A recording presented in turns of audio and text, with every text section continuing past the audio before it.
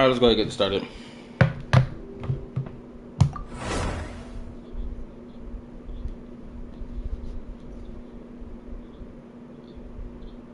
How's it? Oh, my day going great. What's up, Sophie?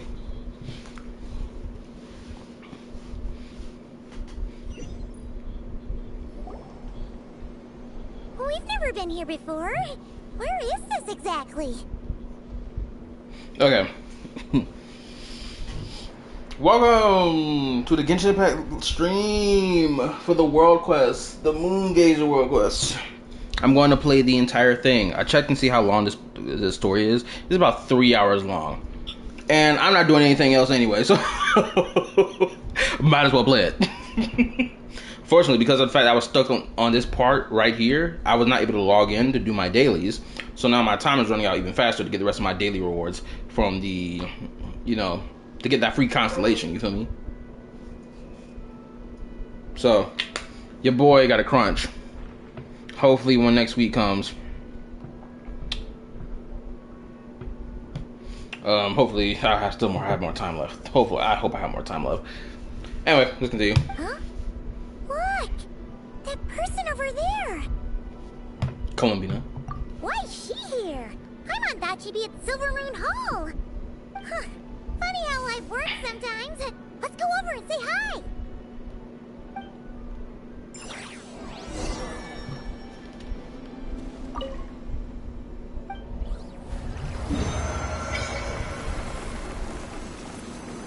Bro, they ain't a damn thing over here. I started this quest but I haven't finished it yet because I got sidetracked exploring. Well, I ain't gonna finish it no time soon, my damn self. Actually, I don't even know if I'm gonna finish the entire thing today, honestly. Because I'm a certified yapper, but knowing that I got like a couple days left to myself, about one more day left actually before I gotta go back to work.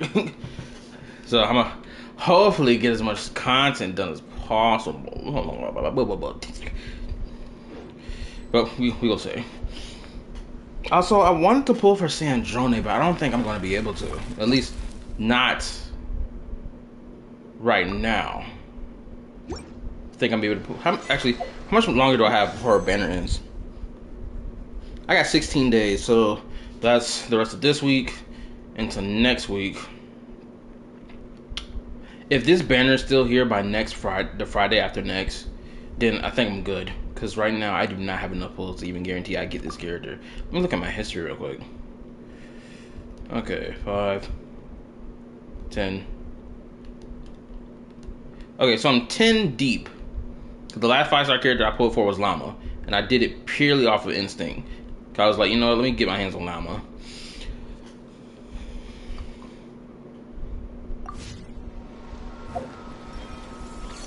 Wait, hold up. Oh, that's right. I want to convert that. Hold up. Wait a second.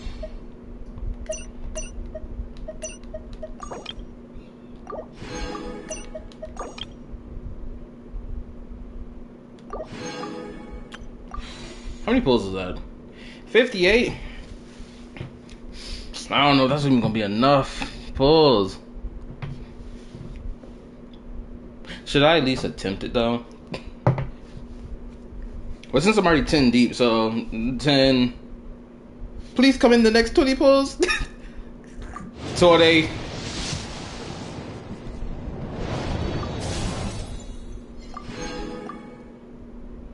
$30.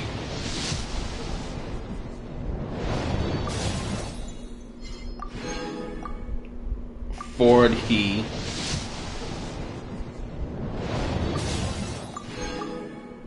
$50.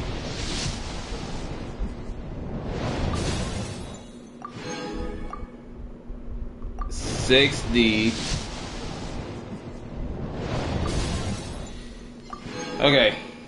I'm already 60 deep. I'm shaking my boots right now. Hold up.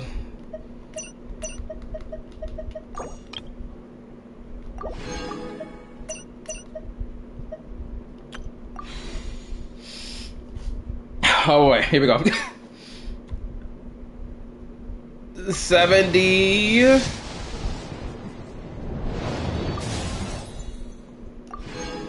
Okay.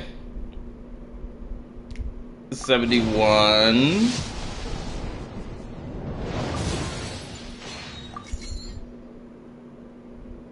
72. 73. 74. God damn it. Shit. 70. So I'm 74 now.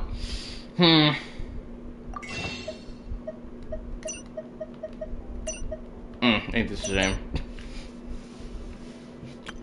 Well, I better get on that primo grind.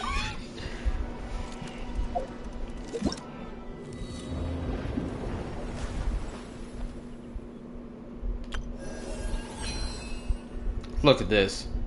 An entire week missed. 5, 10, 15. At least I still got time.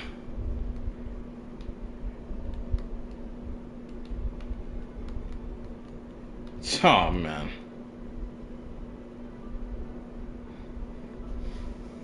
I pulled someone once on pull 89.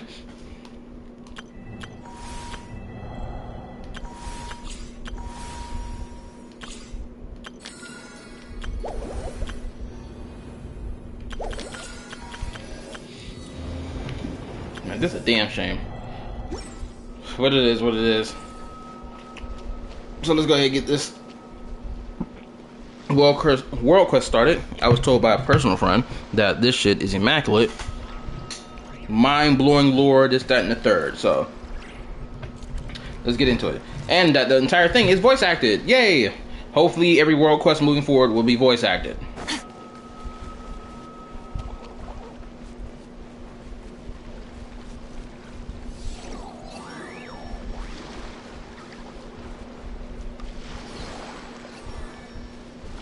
Oh, also my skirt, I built my skirt properly. My skirt is better now.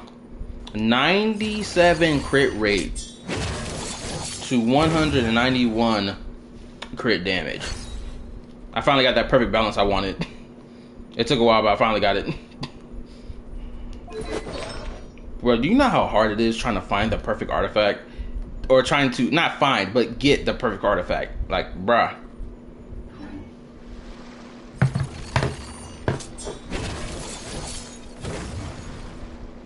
Hopefully I've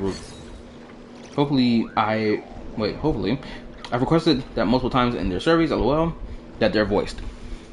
Yeah, because it is a damn shame that a lot of these world quests are so fucking phenomenal, but they're just not voice acted.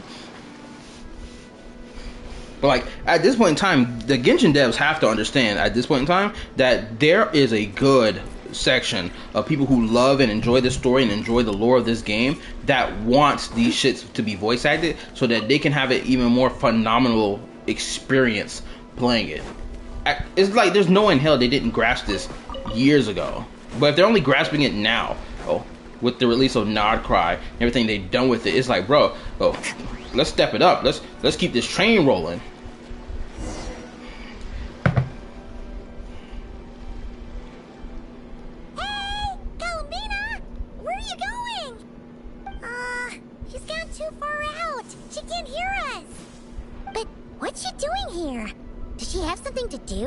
Let's follow her and take a look. Yeah, Paimon doesn't think she'll run into any trouble, but better safe than sorry. Let's go.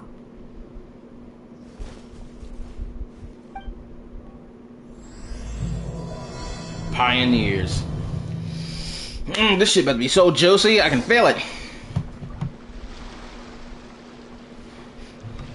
Oh, let me read. Artifact domains love to give me elemental percent main stat for a different element than what the set is for. Geostat on an animal set, for example. I feel the pain. That shit's so true. Hold up. Let me... Hold up. Let me see some little quick. Shit, I be forgetting which artifact wants the fucking elemental stat on it. What is it? Wait, is it the fucking sands or is it the goblet?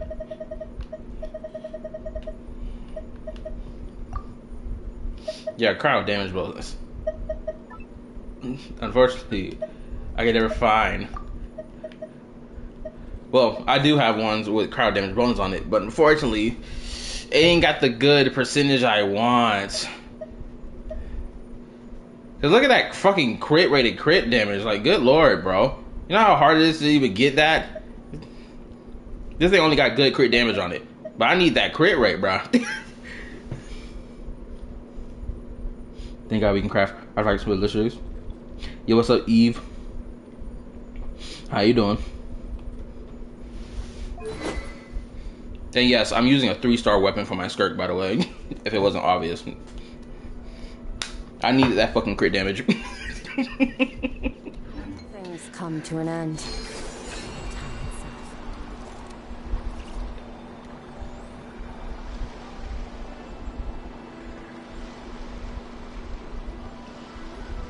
Look!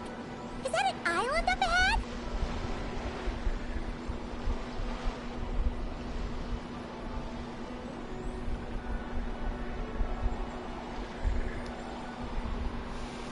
Mm-hmm.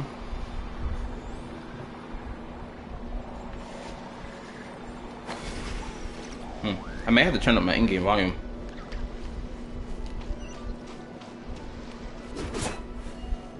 Wait, is that a person? Well, what do you know? Nah. There really is a little island here.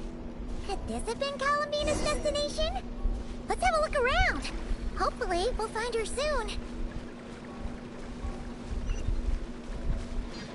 I love the ancient dragon technology. It is so crazy that right now we have people complaining about seeing advanced technology. I'm talking like really advanced technology in Genshin. Do you think they saw Columbina? Come on, let's follow them.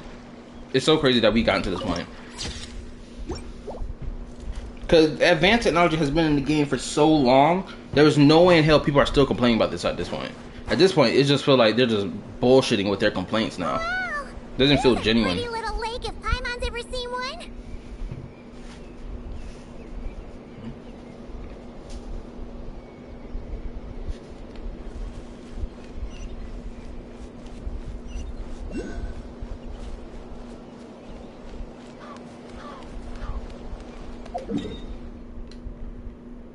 Oh. Thanks for that. Anyway, hopefully everyone had a good day today, or is having a decent day at least.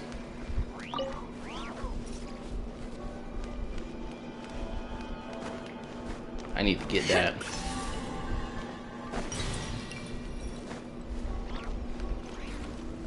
Did I miss one? I don't think I missed one.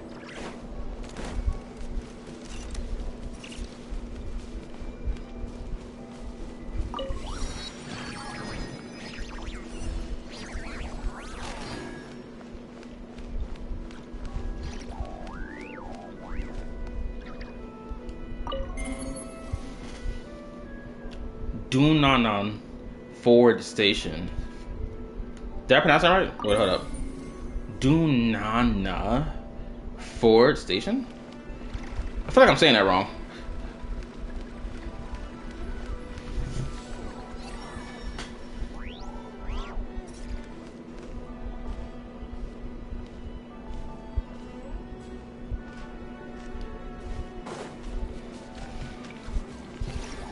Oh, let me read. Advanced tech have already been in Genshin since day one, but because we get to explore non-advanced regions such as Mondstadt, Liyue, and Inazuma, it kind of got people to think it so. I can understand all that, but like, there's no way in hell people still sit there and have that thought process. That's like one of the dragon's secret source automatons. Could this place have something to do with that? Like, you don't even need to play any of the fucking Take your truth. Genshin World quests. honestly, to know that advanced technology is literally everywhere. Some of the first enemy mobs we ever faced in the game had advanced technology. Like the Fatui, for prime example, these fools was out here using elemental hammers and shit. You know, got backpacks on them that like shoots out cryo and hydro without the need of a vision. There's an entrance leading down here. Should we go down and check it out? Ooh, this might be fun. Hold up. I'm probably gonna take my slow and steady time playing this world quest. I ain't gonna lie to y'all. I ain't in no rush. Why do these rocks look kind of floaty?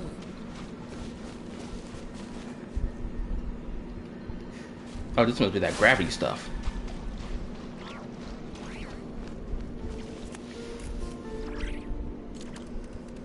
They see ruin guards that aren't made of shiny silver polished metal and think ancient technology. LMAO. There's tons of broken machines in here. And none of them are ones we've ever seen before either. Celestial orbital computation chamber. Wait, this is a fucking hologram, for crying out loud.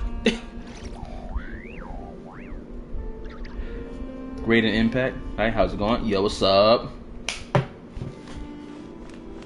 What's up, new and old people? Coming to the stream. Oh, it's those floating rocks again. Can I hit these? So we can push them out of the way? Oh, I can hit them. Or no, I can just push it.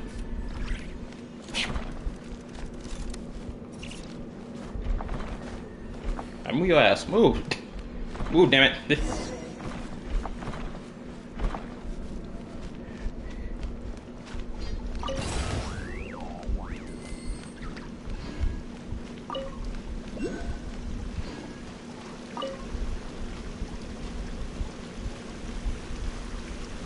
Oh my goodness, I'm fucking loving everything I'm seeing right now.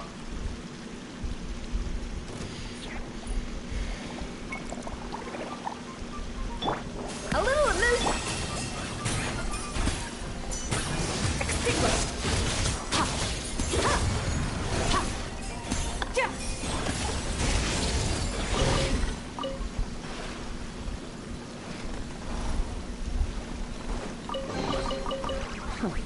You've earned yourself a reward. Happy to catch you live. Appreciate you.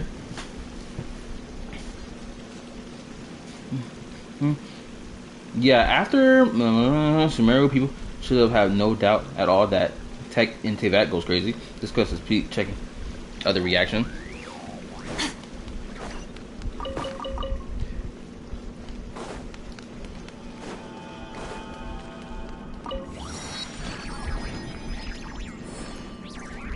Another thing too, right? Like, it's I find it even more crazy because, like, in relation to the advanced technology thing, let me touch on this a little bit more, right? Like, literally, the nation of Conria fucking existed, for crying out loud, and people are shocked to see advanced technology or different forms of advanced technology, despite the fact we've known that Conria had advanced technology since the start of the game. And we were even told about this advanced technology in Conria in the quest that's called "We Will Be Reunited" quest. Is like the world's We were literally told about how the nation like made code names for their machinery and shit like that, and like the field tillers were the ruin guards, but it was talking about like warfare rather than like, you know, tilling the fields for like agriculture and shit. Which I will mention in a reaction I'm going to drop probably tomorrow or probably just like later tonight, that you'll probably see. Oh, these look like ruins. Huh? What are those rings? Looks like they've fallen onto the ground or something. Now, the question I really want answered is how the fuck Lumi ends up on the outside of the spaceship. I need to know that. I need to know how she got removed from it. Did her hibernation pod eject from the ship? Did she teleport and vanished outside of the ship? Like, I need those type of answers. Don't tell me if this quest answers those or not, but I'm hoping that I get some answers like that. Is that so? In that case, Could this glowing sign next to it be a manual, maybe? Let Paimon see. Alert. Alert.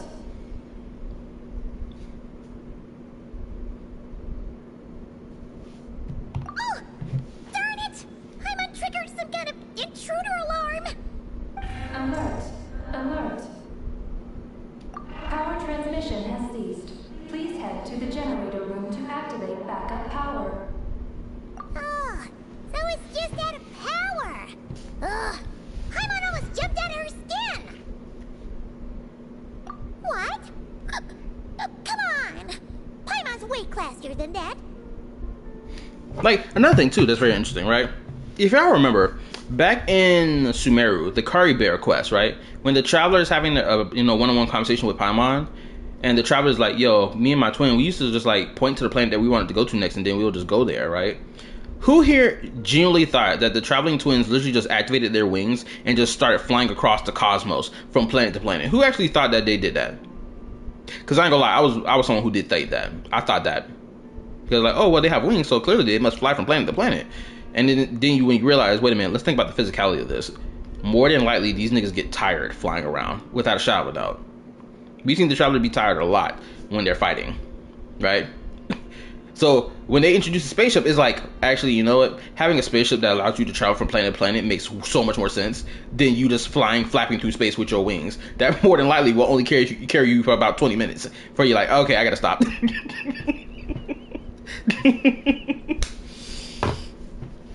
Right? You mean... All right!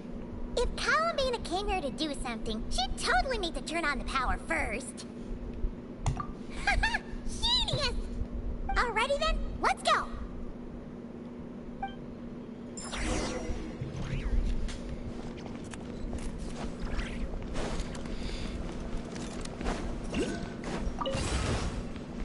Wait, where are we going? It's that way. Okay, so we came in from that way. Oh, I need to get that.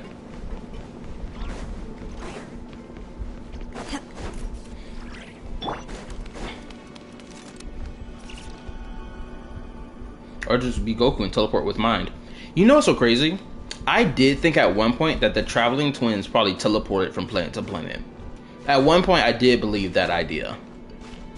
I was like, how else can they get from planet to planet if they're not using their wings?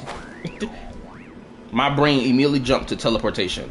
Didn't even bother considering the idea of a spaceship at all.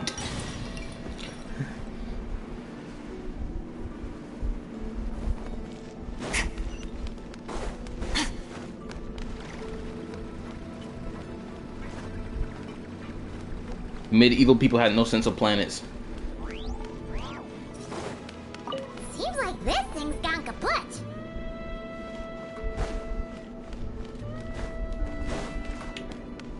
Now, medieval not having a understanding of like a planet or like the shape of a planet is true, but then we did have scholars who did, you know, realize that no, the planet isn't flat, it's actually round, right?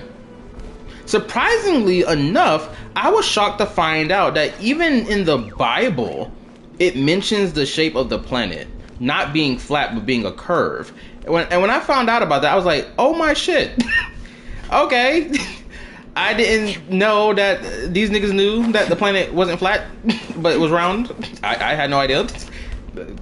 I was blown away when I found that out. I was like, damn. Generator room.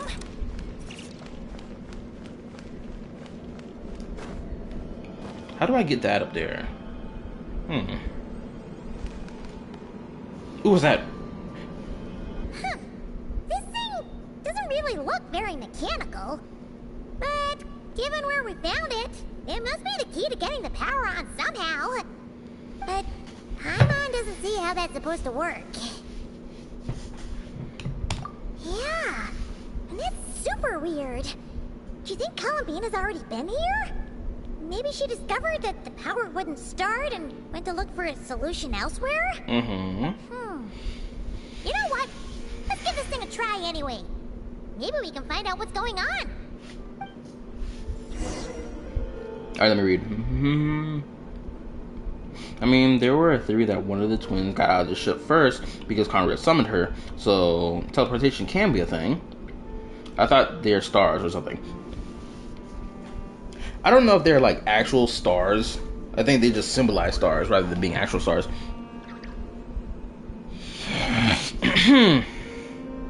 Conrad is summoning the twins. That's kind of teleportation. You know what I think it is? Instead of it actually being teleportation, I think it's something like this. Because we know Conrad, when they were able to see the real sky from where they were underground, right? They were able to see the true sky, right? So I think what it is was the twins' spaceship came alongside the planet, probably on the side of the firmament that didn't cover everything up, but just like covered just enough up, or probably didn't cover anything at all. And so the twins came from that side of the planet. Oh, was called, one of them got off the ship because they were summoned there, probably because of like, or probably a radio signal, something like that. Then the ship leaves, be like, all right, I'm coming back for you later, twin. Leaves, comes back, and then, you know, ship moves forward, crash lands, and then Lumine appears outside the ship. It's probably something like that. Who's not responding? Okay. Huh? Why isn't anything happening? Paimon guessed as much. There's gotta be something else to this. Columbina must have run into this problem and then gone to look somewhere else. Huh? Columbina! Thank goodness we finally found you! Surprised to see us? We were worried you might be in trouble, so we followed you here. Let me read. Didn't the Temple of Space indicate that the Abyss twins spent time in one of their glass casket things? No telling where she actually landed or how much time she passed before she escaped. That is true. We're still missing a piece of this timeline for this shit that makes sense. Because it could have been, oh, the Conria signaled them. She gets off first. She attempts to go to Conria because, you know, she was called by them. Not knowing the situation of like this planet structure. Then get snatched by the shade of space. The first time. Gets put into the casket. Then escapes. Memories lost because, you know, you gotta sacrifice your memories if you wanna like leave the place. Then goes to Conria. You know, time goes on. Blah blah blah blah blah blah. Gains her memories back. Cataclysm happens. Oh shit, time to dip. Where's my twin? Let's dip, bro. Let's roll. Go to Celestia again. Try to get the fuck out of here. Oh, holy moly. I'm being stopped yet again by this motherfucker. Alright, time to squabble. Got folded excellently. Put into a box. And then we don't know what happens after that. That's potentially what the timeline is, honestly. Bro, could you imagine? I'm so fucking right about the timeline. Could you imagine? Let me read. But Dane said the twins brought down like meteorites, so I don't know which ones are true. Like stellarons, I mean. Oh, that's what you meant. Hmm?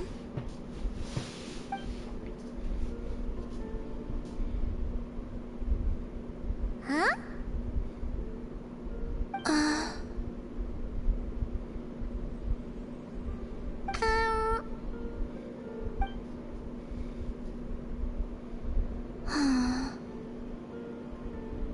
What's wrong? Are you trying to use telepathy like Nicole? Just so you know, we aren't hearing anything. I loved what they just did there. I love that. I don't know if that's the first time they did that, where they have like a character's face that, like when they're referencing another character. I don't know if they've done that before, but this is the first time they've done that. I hope they continue doing that. Give me more of that, please. Okay, now you're starting to worry, Paimon. Is someone threatening you? If that's the case, just blink. This can't be the real her. Huh? What did you do?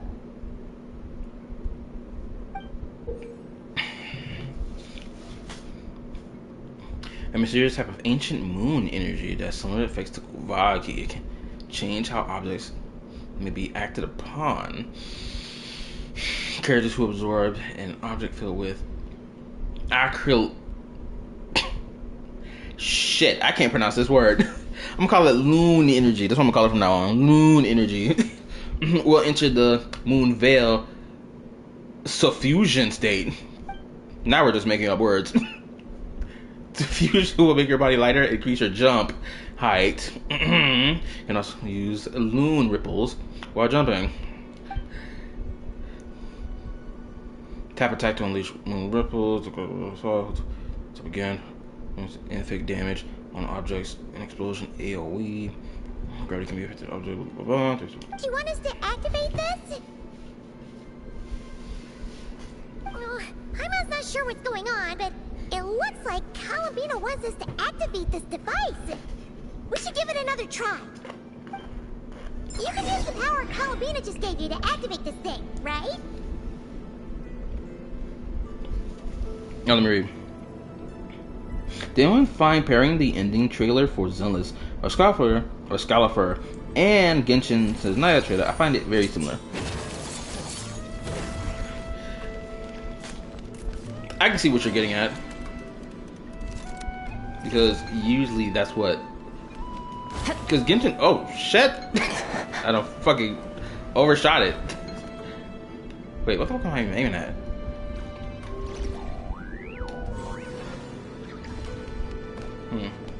Is it aimed at everything in here? How about now? Huh. That don't feel right. Oh! The device reacted this time! Never mind. Good. But these things on the ground, they're for transferring energy, right? We gotta figure out a way to get them flowing again.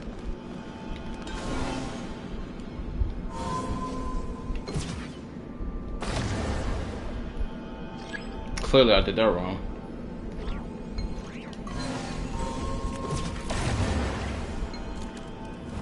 Still doing something wrong. Oh, so that's how I was gonna get that. Alright. Oh. I didn't think I had to step on it. Awesome! The energy channels are clear! How did you do that, Columbina?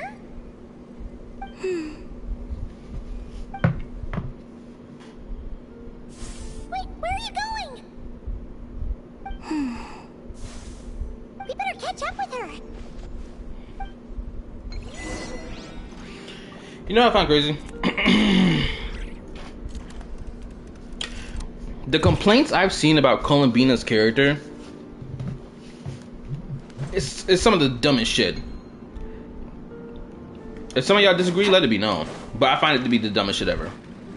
People are shocked that Columbina fits her title as the damselette 1-to-1 with how Nodkrai's story has been. Right? Or at least how her character has been portrayed.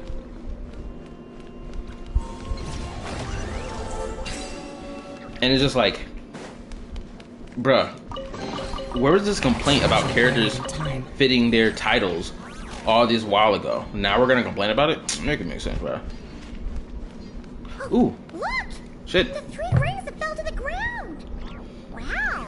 Who complained about Columbina? Fancy now, don't they? The people who wanted... Hold up, I'm gonna wait. For a bit and coming back to find your little house has suddenly turned into the Dawn Winery.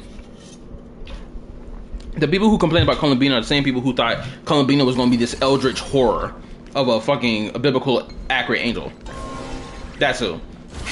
They're the ones complaining.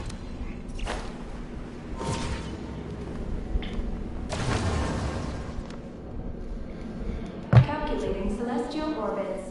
Please select the triangle coordinates you wish to view. Trialone coordinates? Wait! So this device is used to work out where the moons are? Calculating celestial orbits.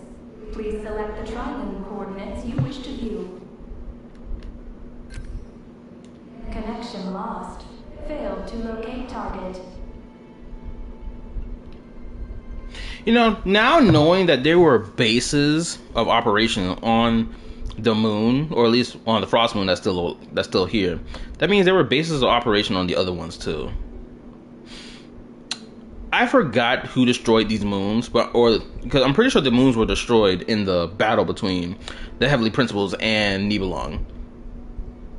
Now I can't help but think about how this battle went down. Were these two fools throwing each other through the moons, or just driving themselves through it, being like, "Man, take this, you bitch," and punch one of them through the fucking moon, and it fucking blows up in response to the attack?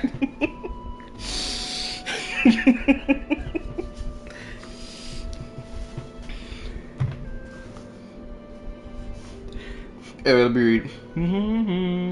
All these people sure love their families. Yeah? The only eldritch horror is Saints ugly out. You will know, haha. Fans destroy them. I hope we get to see the Heavenly Principles versus Nebulon fight. I hope we get to see it as a flashback, honestly. It'd be so great.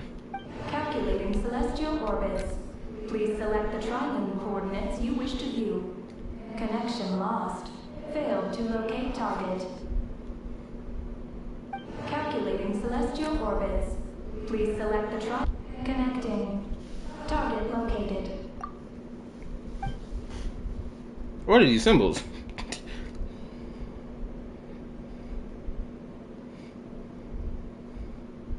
Whoa! It actually found the frost moon! But why would they need those coordinates anyways? I bet this bitch couldn't even connect to the fucking frost moon before because that bitch got thrown out of orbit from the planet, but now it can detect it because, you know, it's been brought back to orbit. There's one thing that confuses me about the bases dedicated to the moons, but I'll say that thought for later. The principal killed 2 moons and cast 1 out just because from the Analytical Vibes video. Wait, just back from the Analytical Vibes video and comment about why always greed and people there don't like it.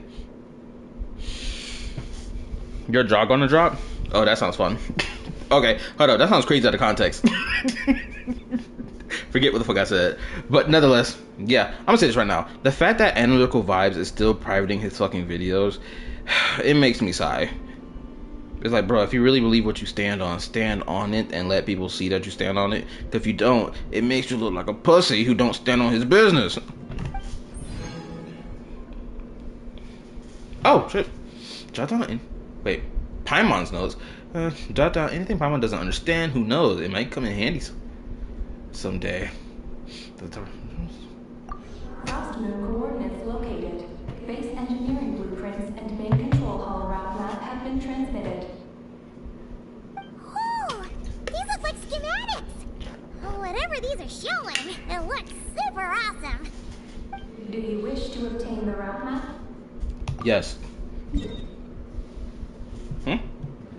Please proceed to the main control hall for This is interesting. operations. This is extremely interesting. They've never done something like that before. Moon landing. How's your stream going? Oh, my stream going great. Columbina, is this place used for getting to the moon? But Columbina has taken me to the Frost Moon before. Why would she need this device? And the power she just gave me is completely new. I've never seen her use it before. I'm so glad to hear you speak more, twin.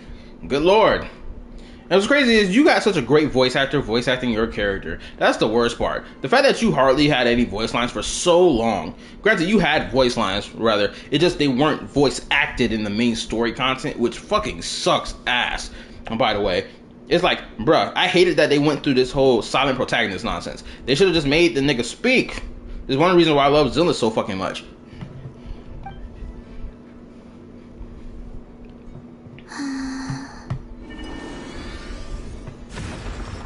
Oh, the door opened.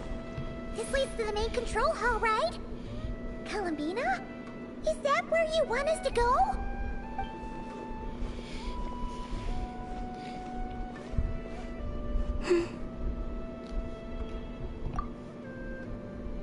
Okay, let me explain what I meant earlier about the whole map thing.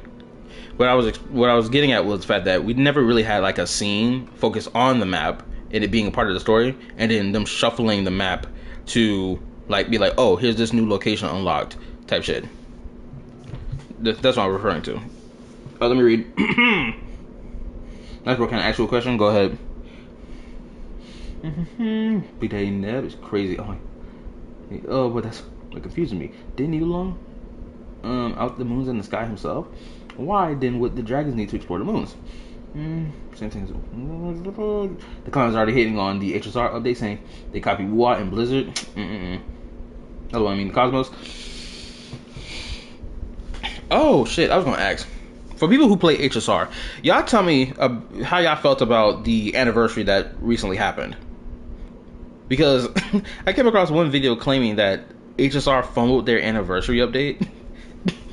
And I was like, where did you hear this from? Where do you get that information from? So, someone who plays HSR, please tell me.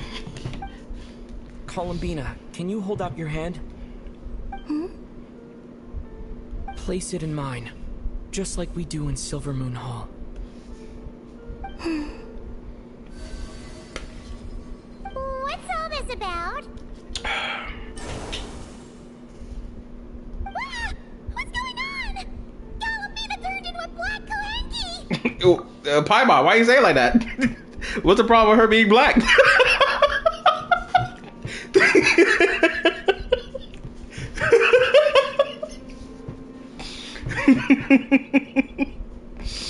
Oh my goodness gracious.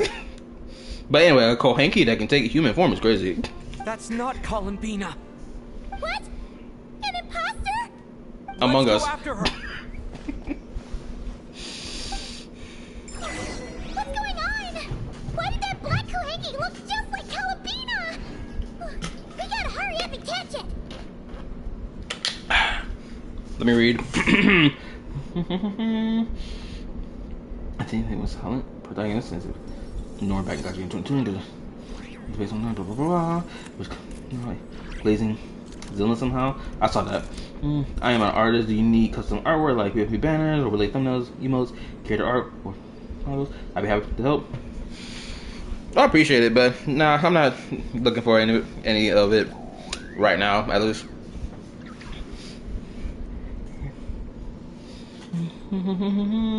It's your face on video. Like Genshin racist confirmed black Kohenki. Can I show you? I mean, sure, if you want to send it to my Discord. Which, by the way, can someone tell me if my Discord link is working? Because I did change it recently, but I don't know if it's working or if it's even still accessible. Oh boy.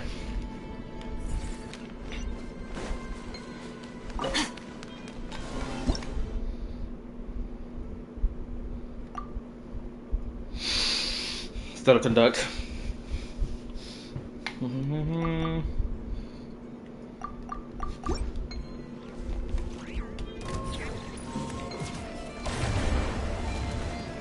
Okay, so I can't destroy them. Off to the freezer!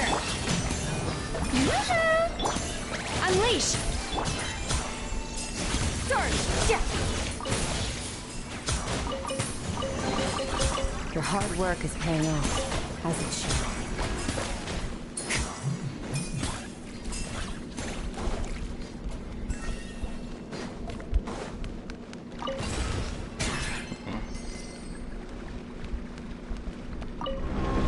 Oh shit, we're going down.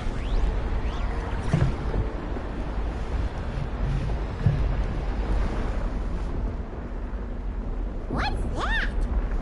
Looks like something we saw in the blueprint just now. That shit looks so fucking awesome. Look! There's the Kohenki over there!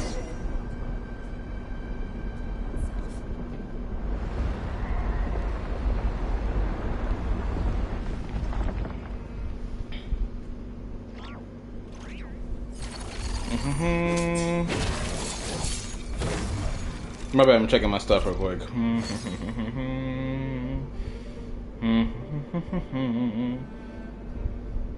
I don't see nothing on here.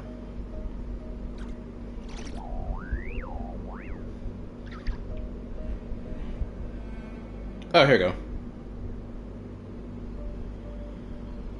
Where do we come from? And where are we going? Alright. Took a day.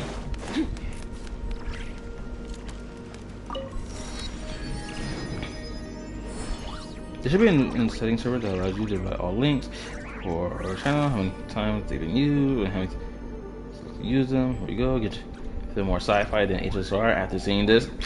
Okay, that's a hell of a stretch to say that.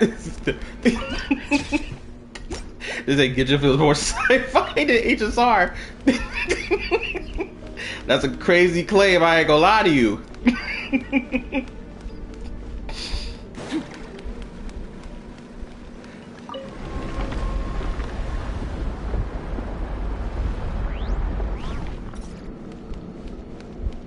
What is that? Okay, so this is an orb thing scanning. What was like? Ah, shit. Is it gonna shoot at me? Intruders! Did that black Kuhenki do this? Traveler, watch out! Is that rock breaking? It shouldn't be breaking, right? Oh shit.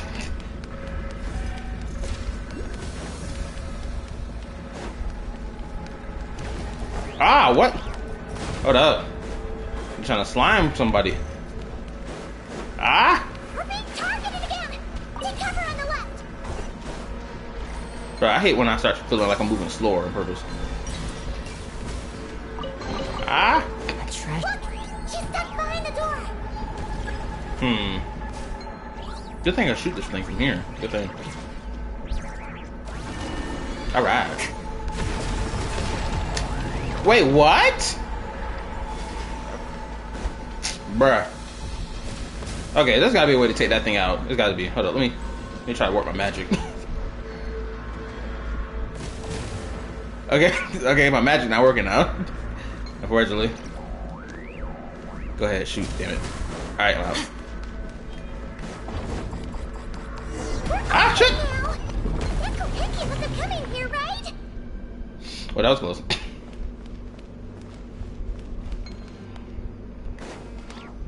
Ooh.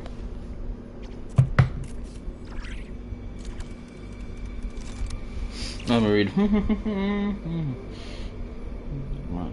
I can't do it. How's your Zabai? Level 1 still? No, my Zabai is not level 1. Crying out loud. The CCTV over here. I'll show you my work. Check it.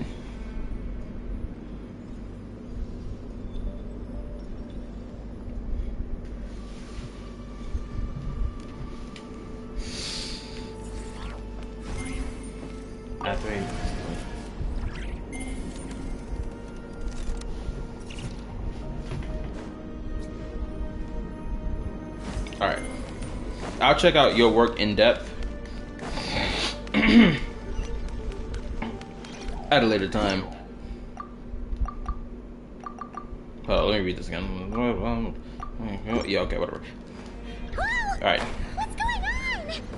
How did you manage to jump so high? Your hard work is paying off. Is there anything else As there? it should. Nope. I'll link right into that one. Oh, damn.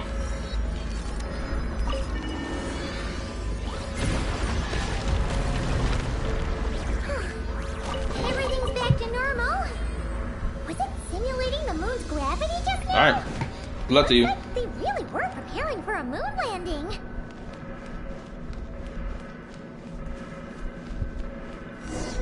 Now what? According to the route map, this should be the main control hall, right? Hey, you! The one pretending to be Columbina! Come out right now! Alert. Intruder detected in main control hall. Activating defense measures. Oh! Sorry! Wrong address! We were looking for someone else.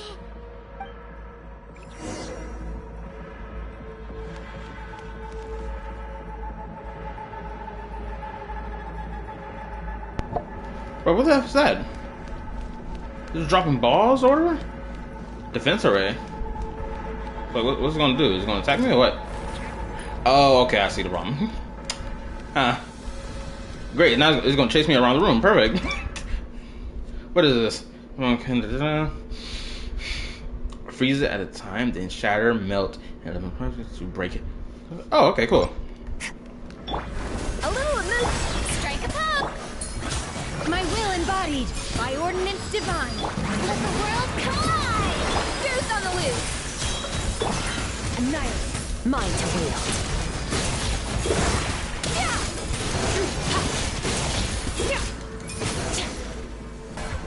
Easy peasy. You problem for you in the end. That should take care of things, right? Alert. Main control hall defender core destruction confirmed. Initiating self-destruct mode. Oh lord. No, I didn't beat the entirety of Nodkrai with just Skirk team. I kind of flipped around. I ain't gonna lie, mainly I'd use my fucking Barista Overload team, honestly. All personnel, please evacuate immediately. Initiating countdown. Oh boy. Seriously? This place has gone crazy! He's trying to take us down with it! What should we do? Turn it off, obviously. The really important intel gets destroyed! Please verify orbital coordinates. Huh? What orbital coordinates? Ah! Our mystery Kuhenki's back! What are you doing? Will giving it the coordinates stop the base from self-destructing?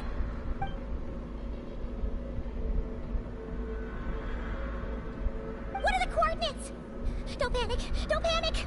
Let Paimon think! Please verify orbital coordinates. Paimon remembers now? There were 3 symbols! The simplest looking one was first. It was this one. The second symbol had a super complicated shape.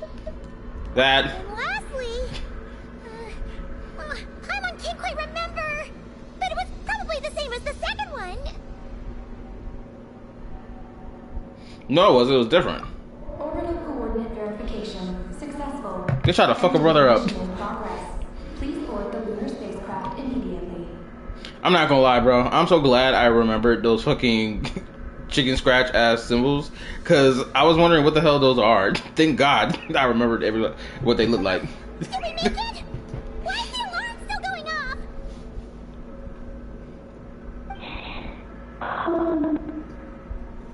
Was it you talking just now? Hey! Were you about to say Columbina?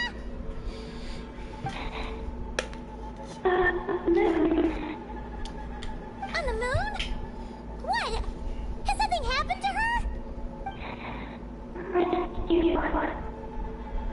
Rescue? Is she asking us to go save Columbina? It's gonna be in trouble.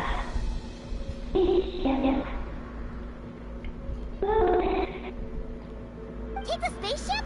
To the moon? Hey, explain yourself! Paimon. Come on now. What are we gonna do? It feels like this place is gonna blow up any second! Columbina's getting her innocence taken. Stop it.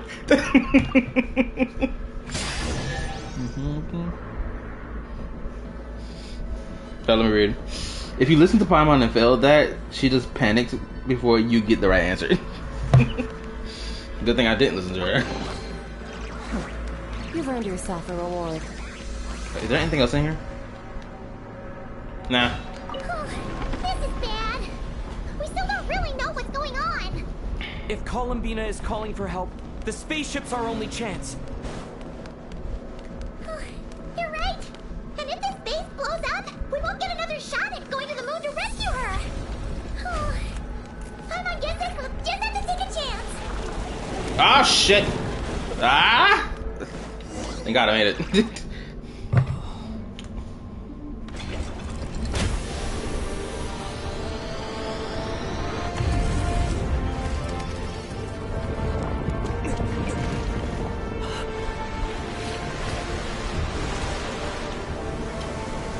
Bro, this shit looks so cool.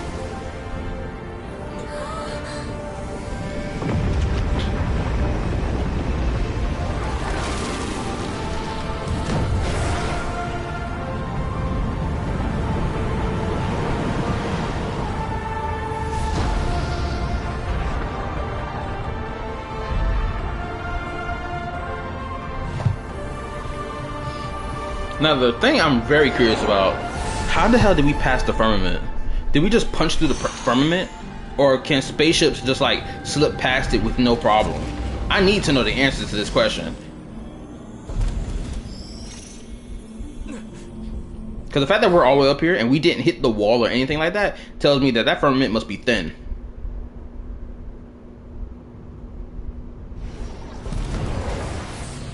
We still inside the firmament? Oh, never mind then. Damn, this firmament must be mad big. I didn't think it was this big. I thought it was just like over the surface of the planet, but it's fucking enormous as shit. Wow! We blasted off for real! I was expecting a regular old vanilla adventure, but here we are, flying to the moon! Hey, you! Tell us what's going on, will ya? What sort of trouble has Columbina gotten into? Try to change the time inside the spaceship? Playing dumb again? Say something or I'll throw you into space. Oh my lord. We definitely heard you speak just now, right? No, wait. You spoke through the base's systems, didn't you? Can't you speak yourself? Huh. That's weird. Then how about we take a look around the ship? Let's see if we can find something to help you talk. The fact that the traveler was willing to throw the bastard outside is crazy. As someone said, try changing time on the spaceship.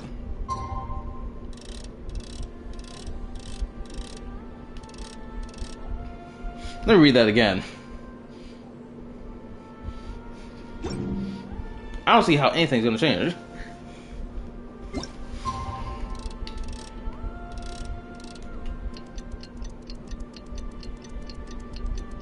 Oh, hold on, I see it. I see it. I should have noticed it.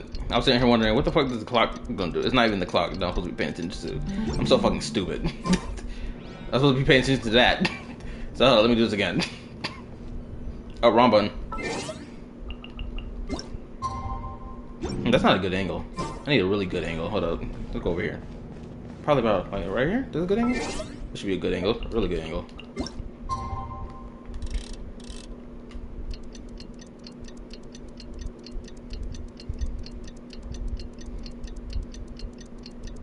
Trying to see if I can see any particular content on TV right now.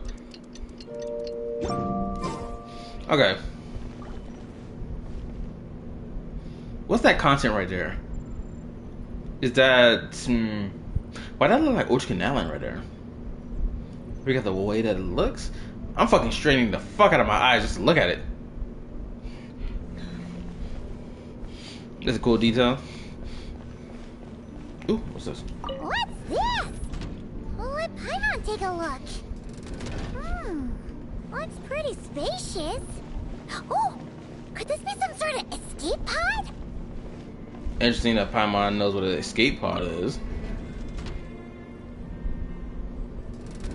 Okay, that's the same.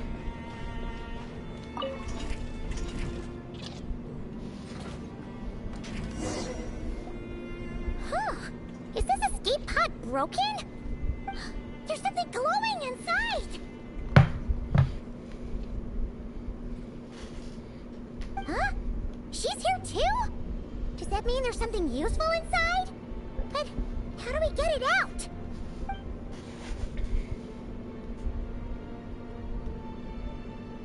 Genshin went from Fantasy World to Space Odyssey. What is that? It's the spaceships. Archeoloon spectrometer. Whoa! Is that your voice? You can talk through this thing? Mm-hmm. Power of the ancient moons. Transmit messages. Huh? That sounds a lot like phlogiston. Could this be dragon technology? Not. Do you mean no? No. Not wrong. Why do you pant so much when you talk? It looked like the base and the spaceship were made by the dragons. No wonder we ran into their secret source automatons back there. But what does this all have to do with Columbina? Why did you turn into her? Columbina. Moon. Rescue. Did she run into trouble and send you to get help? Not. Not wrong? Not right. Can you take it from the top and tell us the whole story?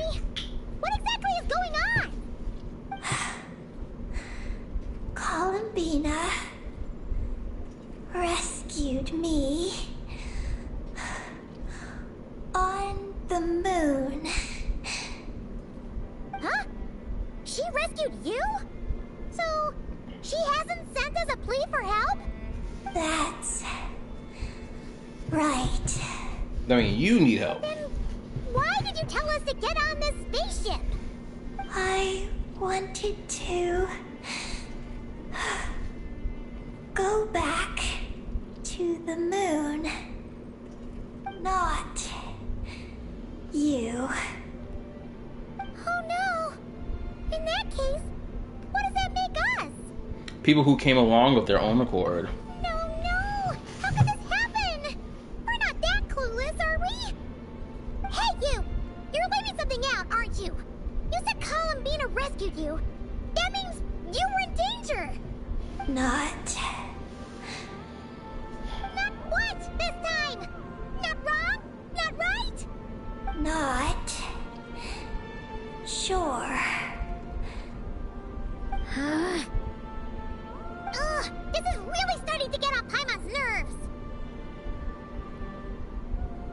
I wonder how. Man, I would like Paimon to have more bass in her voice. I ain't gonna lie. I'm sorry. I'm not sure. When I woke up, I was very weak. I forgot many things.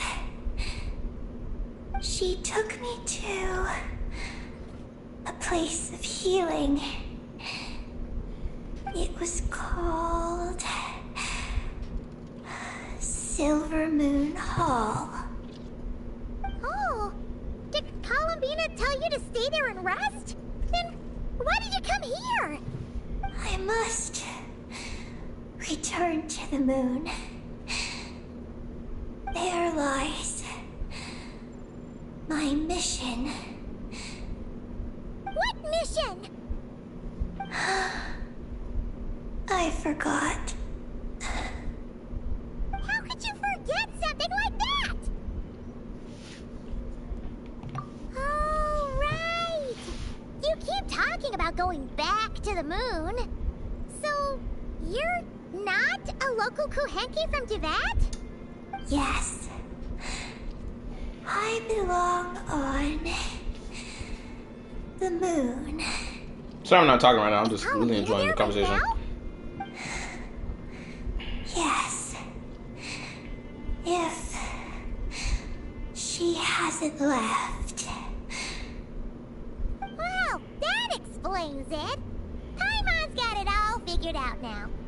Columbina wasn't in trouble. She just picked this Kuhenki up while strolling around the moon and sent her to Silver Moon Hall. But our girl's got a little problem. She either doesn't talk at all, or has to pant her way to the finish line. And now the two of us have gone whoosh and flown right out of Tibet, like a couple of silly animal slimes hit by an arrow. I'm gonna say this right now. If I get near the end of this quest and I see some genuine, what you call it, cosmic horror type shit near the end of this quest, I'm gonna freak out. If I see Iron Tomb or any Lord Ravager within looking distance from that tall ass tower, I'm going to scream. You tricked us! And that makes you a bad egg in Paimon's books. From now on, she's gonna call you, Aggie. Back for them toes. You stay your ass away from me. Good Hunter. Wanmin Restaurant. Shimurin. Will we ever meet again? I'm sorry. Paimon, you out here making a poor bastard cry. How dare you? Hey, are those tears? Oh, maybe Paimon was a little too mean. Please don't cry. Psst, Aggie. Paimon isn't really this upset. She's just pretending so that the traveler might buy her more snacks later on. Bruh. Paimon, you such a piece of shit. And niggas got the audacity to talk about some Paimon. I mean, right, hold on, not Paimon. Abby from Withering Waves is a better companion in comparison to Paimon. Can you believe it? Paimon is a piece of shit person when she feels like it, and she's a good person when she feels like it. literally emotionally trying to manipulate the traveler to getting her more food.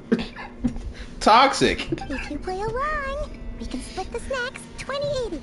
Alright? 2080 is wicked. Snacks? Anyway, Aggie, you're the one who made us think Columbina was in danger. There's no way we could have sat back and done nothing knowing a friend was in trouble. And now she's bullshitting. So, Goodness you gracious. have to take full responsibility for the situation we're in right now. It's a shame the traveler has not picked up on the bullshit. Genuinely. Oh my gosh. I can help. Then it's settled.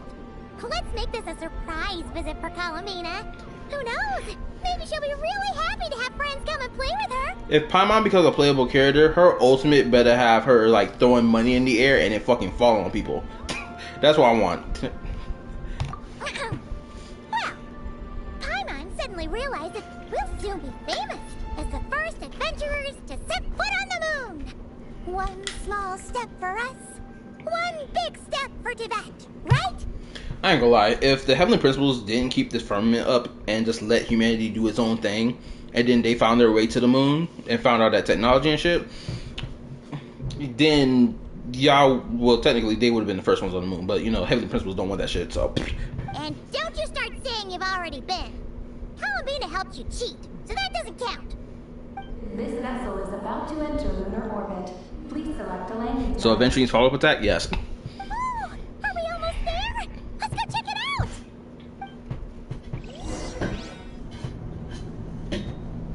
This vessel is about to enter lunar orbit. Please select a landing site. Oh, there are so many landing sites, but they all have super weird names. Which one should we pick? Moonheart Gape? Or Gap. And then, what's rotate? Oh, let's rotate.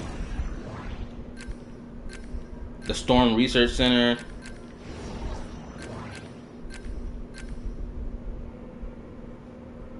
Yungin Circle? The Eye of Ibanagi? I can't pronounce. Let's go here as the last option. Connection failed. Please select another location. Bullshit. Unbelievable. Surely this will work. Connection established. Confirm landing thruster initiation. Hold up. Okay, at least I know that one works. Let's go to the next one. Storm. Connection failed. Please select another location. I know I don't need to collect all of them. I just want to see which ones fails. Connection failed.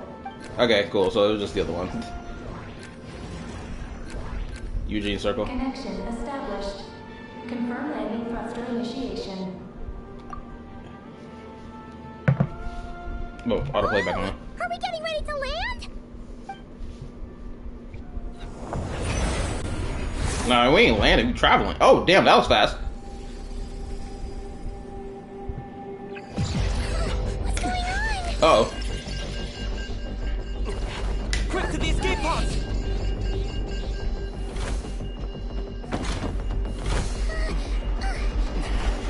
Don't worry, we'll be fine.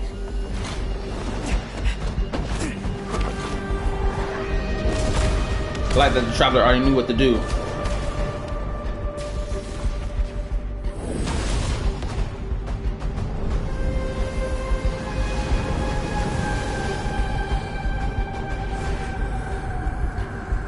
Hey man, where's the ship at?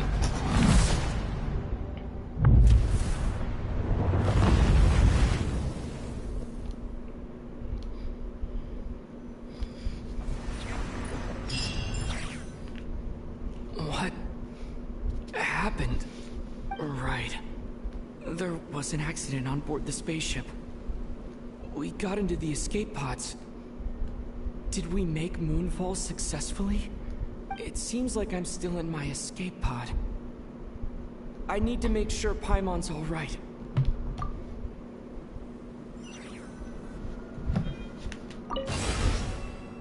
Ah, no, that's boring. I would have loved to see.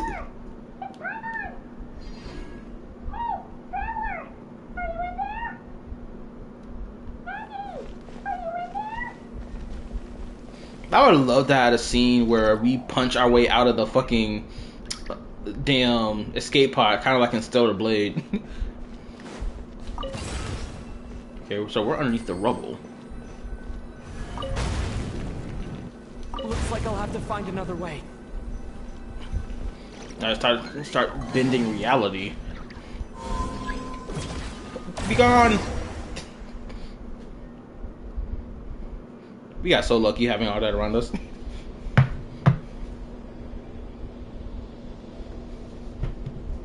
Oh, Paimon just knew you'd be okay. I may never leave the moon, even in the next region. Can you imagine how strong Varka and Nicole... Hold up. How strong Varka and Nicole successfully dragged that big-ass moon into the firmament? I mean, weren't they being gassed up by having... what do you call it? They were using Kuvaki, right? To also drag the moon back? Not good at all. When Paimon came out of her escape pod, you two were gone. Paimon was scared half to death. It's all good now that she's found you, though. Now then, let Paimon give you a quick once-over. Are you hurt or anything? Well, that's a relief. Who could have imagined that ancient ship would run into problems? Wait, no, we totally should have seen this coming. It was buried under... Oh yeah, that's right. Arlecchino was helping as well. How many years, after all? It's a miracle that bucket of bolts could even fly. Whatever. The ride was kind of awful, but we still made Moonfall in the end. Paimon blames Eggy for distracting us. We totally neglected to give the spaceship a good looking over. Speaking of Eggy, where is she? Paimon remembers she got into an escape pod too. We have to find her. Yeah, Paimon hopes she's okay.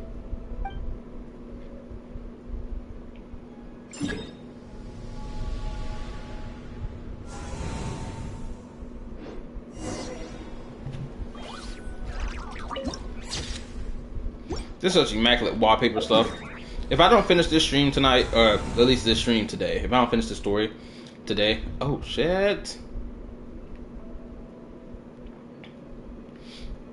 Yeah, like I was saying, if I don't finish this today, I'm gonna continue tomorrow. But at least I would create a new thumbnail. What's this?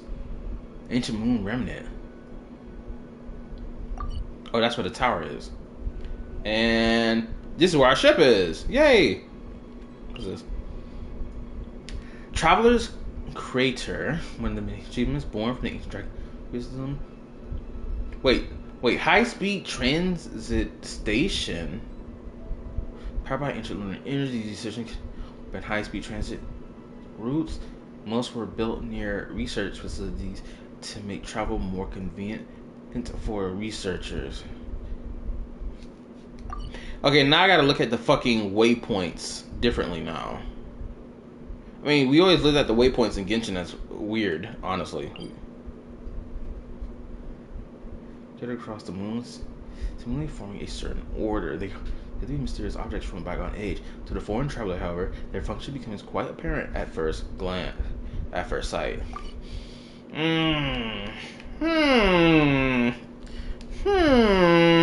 Anyway.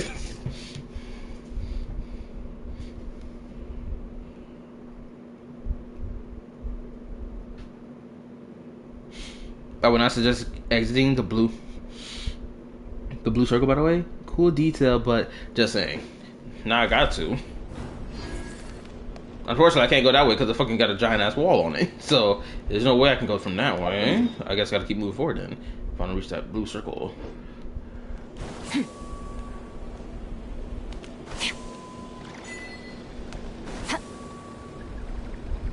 Bro, this fucking moon is so fucking awesome. Can you believe people were out here trying to like downplay this fucking moon shit? Or at least the update for the moon. Now that we're finally here, Paimon feels so light. It's just like that simulation back at the base. Speaking of which, Paimon figured it'd be super lonely on the moon, but seeing those buildings up ahead, it doesn't seem that way anymore. They've got to be the dragon's doing too, right? After all, they built a whole moon base. It's so amazing. There's fucking flowers on the fucking moon. It's one of those again. Off to the And it freezer. looks like it's being powered? Take your true form. Maintenance interrupted. Extinguished. Power.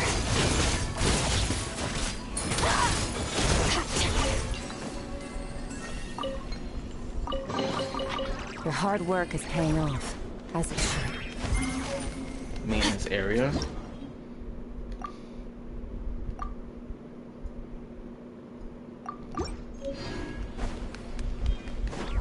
Alright, let's keep pushing. Huh. What's this?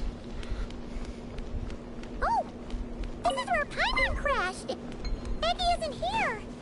Gotta admit, dragons built those pods super sturdy. Paimon's okay. Paimon sure hopes Eggy's okay too.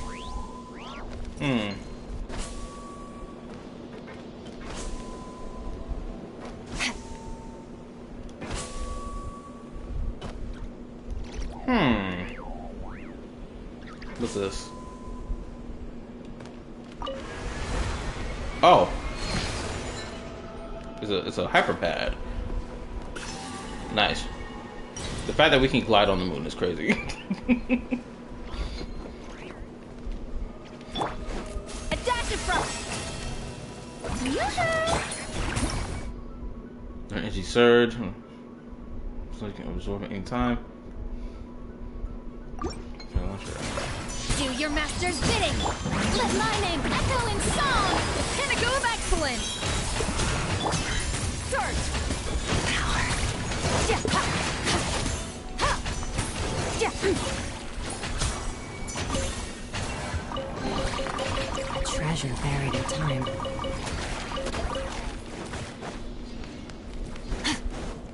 Okay, what's this area? Energy generation stadium. Looks like there's a big Station. hole over there. You don't think Eggy's escape pod crashed underground, do you?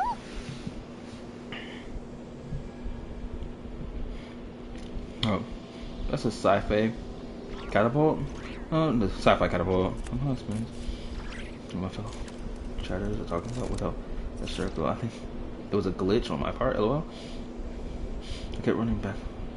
The abyss is like the world's always doing that. shadow. LOL. It's always there, and it will never perish. What's that? Oh shit, we're going inside the moon. Look! There's an escape pod! This must be Eggy's one, right? But she doesn't seem to be in there. She must have made it out safely. Could she have escaped into this ruin-like place? We should go inside and look for her. Look at this interesting ass waypoint. Hold the fuck up. It's got the same design on the map as any other waypoint. But it's got a different look. Hold up. Shouldn't the description be different then? All devices that are scattered across the moon seemingly forming a certain order. That's no different from the other one, no? Hold up. I gotta see something real quick. How waypoints described here?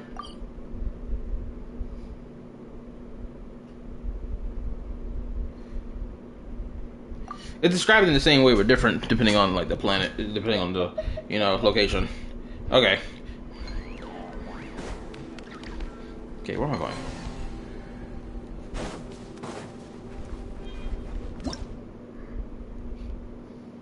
Maps had to be. Oh, awesome.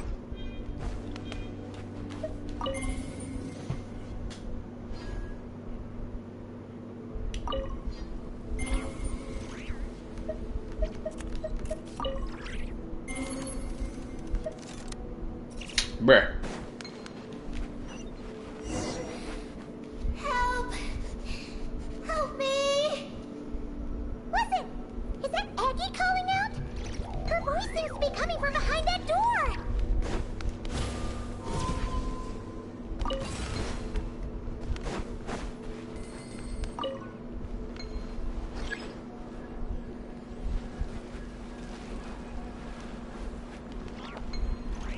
this the power station?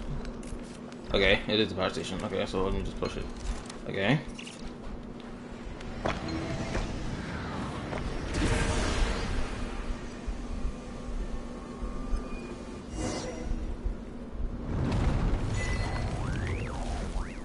Alright. Look around, look around.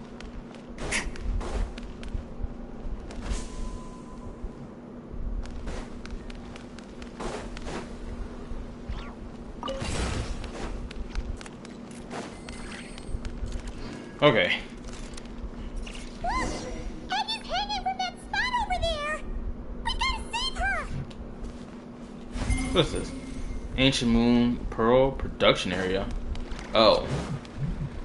Oh, yeah, this pearl stuff is a reference to dragons in Chinese mythology.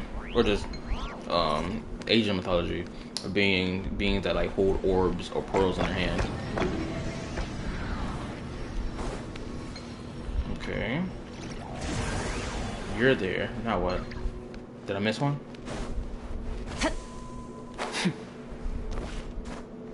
Uh-oh.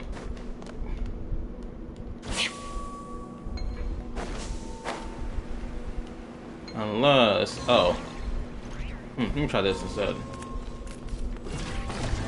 Nope. Oh, there it is right there. I've got to move you this way. Alright. This should definitely work. Come on, come on.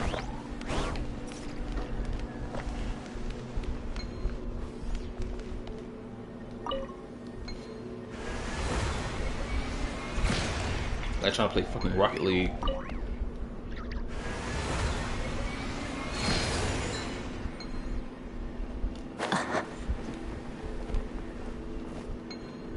Hold up, that wasn't right.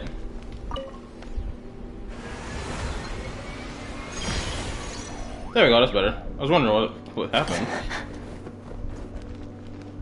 Alright.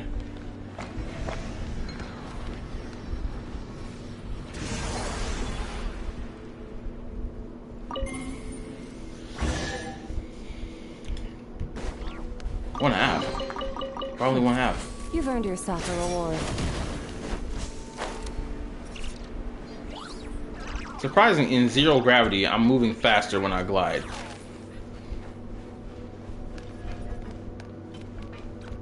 Okay.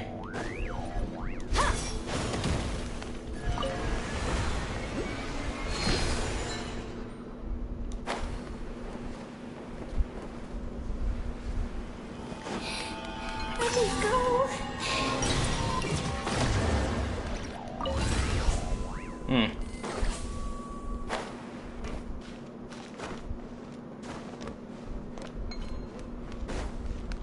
What is this here? Hey, yo.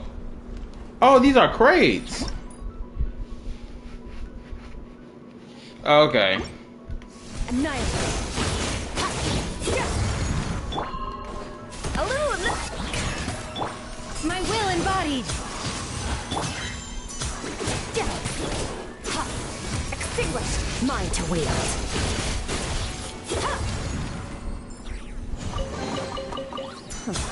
You've earned yourself a reward.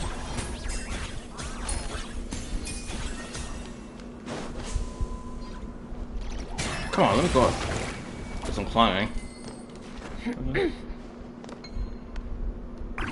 What up? I just noticed something. I'm just looking at the sketches on the wall. Trying to see if they're showing anything on there.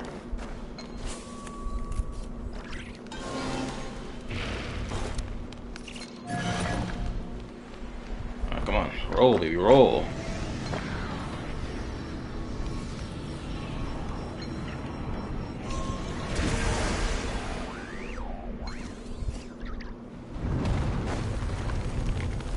Let me down. Poor bastard. Oh. I instinctively keep pushing this fucking jump button, forgetting the fact that I gotta glide.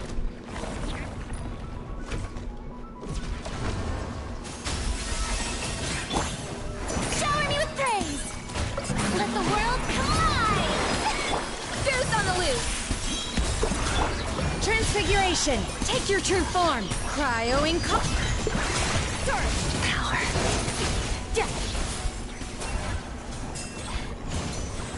Man, I was about to let that motherfucker have it.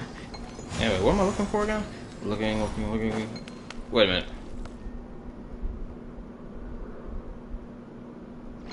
Do I just snatch it from one of those? No, don't roll down. No. Ah, fuck. But that's a waste.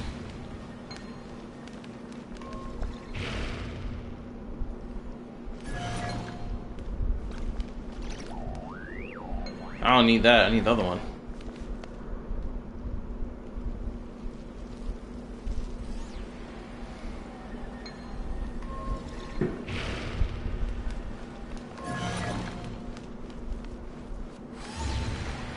No, the ball is disappearing. Thank you. Alright, get on the neck. Get on the neck.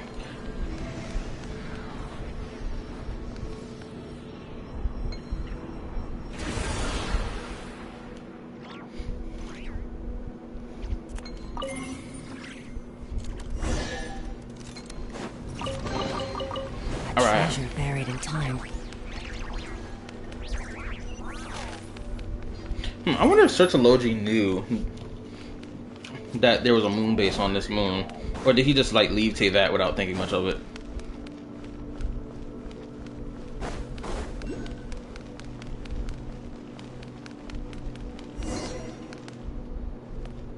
Oh, they just dropped you off here, huh? Eddie, we're here to rescue you.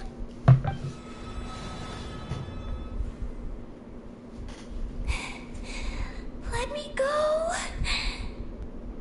Hey, Eddie, wake up! It's us.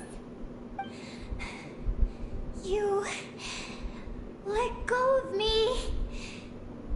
Snap out of it! We're here to rescue you. You're safe now. I feel like this is gonna be really sad. Oh.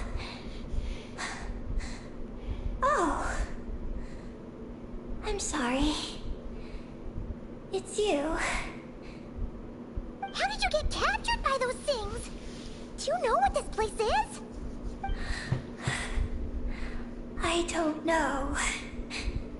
But please let me access the terminal. Terminal? What's that? It's at the entrance. It has information. Paimon, the fact that you're even asking what is a terminal is crazy to me. I swear, Paimon, you never cease to amaze me when you flip-flop on understanding what the fuck things are. Oh, is that the thingamajig we saw on our way in? The thingamajig. Let's go find it. The thingamajigger is up and away. Face ass.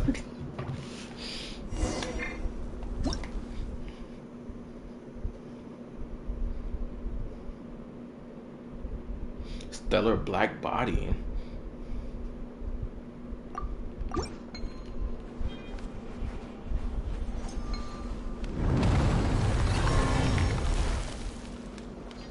Oh, we just went full circle. Is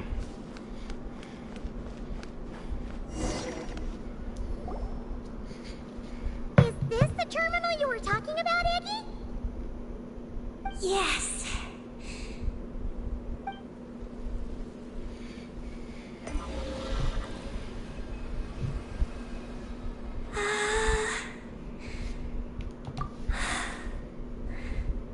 Nin. Sorry, what? Yeah, what? My name. So, the terminal's got your name in it? And you're called Ninin? The moon's power can record information. It is stored in the terminal. Ah, so you can read the information in the terminal? Then, do you know what this place is? It's an energy generation station used to produce and store energy Like, even the depictions on the wall. If these were made by the dragons, why do we see human statues here then? Unless the dragons used to look human at one point. Or were pushing towards the evolution of becoming or looking like humans. So, those glowing orbs from earlier must have been some sort of energy, right? You must have been taken away to be used as an energy source because you have the same power. What is this place used for? To power the Eye of Bellum. Okay, thank you for pronouncing it. Eye of Bellum? What's that? Sounds kind of familiar. I bet I know what it is. I bet it's a fucking Death Star laser. Here are the engineering blueprints. Let me show you. The tall tower in the middle. That is the eye. Whoa, that's so cool. What about the 3 shorter towers? Are they energy generators? Yes. We're inside one of them right now.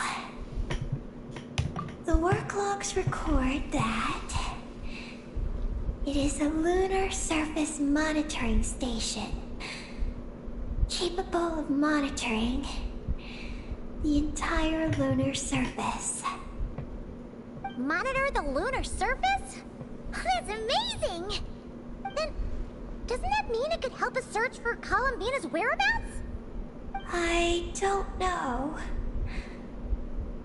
But it's possible. We've already activated this one. So, that means we still have to deal with the other 2, right? No problem. We've done this kind of thing tons of times. Come on, Eggy, let's go! Not Eggy. I'm Ninin. You can be both. Just Ninin. Alright.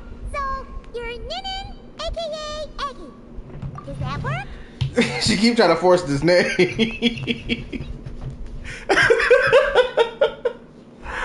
Paimon, just tell her that you want to call her Eggy as a nickname, bro. I'm just Ninin. Look, she even getting agitated, bro. Just stop it. Just drop it already, bro. Hey, meet Paimon in the middle here, would ya? What you mean, meet me in the middle? You got us straight into this wasteland where there's not a single restaurant in sight. You still want your snacks or not? Oh my goodness, Paimon over here twisting arms right now. Oh my god, it's working. Right. I'm Ninin, aka Eggy. Paimon is a premium hustler, bro. Paimon, it's been a while since I see your nasty side. I ain't gonna lie to you. This is some foul behavior. Oh, that's between Paimon and Ninin. Come on, we need to head to the other stations.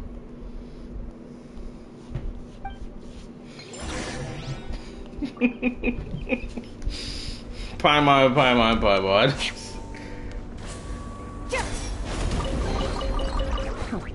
You've earned yourself a reward. Back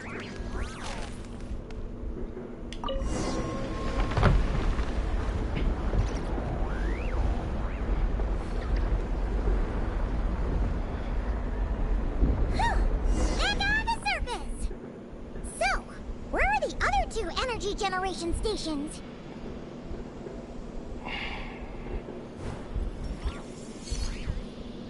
Hold up. Give me a second.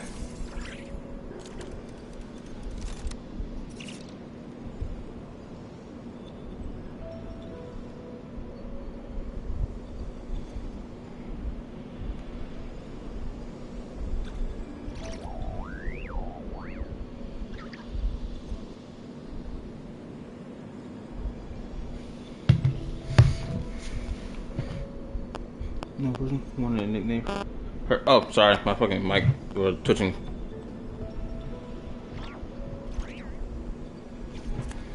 I may have to use my other headphones. One person who wanted a nickname from her refused to give him one since she saw him as a friend. LOL, he would have taken it, Little wanderer. Farmer refused to give him one. Hold up, give me a second. I need to do something.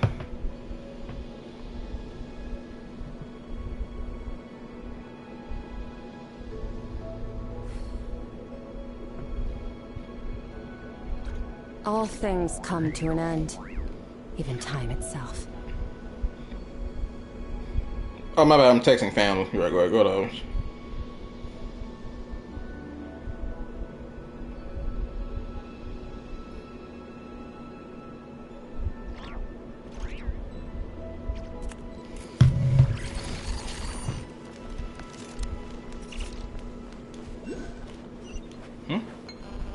But it says one down there. Can't believe I missed one. Whatever.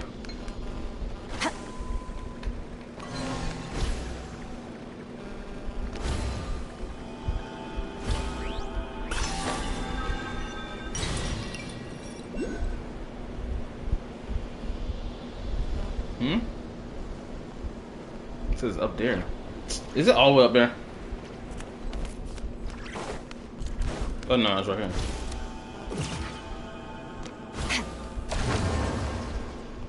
Hold up.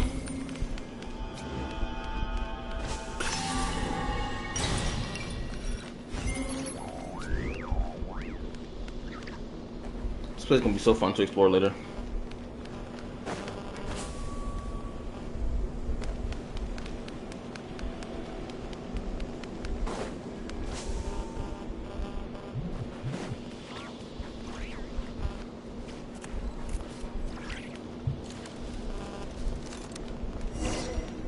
Look! That's a terminal behind those monsters, isn't it? Bruh, even these beasts are on the planet. Oh, I said planet. On the moon. Unbelievable. Adaptable! Oh, they're half dead anyway. Transfiguration! Take your true form!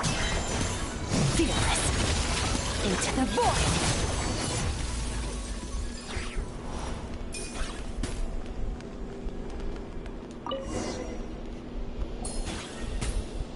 This terminal's been left out here all by itself.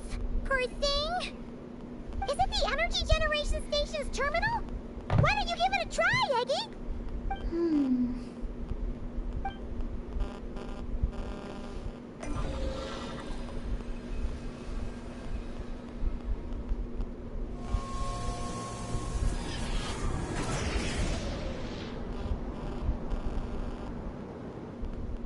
How's it looking? Any new intel? This is the energy generation station terminal, but I retrieved no new information. Oh my god, bro. Even though we didn't find any new intel, we still managed to activate station number 2. Paimon would say that's a job well done. Wait. Signal locator malfunction detected. Energy cannot be transmitted to the eye of Imnibellum. Huh? What are we going to do? The signal locator is at the top of the tower. It requires manual adjustment. Then let's figure out a way to get up there and check it out.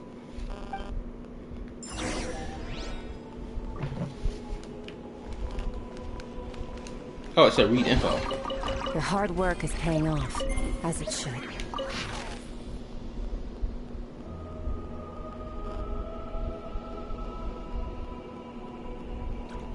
Okay, so the Pioneer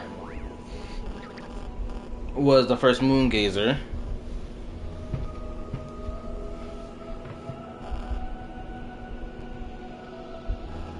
My controller died.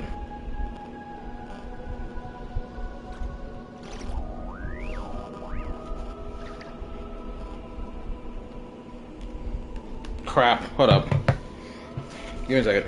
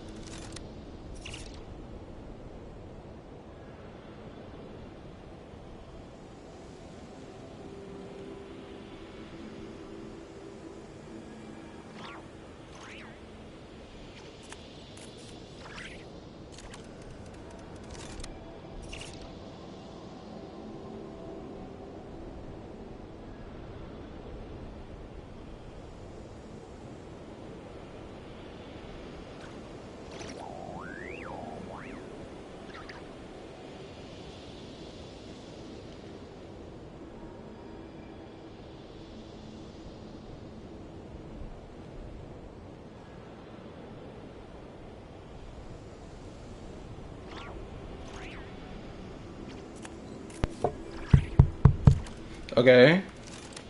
Tell me how my mic sound or something, because I don't know how good it sounds right now.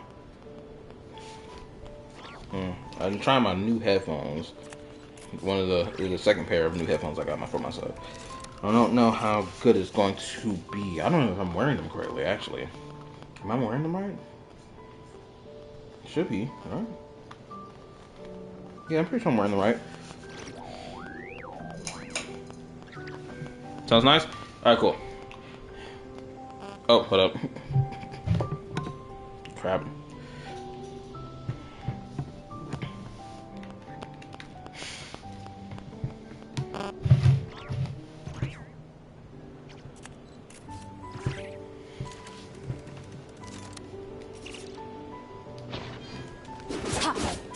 Okay, sounds okay.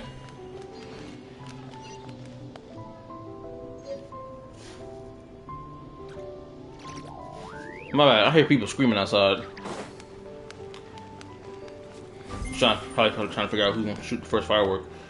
Alright, now, how do I... Oh, there it is, right there.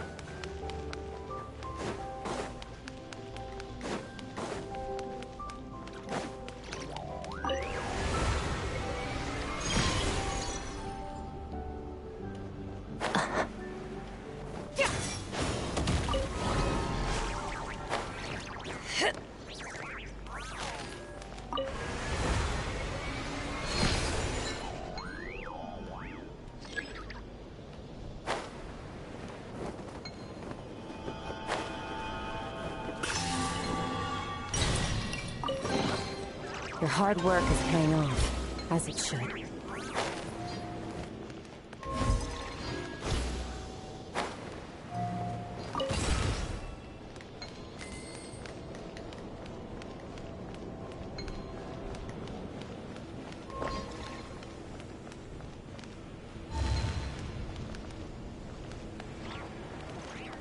Oh, well, that's gone.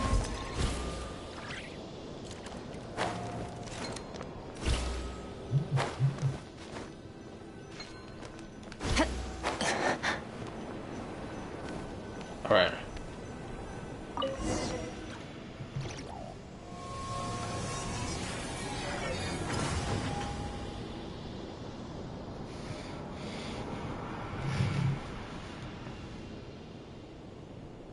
Success!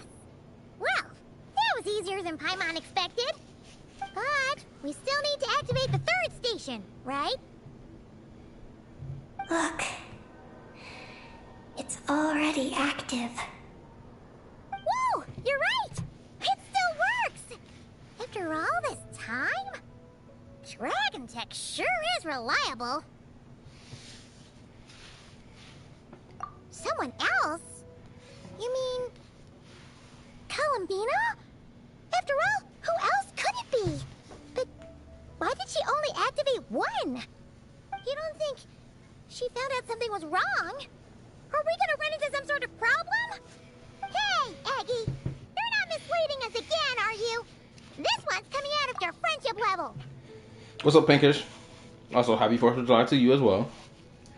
I don't know what my mission is, but I'm sure it doesn't include raising anyone's friendship levels.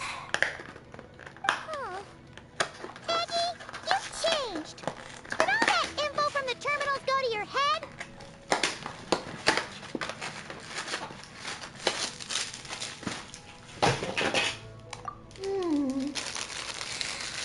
Traveler.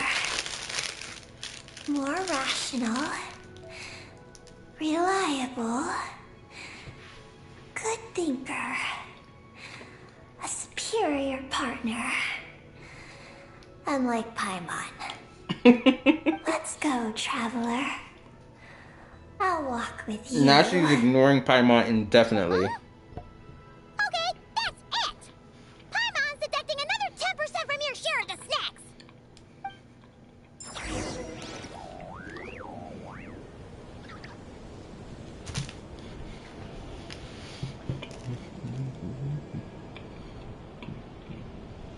Where do we come from? And where are we going? Hold on, let me read. I was munching. Because the cannon undershot me, there, taking me to the very bottom of her was supposed to be, so I didn't think to try the cannon again until later, having to get back up. Because I got the waypoint before the yeah. I climbed up the fire fucking thing. Oh, where are we going now? Oh.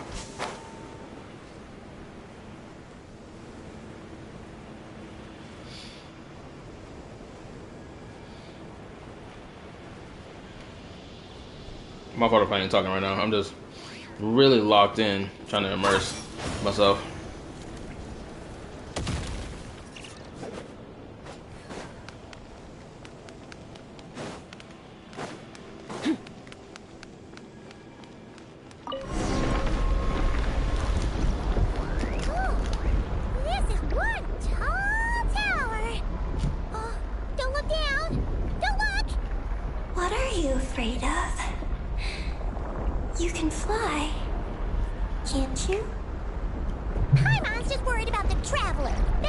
She lying.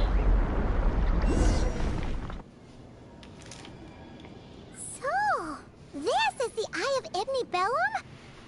It definitely feels like a special place. Oh, the terminal's over there!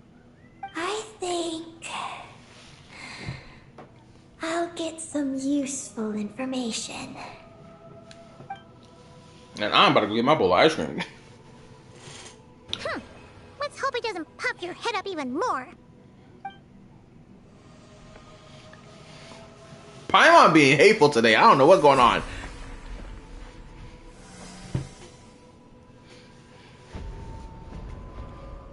Oh shit.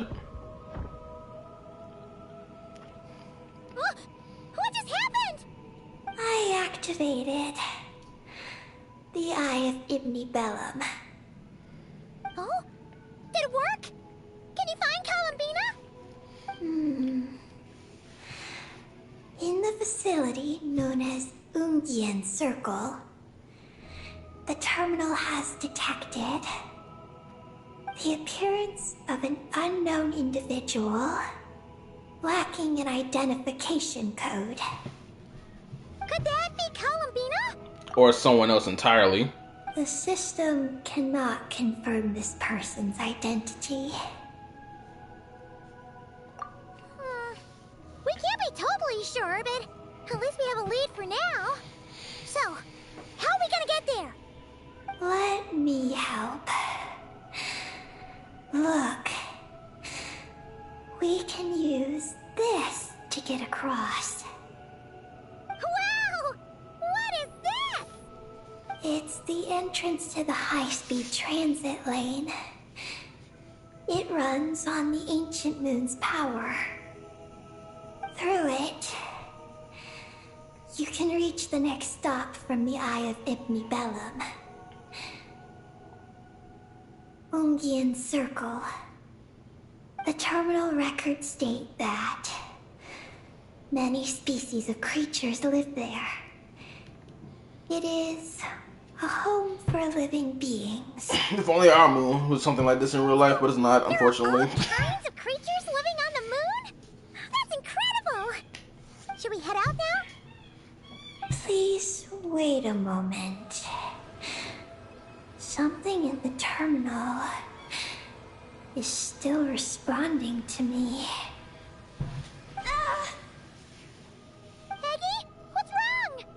There is a hidden module. Project Moongazer. It responded to me. The module records the origins of this tower. Okay, tell me. It starts with a dragon pioneer named Ibni Bellum.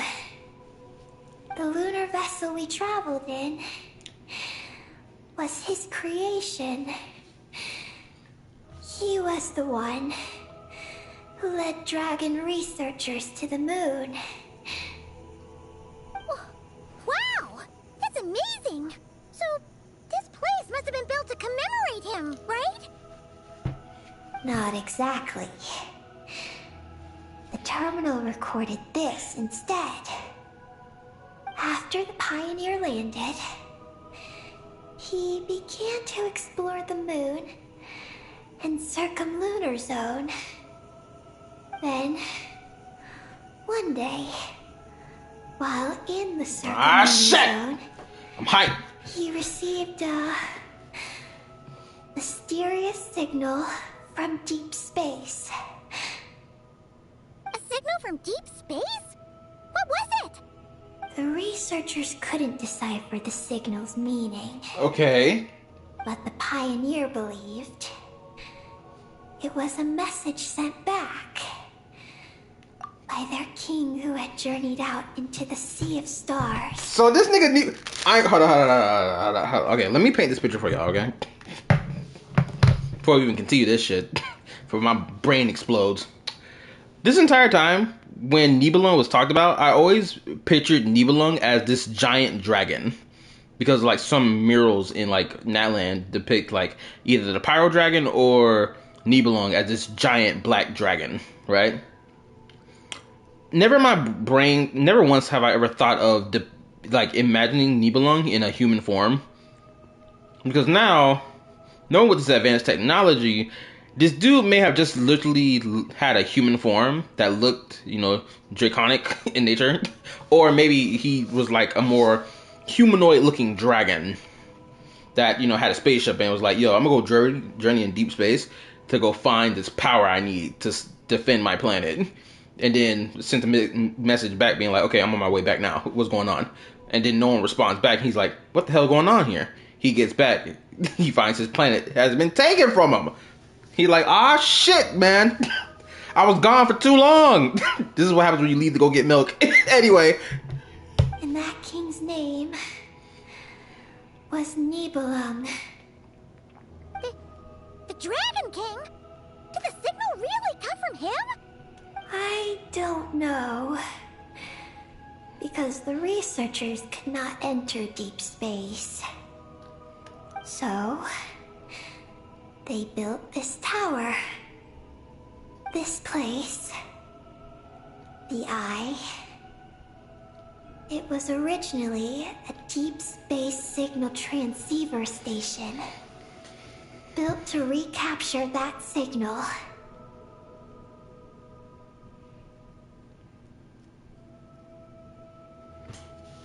Well, let me read it.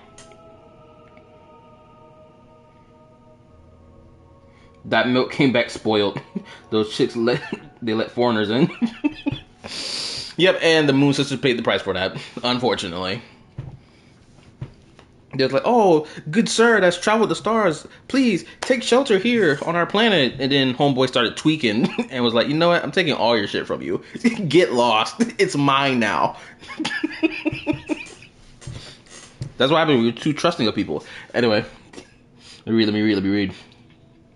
Dragons can change their form, as Nikita pointed out in her story quest. Any elemental being can change shape over time. Till Nibelung made the moons and the Moon Sisters, according to legend. Save the world. My final message. Goodbye. Blah, blah, blah. So, where were the Moon Sisters who he made to keep watch while he was gone? And why were the dragons exploring the moon? I would have to assume that they were on Savat the entire time. Or they had their own special... Well, obviously, they had their own special little palace, obviously. But, like, I don't think we're ever... Ooh, wait a minute. What if the lunar palace that's talked about... What if that's just Celestia? Right? What if the lunar palace is literally just Celestia? That fucking island in the sky. I'm only just not having this thought process. Many years went by. The Pioneer passed away. But... the signal never appeared again. His students gave up years later and turned to more practical pursuits. They renovated the Eye into a lunar surface monitoring station to make it easier for them to conduct more practical lunar research. Oh, what a shame. Wow. Paimon feels like we just stumbled on something super important. What could this message have been? What could it have been? That, oh, someone's approaching the planet, or I'm on my way back? Like, what could it have been?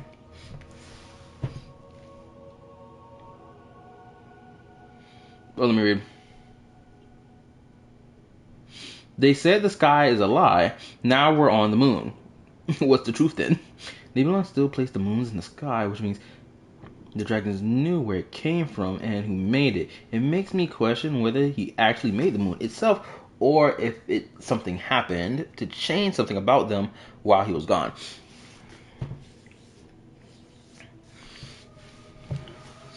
Interesting. No. These are just the log entries I read.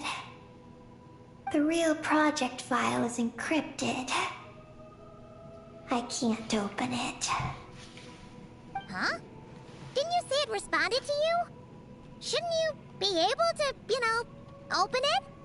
My data matches it.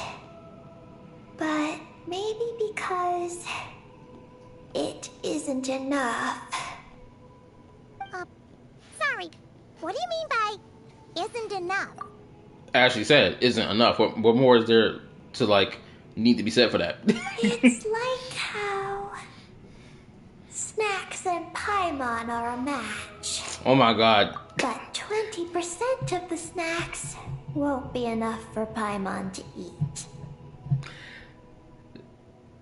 You are clearly petty just as much as Paimon is petty, clearly. Hey! You're the one who gets 20%. Paimon's getting 80.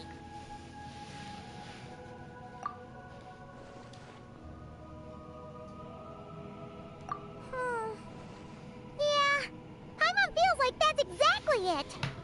Come to think of it, could this Project Moongazer be connected to Eggy's mission? It responded to Eggy's message. In fact, it feels almost like it was waiting for her to show up. I don't know. But I want to open it.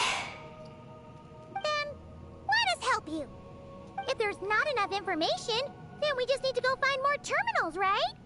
Paimon noticed that with every terminal Eggy absorbs, she speaks a little more smoothly. And gets a little more full of herself. Well, Paimon could certainly do without the attitude. If this is Eggy's mission, then Paimon's gonna help. Talking some adding more attitude. What attitude? She hasn't gotten any type of attitude. Well, Eggy did help us look for Columbina, didn't she? Somebody trying to join my world while I'm in the middle of a quest. Can you believe it? There's a terminal here. There's gotta be more up ahead. Come with us, and we'll make sure you get plenty to eat. Thank you, Paimon. I'll try my best not to puff up. So, should we head to the next stop now? Yay! Second stop on our super awesome lunar adventure, the Ungi Ungi Circle. Let's go! It's Ungian Circle. Ungian Circle. Ungi Ungi Circle! Ungi Ungi Circle! Paimon is trying to rage bait this girl. I swear, Paimon, when did you start learning to rage bait? I need to know. Because your behavior this entire time has been unacceptable. Oh shit, we're already in Act 2.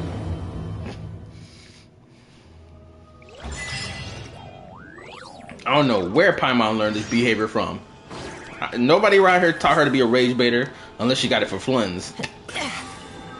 And Wanderer. I'll keep this close.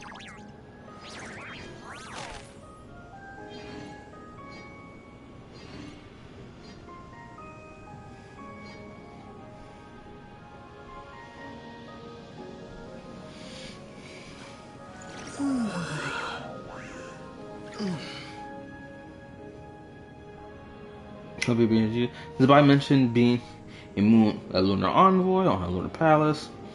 And a lunar palace, the Moon Sisters, the reference celestial friends, and said they've never been on the actual planet. Also, the final room Nicole shows us in. I haven't reached the final room that Nicole showed us in at all. I haven't touched it at all. in places. Also plans to come be the top pylon. How to rage bait. Oh my god.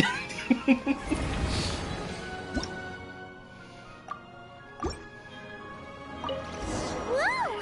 High-speed transit lane! Here we go! It's so fast!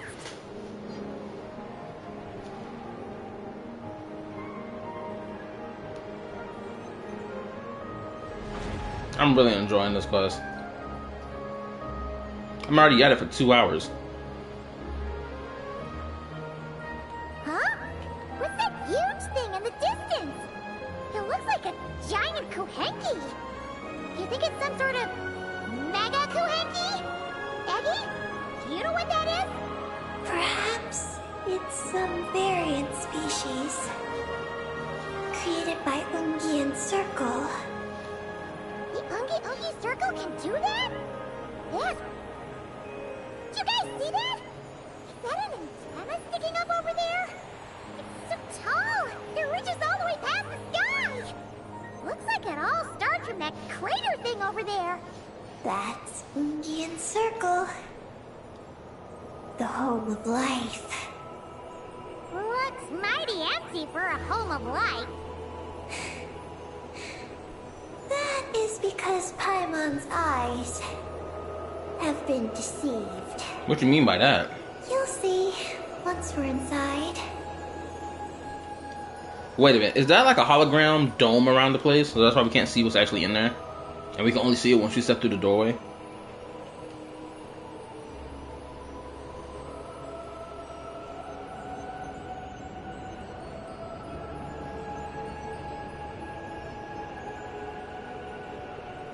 Man, I wonder how Teyvat is going to look like in a couple of thousand years once humanity gets access to this dragon technology stuff. Ungi Circle should be just up ahead, right? Looks like we'll have to walk the rest of the way ourselves. Like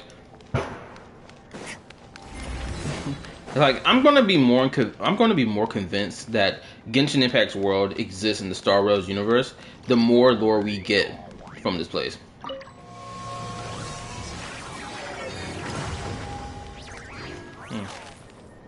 Now what? Do I just jump off? I mean, the elevator didn't activate, so might as well just jump off. It don't matter anyway. But we just was zooming through the air.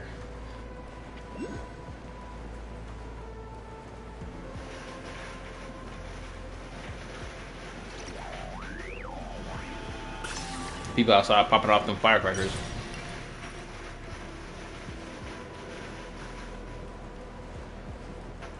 Whoa, Eggie! There's someone here who looks just like you. Except she's wearing a hat. You don't happen to know each other, do you?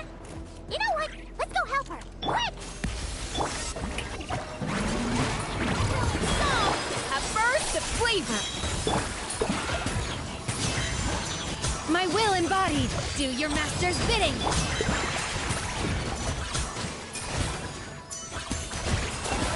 Fearless. And never star goes out.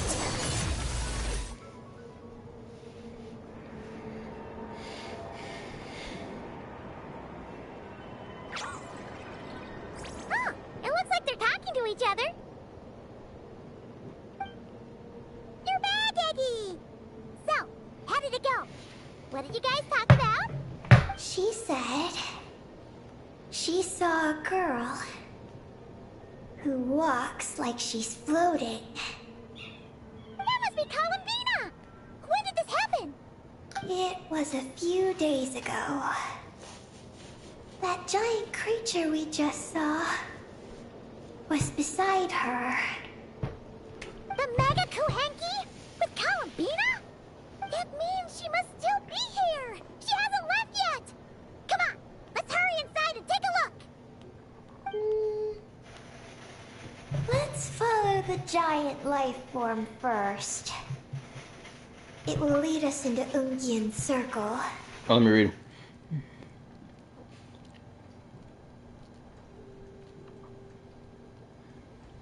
I remember doing the quest to reach the final room. You can go back anytime you want after you unlock it. Personally, I think it looks really nice. The final room. Is that like at the top of the tower?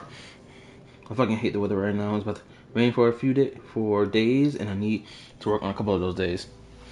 Shoot, it's probably gonna be blazing heat where I live at right now. There's been nothing but hot heat. Hope God bless us with some more rain, honestly.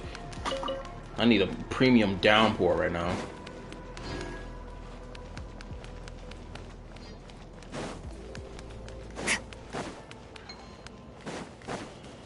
Oh, Paimon thinks she hears chirping. Could there be little birds inside?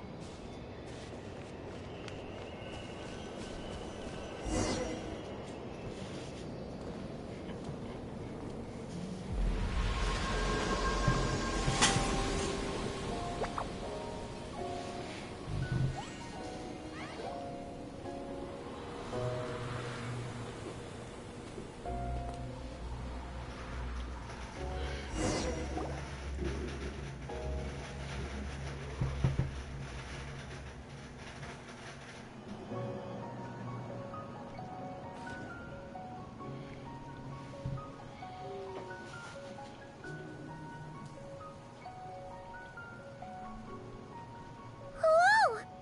Paimon suddenly felt like a ton of bricks the moment she flew in here. But this place sure is pretty. There's even other Kahenki like Eggy here. It's teeming with way more life than Paimon thought. Yes. Ungian Circle is the realm of life. But why couldn't we see them from the outside? I mean, someone built this place? Was it that Ungi guy? We should follow them. Oh, it's in Nicole's house. Okay. Oh! Eggy's buddies are leading the way! Quick, after them! I only hate it because I can't afford Uber to get to work. If it wasn't the case, I'd be fine. That's one reason why I'm trying to get my hands on my own car. I just recently passed my driver test, and I need that car for myself. I'm probably going to do the thing where I pay for half the car and then pay the other half of it later just to get my hands on a car. Oh man, the gravity making me drop hard. I don't know if I want to kill the mushroom dude. Actually, we've seen very few of you before. These mushroom piggies.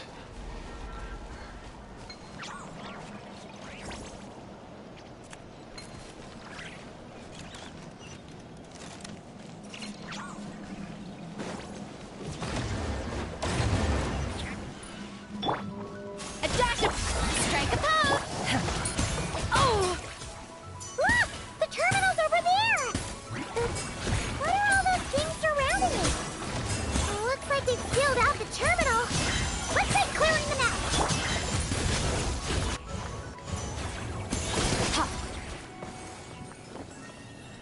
I gloss. Vermin.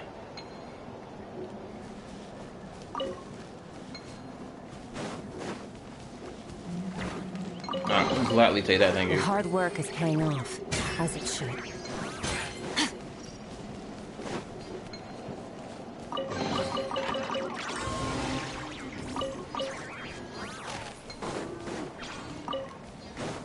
Alright, let's get it.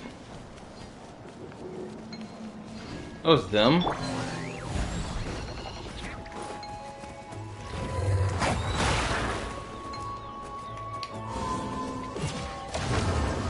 A little amuse bouche. Goose on the loose. Yoo-hoo! Let the world collide! Cryo incarnate! Take your true form. Merciless. Into the void. Oh my god, bro. I'm doing so much damage, the dude died before we even got to, like, squabble for real. Okay, I'm supposed to clear this mess. Okay. Can't we get rid of them? These are knotted moonlight vines. I've seen information about them in the terminals. I can show you how to clear them out.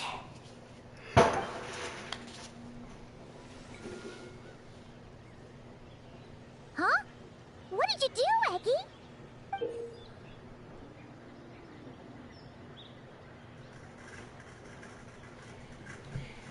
Did we just shoot a blast at it? Let's try that again.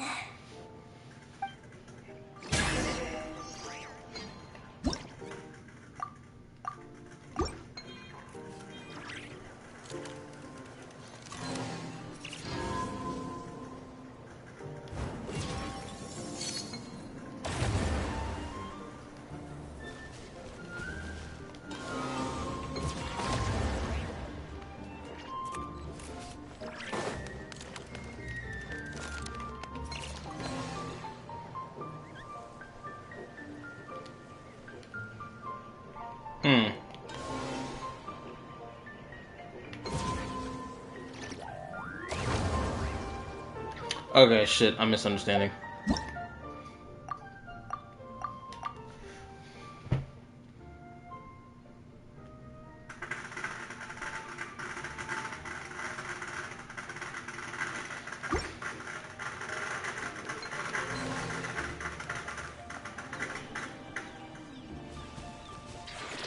Okay, hold up. Oh, okay, I see.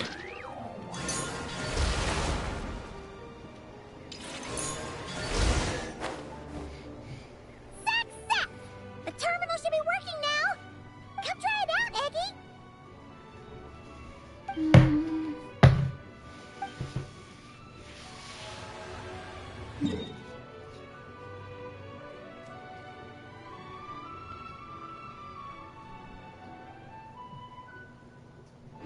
I activated the terminal, but much of the data is missing. Huh? Those vines from earlier break something? Knotted moonlight vines. They grow in places where the ancient moon's power has been thrown into turmoil. Perhaps that's why. There's a damaged engineering blueprint here. Oh! Oh! You can barely make it out now! So, any news about Columbina? The terminal shows that a young girl entered this place, accompanied by a giant flying creature. That matches what your buddy said! Look! There's that Mega Kohenki again! And it's flying up that big tree! Let's hope you're right! Come on! Next up, that tree!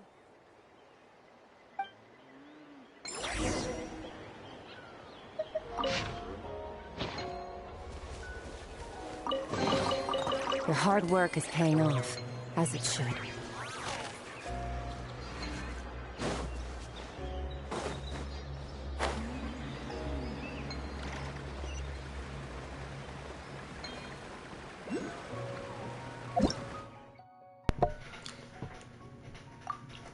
Bro, the moon is so beautiful.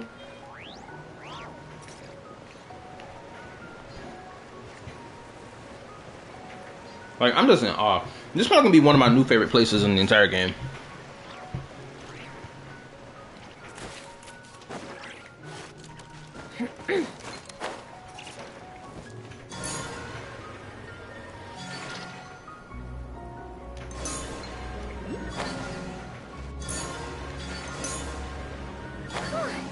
Now that we're looking at it up close, this tree's so... Look! There's a door over there!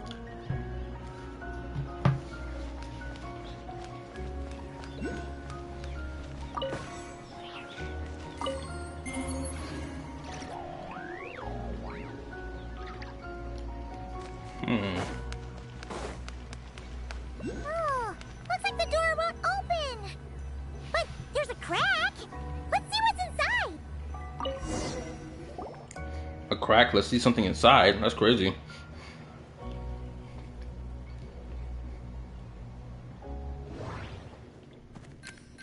Oh! There's a door to the left of the pavilion! Seems like a back door. And where there's a back door, there's gotta be a path! Let's find it! There's a back door, there's a path.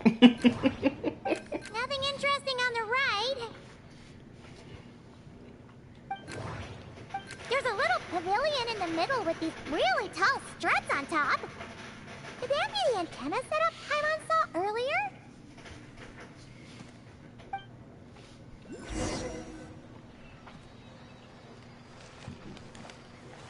Look at this poor bastard.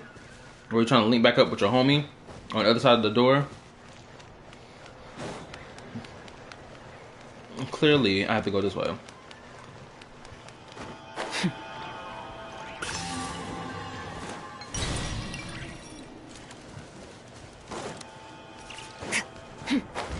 Like, Genshin never ceases to amaze me with his environment. Poor bastard, what the hell are you busting your head? Oh! You got to get your homie out, okay.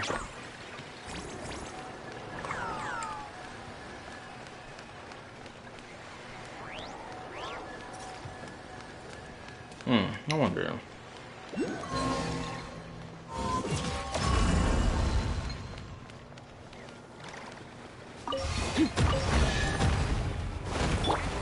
Of course.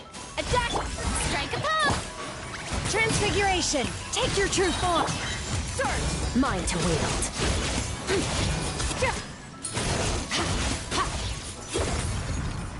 I'll heat that before I get a chance to truly kill him. Your hard work is paying off, as it should.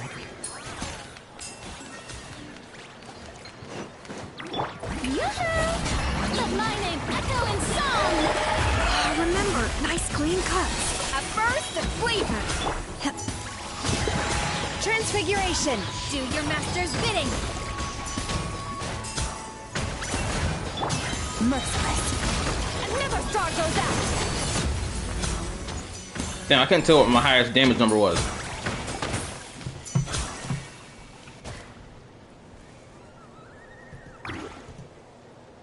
Shit, I still can't see my highest damage number.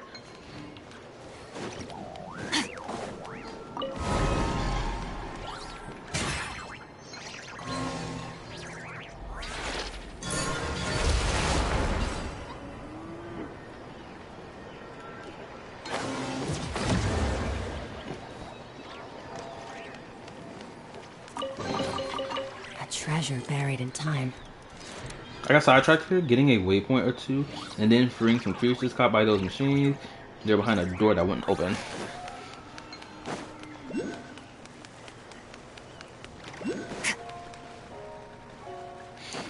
I cannot be distracted by curiosity. Hold on, wait a minute. That's not gonna lead nowhere anyway. I could be wrong, but I'm gonna come back for it later. Security check in progress. Unidentified life forms detected.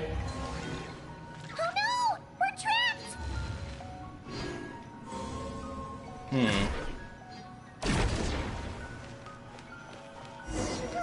Now that we're inside, this place sure looks like an elevator. It should be able to take us to the top, right? The Mega Kuhenki flew up there earlier. That means we might find Columbina there.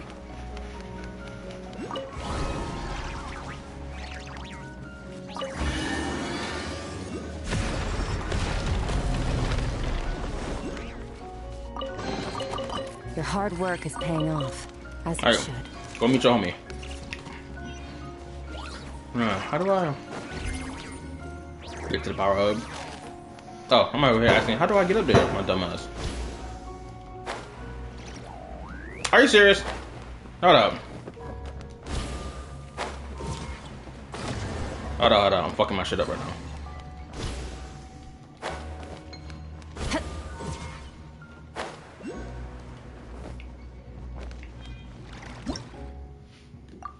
Sky mount, delivers at least 2 space.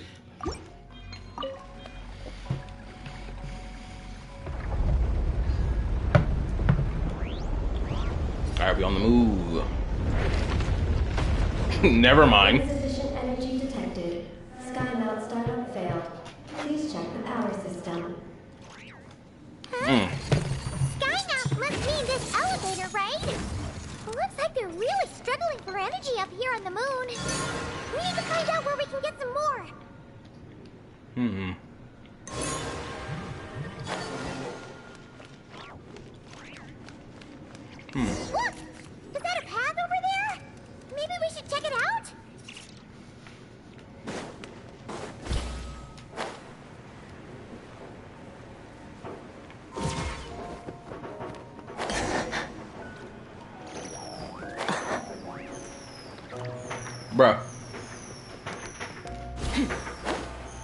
Appreciate you. I listen to you.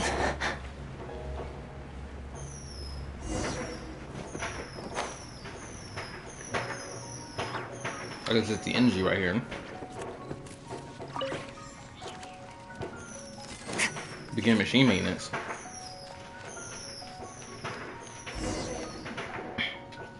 Well, what do you know? There's another terminal here. And there aren't any moonlight vines nearby either. Talk about a pleasant surprise. Aggie, come give this one a try. Let's see if it works. All right.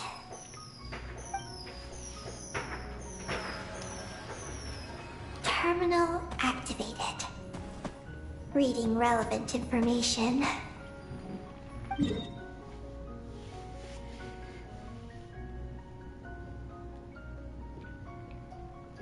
Paimon has a feeling we're gonna find some unexpected intel this time. I'm gonna say this right now. If something happens to this little Kohinky, I might cry. I ain't gonna lie to you. Found it. A complete engineering blueprint. Wow! This one looks fresh off the press. Let Paimon take a closer look. Huh. That stub on the left looks just like the Ungi ring from the outside, but what are those two things on the right? The diagram in the bottom right. That's the power hub for the entire facility.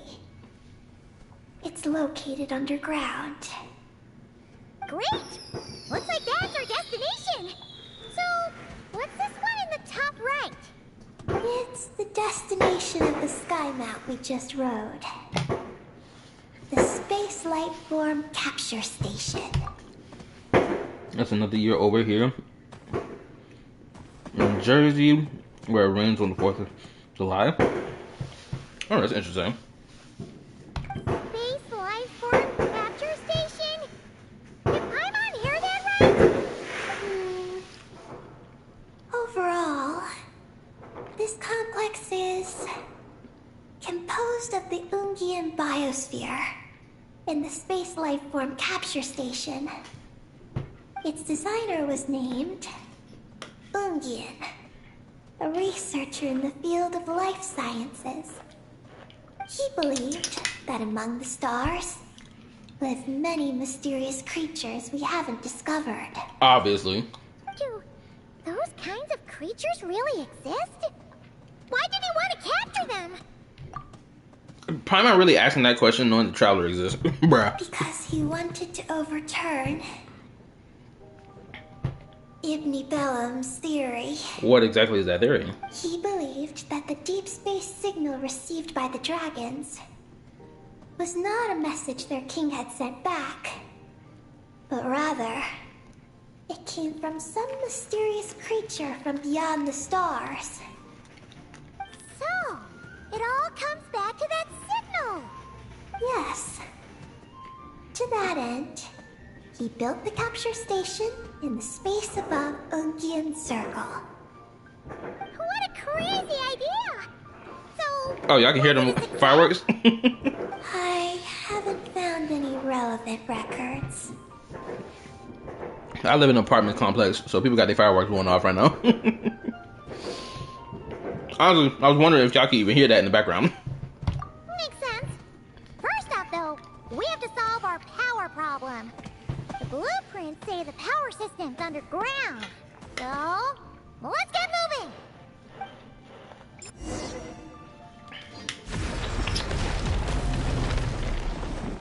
Bruh. I gotta know if I got enough money to order me something to eat. I'm fucking hungry, motherfucker. Damn! We're here munching on little snacks I got. The deep space signal must come from the Traveler spaceship. It has to. Unless it comes from the Heavenly Principles and whatever fucking Ark spaceship they came on. I hope it's that. Let it be that. I hope it is. But like, even if it's the Traveler spaceship, I'm fine with that too. Like, it's gotta be either or for me to be even more excited. This signal is about to be so much more worthwhile than that bullshit that they gave me in fucking Withering Waves. For those who play Withering Waves, you know exactly what the fuck I'm talking about.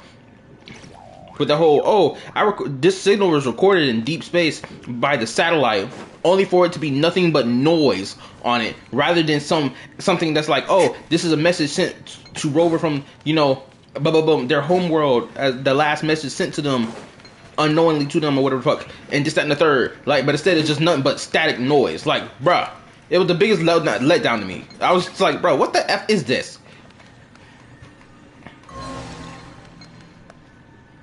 It says do the brick wall. Oh, it's the explosion thing, right?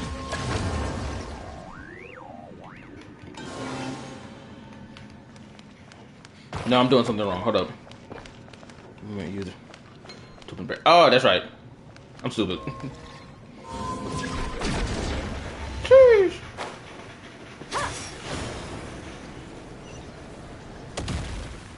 Okay, we hit the wall now.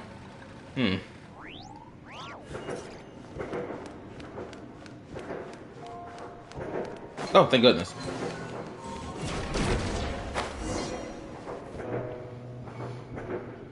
What's going on out there? The terminal records a sea of highly concentrated ancient moon energy beneath Ungian's circle. It provides power to the entire facility. The Heavenly Principles being the Traveler's AI ship theory is, ship AI is still a theory. Yeah, I ain't gonna lie, that shit was some interesting theory. I'm not gonna lie to you. True, I think I remember making a community post about it a while ago. But the leakage of this highly concentrated energy can cause storms that will harm living beings.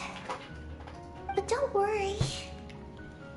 This seclusion field can temporarily hold the storms back, so long as we don't exit the generator's range.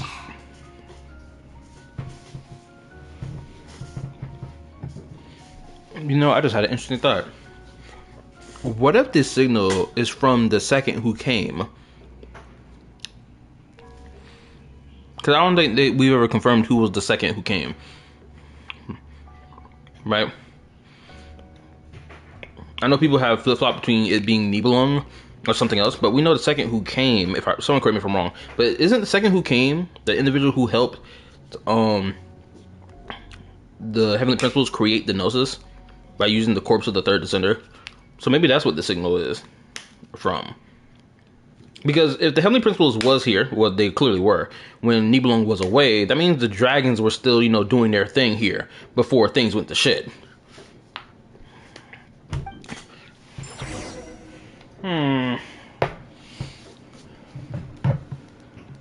I mean, they still had to have their moon base and all this other shit before Fanes was like, you know what, y'all playing around. I need y'all shit for real. You're like, wait, what? What you mean by that? I mean, all of it. Give me your shit. Gun to your head. You've earned yourself a reward.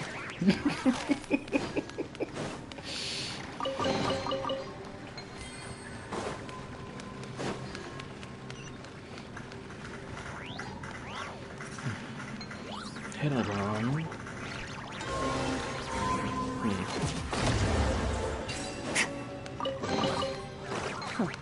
You've earned Said yourself a head reward. around. Do I just... They lift? Oh, shit. I ain't gonna lie, the fast pace of these lifts be scaring the fuck out of me. Oh! Wow. Is that an underground forest over there? Whew. Now I'm on seeing everything. Are we still going down? How deep does this go? Well, the deeper the roots go, the taller the tree grows. That's gotta mean that the capture station was built super duper high up. Paimon's getting real curious. Did the dragon manage to capture any mysterious space creatures? We're still going down.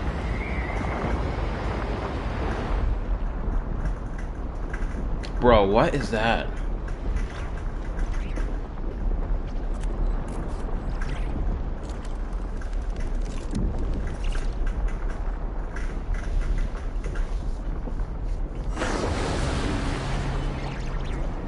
Bro, I'm swear I'm loving this location more and effing more. Goodness gracious.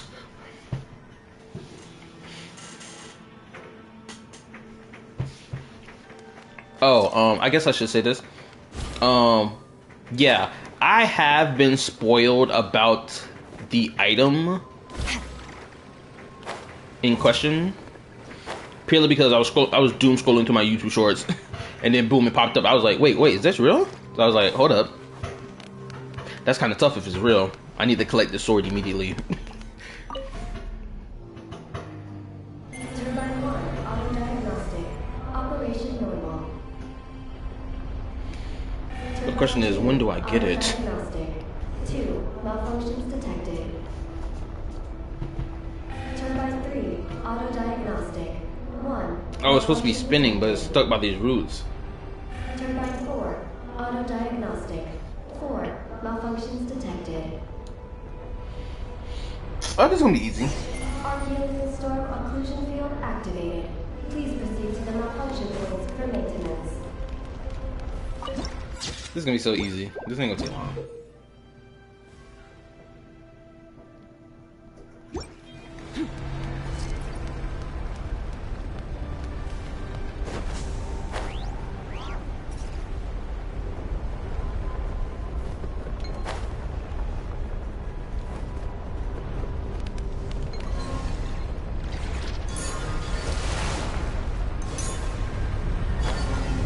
Ah, shit! Come on, let me make it.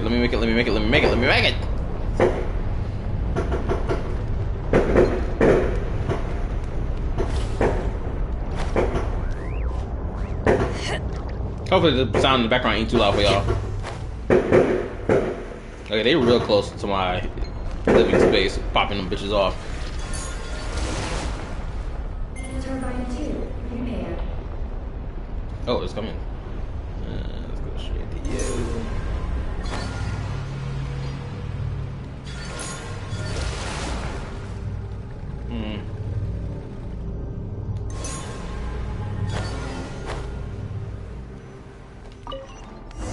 Turbine 3, repaired. The storm's raging out there. We gotta get close to the next exclusion field before we jump. Request with my traveler team. I don't know why, but for me, this feels wrong not to. Nah, it's not weird.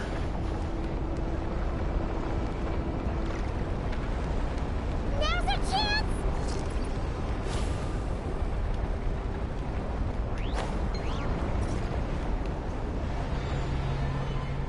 But there's full blown water down here. Or it wouldn't be technically water, would it? It'd be like just the energy.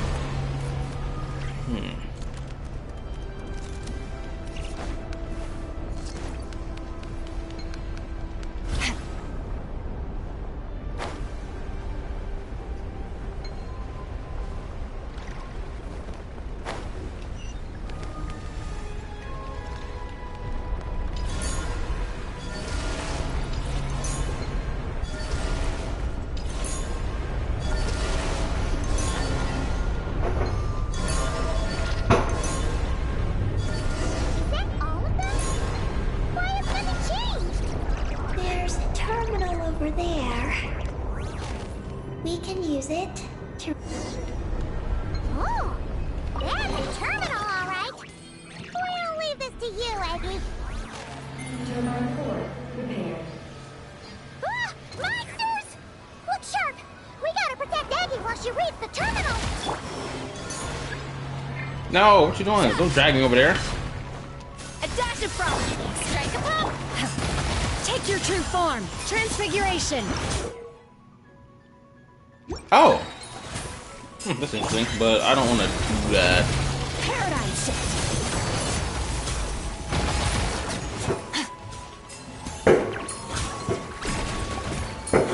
I missed. No way. Hold up. He dodging me?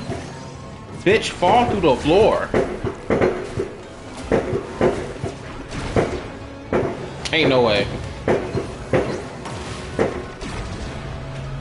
Fall, damn it. Okay, you're pissing me off now.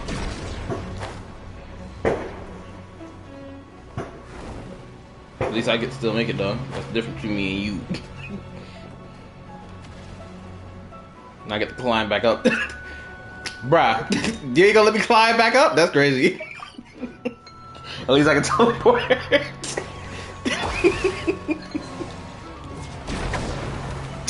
Bro, I swear these bastards be surviving anything, don't you?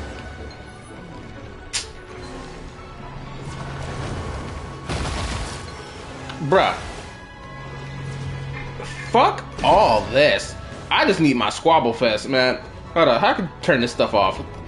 Get this shit off my screen. I'm done playing games with these tools. I need the squabble. I can't do this whole dropping shit. How are things on your end? Ooh, they're lucky, I swear. This is Project Moongazer. Bro, I would have cranked this shit up to fucking 100, bro. Is that recorded in this one too? Ooh, they got off scot-free, damn it. Nothing about the project. But there's a supplementary note. To my mentors, Ungin and his beloved McGee's Getty. Your contributions to Project Moongazer shall not be forgotten. Sounds like something an academia student would write. To Mr. Alhazen, thank you for your contributions to Paimon Studies. Or something like that. Paimon saw one on Alhazen's desk. One of his students must have written it. That's all it says. There are no further records. Aw, Paimon was hoping for more than that. Oh well. What about the power system? It's fixed. I'm activating it now.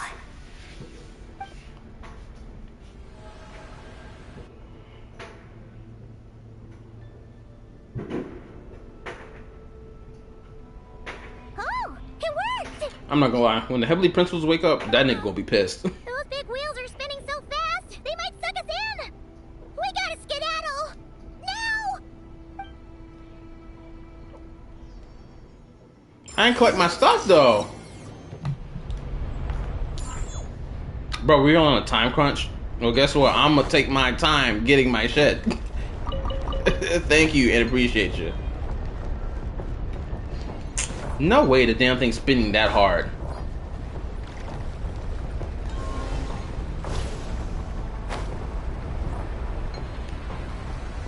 It can't be spinning that hard.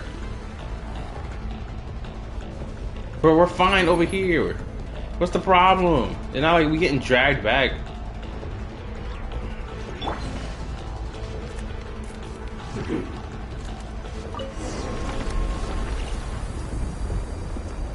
Shoot, the only reason Paimon had an issue with it because her ass would have been dragged in there. Hey, yo. Malfunction detected. Bruh. Proceed to the emergency passage to exit the facility. Oh, come on! The elevator's broken again? Like, Over there. We'll go through the... Are we really gonna go this way? Be careful! As long as we get to the top floor, we should be safe. oh shit. Whoa! The big wheel sent those monsters flying! We should definitely make sure not to touch those. Oh no! The wheels are speeding up again! Whoa! Eyes up! Look out! Whew. Talk about a lucky break! This makes getting up top so much easier. This is absurd. The elevator was working fine to dandy. It was doing great. Then it just collapses on you. It's like, what the fuck? Oh, so many monsters! But never mind them. Those wheels are coming in hot! I'm gonna glide this bitch. Nah, shit! Woo! Failed to escape. Bullshit. I was on top of it, bruh. I'm getting hold for no reason. I landed smooth on top of it. Premium BS.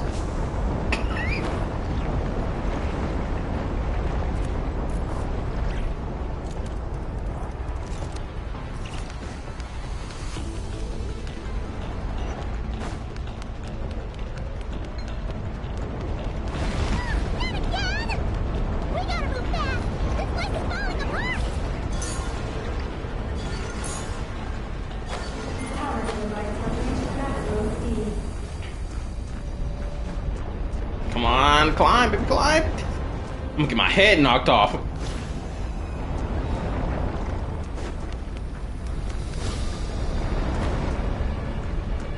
I ain't gonna make it like that. Alright. Whew, I saved myself. That was close. Oh shit, now I got a problem. Come on! Shit! Whew. Talk about close call. Ah, fuck, I ain't gonna make it.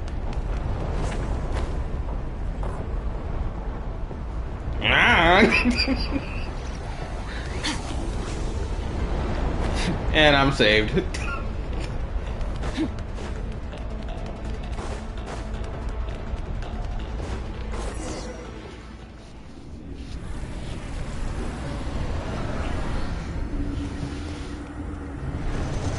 Okay, now I can see why they were like, yo, we gotta get out of here.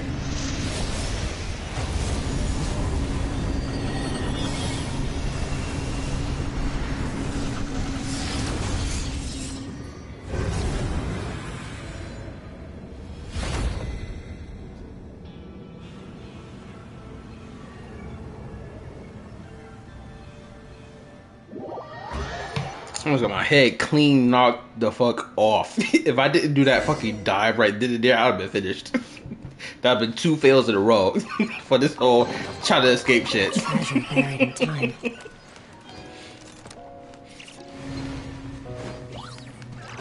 I ain't gonna lie, I was kind of panicking trying to do the dive attack. Or the plunge attack.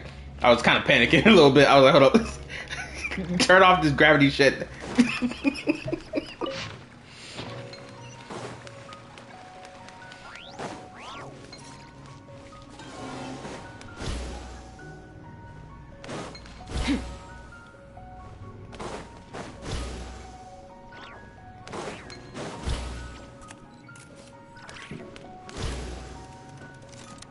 Damn.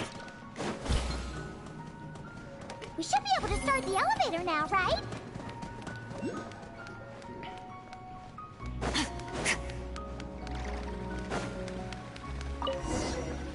Alright, let's get it.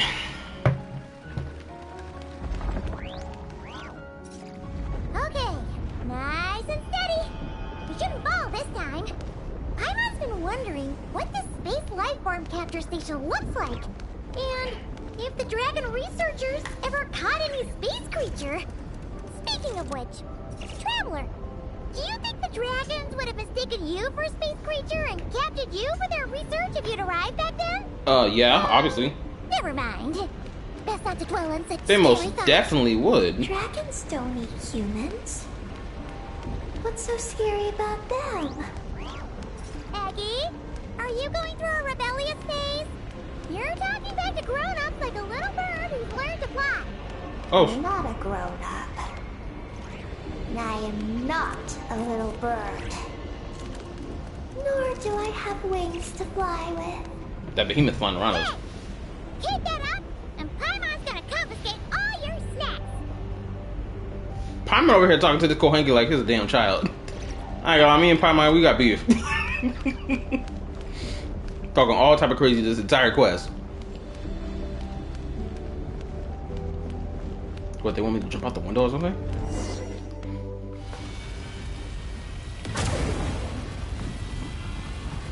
Ah, shit. But I feel nauseous on this. I'll be throwing up all everywhere.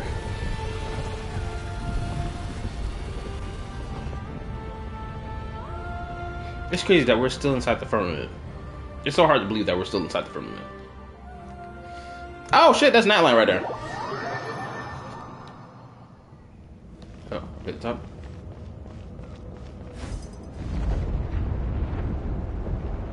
Look! Over there! It's Teyvat! This is Paimon's first time seeing it from afar! It's beautiful! Are we about to enter outer space? So, the space lifeform capture station really is in space! Wow! Good going, Ungie Ungie!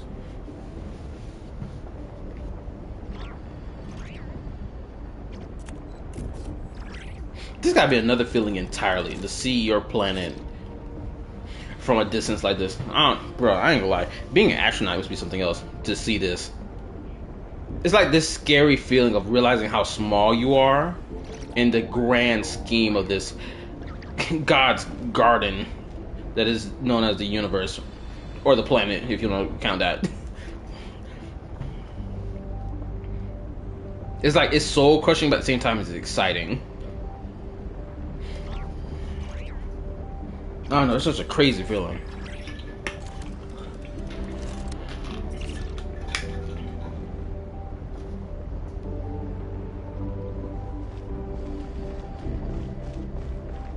So I'm not talking a lot, I'm just really just enraptured by the moment.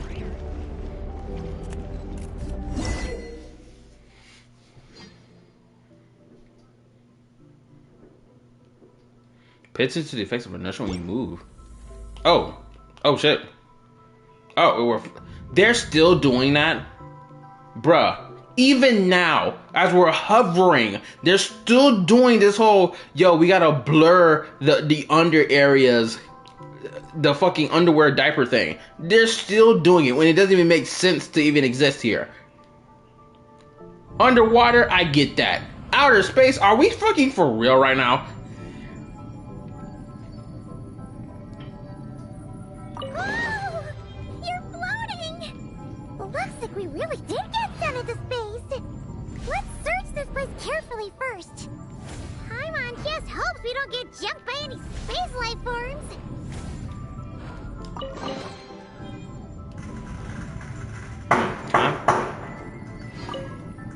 Okay, there we go. I was wondering how I was going to descend it.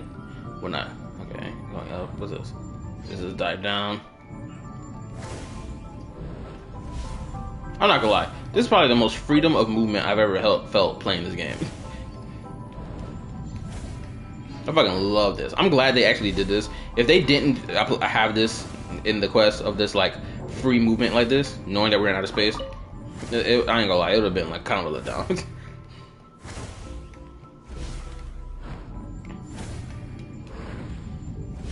I can't wait for someone to say that this fucking thing was filler. Oh, better yet, I know what's gonna happen. People are gonna be like, oh, because it's voice acted, now it's no longer filler. Despite the fact filler doesn't even work like that. Filler is content that doesn't have any correlation to the main plot at all. And it's just like whatever shit that the author just gave us for the sake of like wasting time until the main story kicks back up.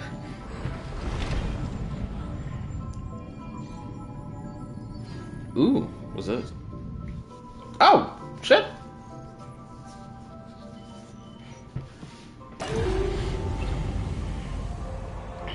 Maggie, how's everything going?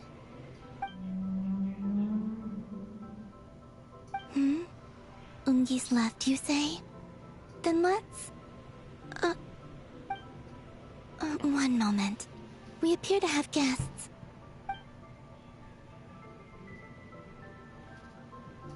Traveler, Paimon, how did you... What's up, wifey? Anyway.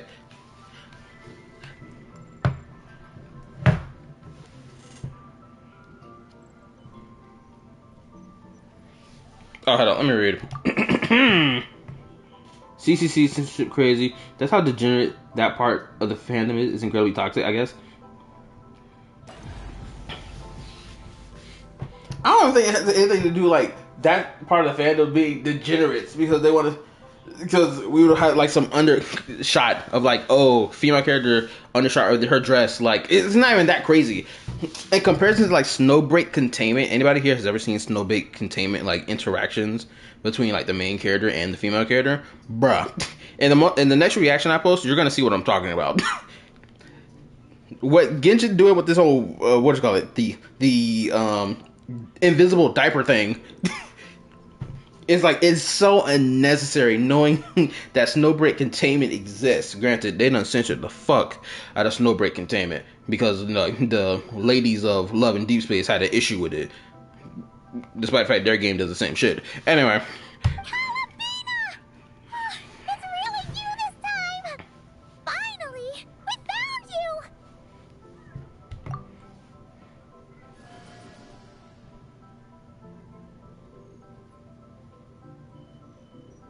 Of course not. I'm glad to see you. Where your shoes at? I'd go so far as to call this a pleasant surprise. What did Paimon say? Still, how did you get to the moon?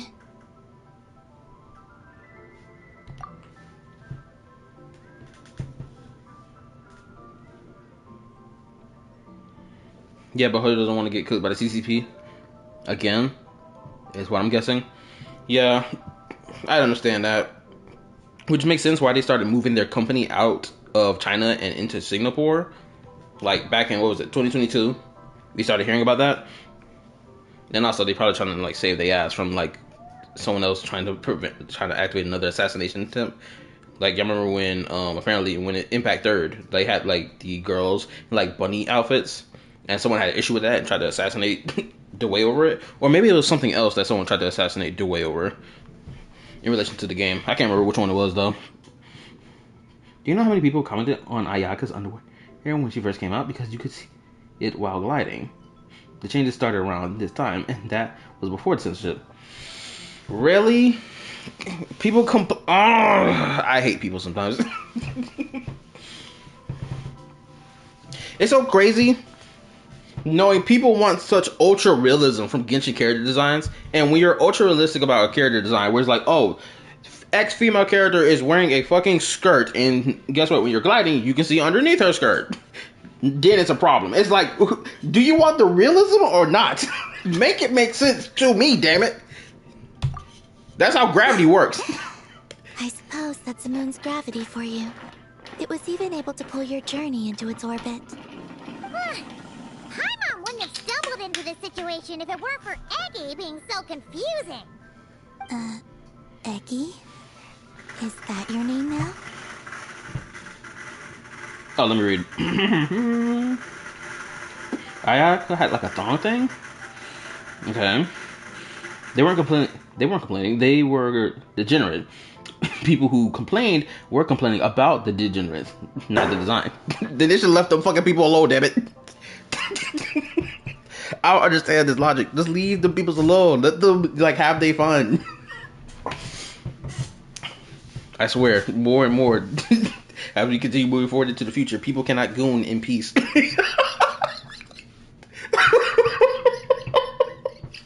I need to stop.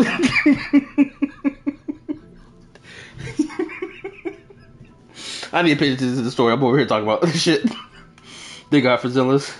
Love of Deep Space fandom is mad crazy because it's full of women. I say, and I say like one of them. I say that as one of them. The fucking autocorrect fucked you up. Nah, no fun. Only boring bozos. People cannot goon in peace is a crazy sentence. I'm like, am I lying though? I swear, I'm gonna say this right now. In probably like the next year, shoot, if things go a certain type of way, we're about to see a crazy renaissance in games where people are like, man, we spent all this time being like, oh, the sexiness of female characters, oh, it's not allowed, this, that, and the third, but we're gonna make men ultra sexy as fuck to the nth degree, to the point where we're gonna see dick print. But watch, it's gonna be a crazy renaissance. That's in gaming, where people are like, man, fuck this shit. We getting sexy characters back. Shoot, apparently it's already, well, one of the signs that is already starting is that if y'all heard about what's going on with Fortnite right now, right? I guess they let go or fired a handful of people, and then after that, people started noticing that Fortnite characters had jiggle physics. I was like, wait, what? Excuse you? Jiggle physics in Fortnite? Yes, it is a real thing. Search it up. My name is Ninin. She's Ninin, aka Eggy.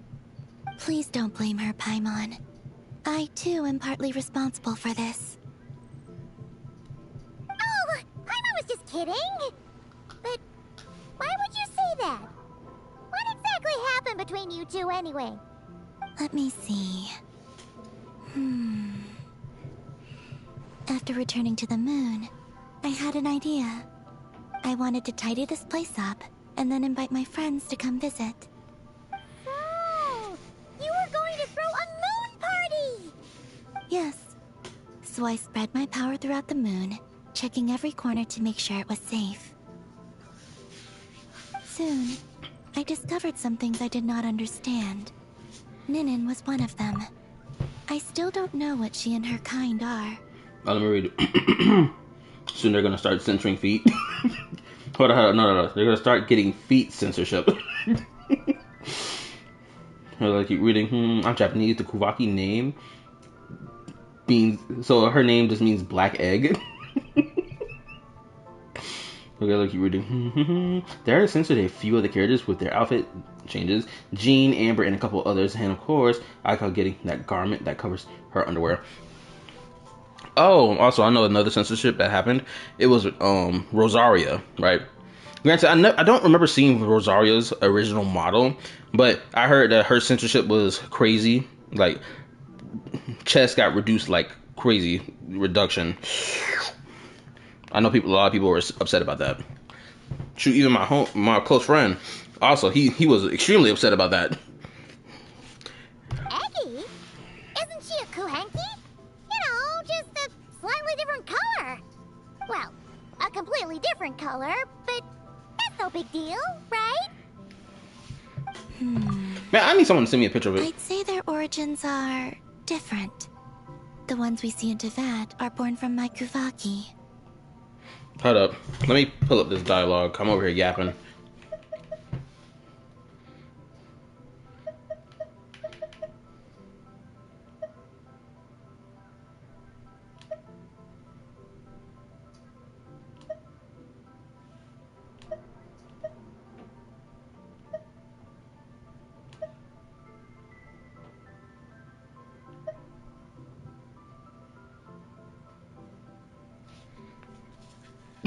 I like. I'm looking back at this dialogue. I'm just.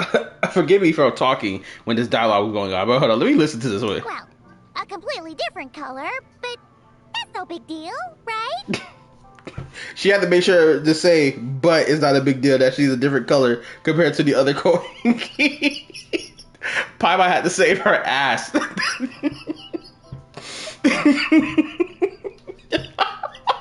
But the power flowing through the bodies of the Kuhenki Oh, goodness. comes from a moon of an earlier era. Beyond that, there are other things hidden within Ninin's body which have nothing to do with the moon. Nothing to do with the moon? No wonder you said she isn't a Kuhenki. Maybe this is what caused her kind to develop such unique behaviors. What kind of behaviors? I discovered Ninin in an underground forest. She was very weak and unconscious at the time. I tried to heal her with Kuvaki, but to little avail. After bringing her back to the surface, I found that she began subconsciously consuming her kin. Only then did she slowly awaken. Wait, she ate her own kind? She is a cannibal. Oh, Lord. Yes. Kuhenki would never do this. I believe only certain abyssal creatures would. But the power that flows through Ninin does not derive from the abyss. I consumed others of my kind? I don't remember. Look. It's okay, Ninin. You had just a major case of the munchies. And unfortunately, niggas was in your way and they had to get fessed upon. You just started munching. It be like that sometimes. I ain't gonna blame you.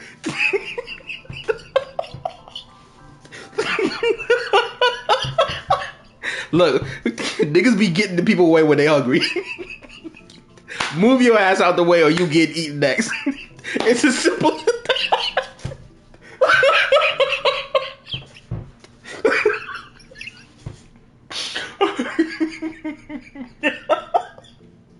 I need to stop this foolish behavior. You weren't fully conscious at that time. And perhaps I should use the word merge. They gave themselves to help awaken you. Yes. That sounds less like a horror story. Same shit. They was in the way, they got munched upon. Even, you know what? Instead, they gave themselves willingly. So they still got, fed upon. Munched up. Again, the hunger be hitting hard. Well, Paimon's still a bit uneasy. Yes. I had my concerns as well. So I brought her back to Silvermoon Hall to keep her away from her kin for the time being. So, you did that to isolate her? But what about the regular Kuhenki? What if Aggie started absorbing them? Don't worry. That only happens between Ninin and her own kind. Anything goes. Hold up. Anything goes when you're starving. Did the fusion dance in her sleep layout. I lent her my power so the Frost Moon Scions wouldn't worry if they suddenly discovered a black Kuhenki, but couldn't find me. Oh, so that's why she looked like you. Also, for anybody watching the stream right now, make sure you hit the like button for your boy. Appreciate it. Thank you. Your support goes a long way. I know I didn't say that like 3 hours ago, but I'm saying it now. Or throughout the playthrough. Actually, how long have I been streaming for? 3 hours and 6 minutes. So I should be nearing the end of this, right? Though I didn't expect you to come Or at least back halfway. here. I am sorry, but I must reclaim my mission. I don't know what your mission is, I'm afraid. But if the moon's gravity has brought you back here, perhaps I can help. You said that she can absorb the power of the ancient moon from the terminals in the ruins. That seems like a safe approach. Oh yeah! We ran into other Kuhenki like Eggie on our way here too, but we didn't see any of that eating her own kind stuff. Could it be because the power of the ancient moon in the terminal was enough to keep her full? That sounds likely. That said, Eggie couldn't absorb anything from the terminal at the entrance to Ungian Circle because it was being affected by the moon's power. Was that your doing, Columbina? Also, bruh, for those of y'all who watched my video, that 3-hour long reaction, again, forgive me for that long reaction. It just happens sometimes. But those of y'all who watched that reaction, and where she was discussing Columbina's character design, being like, oh, the color palette is like off, and that her black hair is the color of black symbolizes fucking something sinister or whatever the fuck. I was just like, this is why I don't listen that closely to the opinions of artists on fucking on the internet, because oh boy, you know, I gotta keep my mouth shut. If I keep talking, I'm gonna say something disrespectful to these artists. I gotta stay respectful. No, that's due to the upheaval in the lunar sea. It kicked off an Archeoloon storm, which in turn spread highly concentrated ancient moon energy all the way here. As it happens, I'm on my way to take care of that. Otherwise, this power will cause harm to all living beings other than Kuhenki. That won't do. Paimon still wants to attend your moon party. Maggie, This should just be opening portals and stuff? The mega Kuhenki we saw earlier? her name's Maggie, and the lunar sea is her home. It's thanks to that high concentration of energy that she's taken her current form. She has a companion there as well, named Ungi. What? Oh, so there are 2 mega Kuhenki? No. Yes, but Ungi's been very irritable lately. He got into a fight with Maggie, the aftershocks of which stirred up the lunar sea and caused the storm. But isn't Engi the another dragon researcher? Get along, not fight. Take the Traveler and Paimon, for instance. We never fight about anything. I care for the young. I respect my elders. And The you disrespect. are great teachers. I've learned a lot from you about getting along with friends.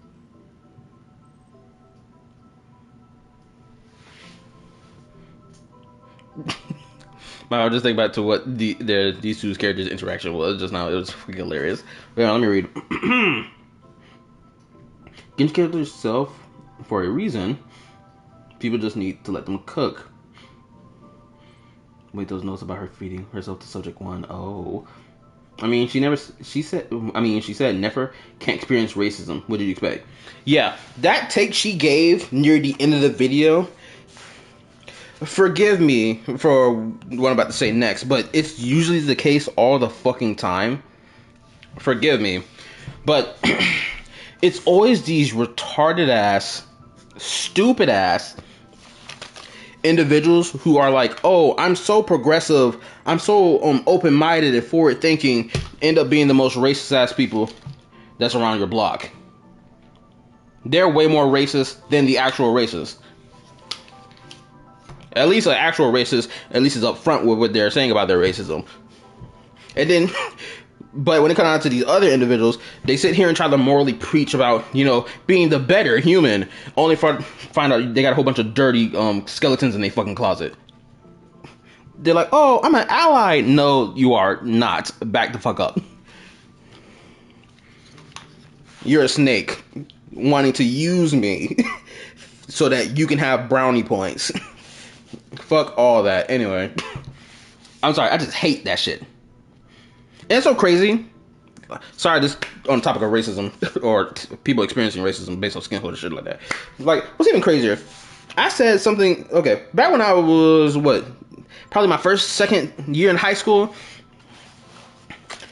I was like, what type of statement did I make that my ma got on my ass about? What was it? It was something. Did I say something related to Asian people or just something related to white people being like, oh, they didn't experience slavery before, like black people did, or something along them lines? And then my mom corrected me immediately about it. Like, she ain't whipped my ass. She just corrected me on my thought process and my logic. Be like, no, everyone's been, you know, enslaved. Everyone's been enslaved. It don't matter what skin color you are. And shit like that. So it's just like, oh Lord. Okay, everything good. That was fucking fireworks. Nonetheless.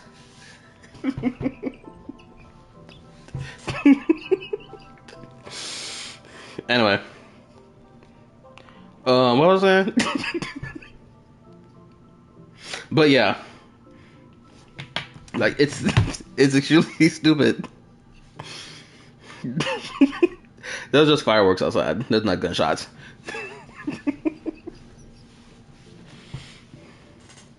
Believe me, if it was actual gunshots, I would have hit the floor already. Not saying that I was gonna get shot. I mean, I would have dived for the floor.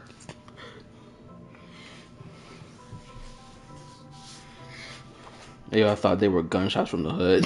What's crazy is I don't live in the hood. I don't live in no ghetto ass area. That's the thing. They're just not fireworks blowing up outside.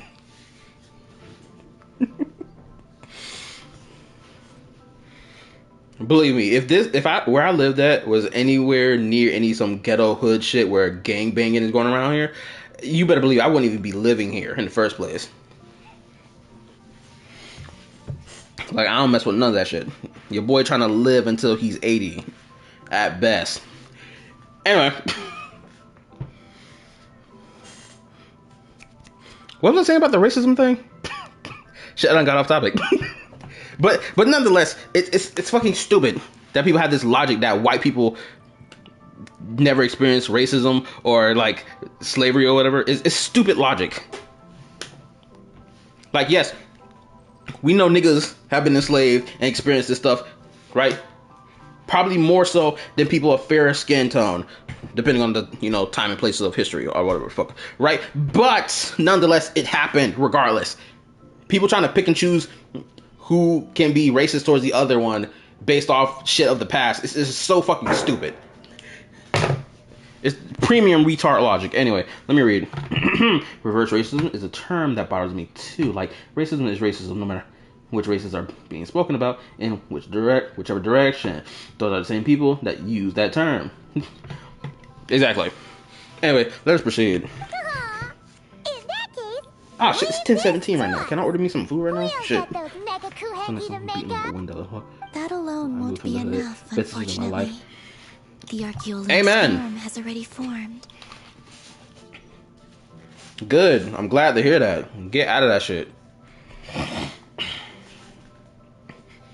Promise you, it's better just to leave. Shoot, I don't understand why niggas don't do this more. Like, bro, I would never catch myself living in some hood rat ass neighborhood. It's just not happening. I'm not about to sit here and keep worrying about looking over my shoulder just because I looked at somebody and they took it the wrong way and being like, oh, who you looking at? And then pull out a gun and shoot me in the chest. Like, hell no. Never. So I plan to extract the ancient moon's fount at the center of the lunar sea, which lies at the heart of the energy storm. Oh! And that will not only calm the storm, but also prevent further problems, even if they start fighting again? Shoot, God forbid if you accidentally bump a nigga in the shoulder or accidentally stepped on his cakes. That's an immediate death sentence. I believe so, yes. Alrighty then! When do we head out? The sooner we solve this problem, the sooner we can help Eggy.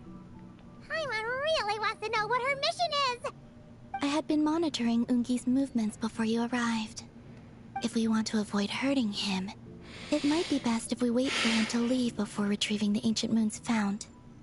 Then, we can look to help him and Maggie mend fences.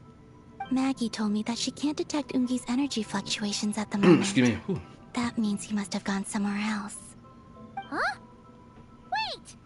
Aren't we wasting time dawdling around here then? Not to worry. We can still make it in time if we leave right away. Alright, then let's move. Please, wait. I want to ask her a question. Maggie? Sure. But she might not be able to answer you very well. Maggie. Hello. My name is Minin. Is yours McGee's Getty? McGee's Getty. Maggie's Getty? Wait a minute! Isn't that the name from the terminal just now? Ungi's lover. But like, wasn't Ungi like a living dragon person? So, she turned into a Mega Kuhenki? What's going on? Then the second one, Ungi, could that be? I don't know what to make of this either. But that's most likely Ungian. What's wrong? You look shocked.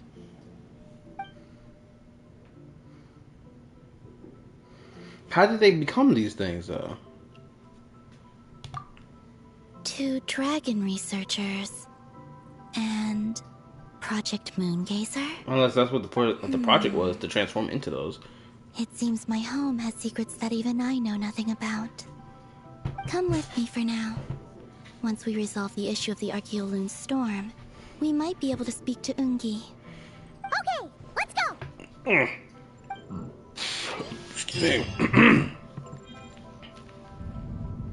Nice, we still get the flow. Awesome. Maggie, please show my friends the way. So the lovers had a lover spat, and now they done fucked up the moon, essentially. Damn, you hate to see it. This is gonna be such perfect wallpaper.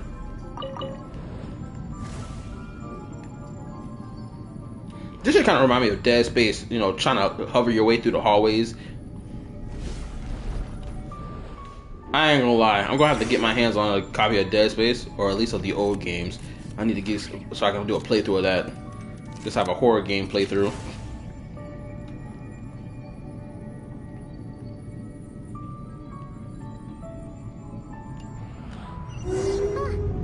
Are we gonna fly straight down? Don't worry. I'll keep you safe. Oh, there's a ton of wreckage outside the Space Lifeform Capture Station. Yes. This place seems to have suffered a serious collision. So we got rammed? Could it have been a creature from space? A ship is more likely, I think. I haven't looked too closely, but it's just over there. You should be able to see it soon. By the way, the terminal you're looking for isn't inside this capture station. It might have been knocked into space as well. Wait, are she saying the ship that we came in on is what broke it? Or was this another ship entirely?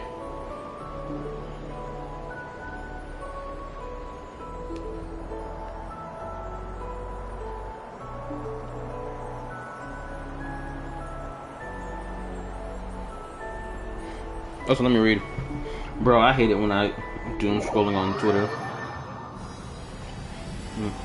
Hate that I was doing scrolling on Twitter and see how the idiots need to stop hating because it's not Yuri. Yeah, I know about that whole thing. We finally made it down! That was even crazier than falling out of the escape pod!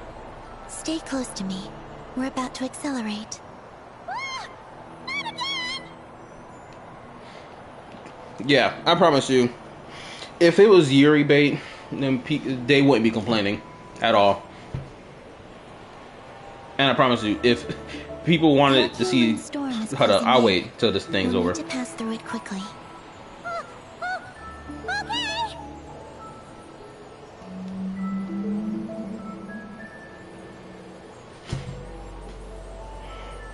Okay! Maggie seems to have sensed Ungian's presence. What? He's back so soon? We'll need to be more careful from this point on. But is he hostile? Oh shit! I looked away for a blink of a second. Attack? Is Columbina okay? Let's hurry over and help! What is that, a laser tower that shot us?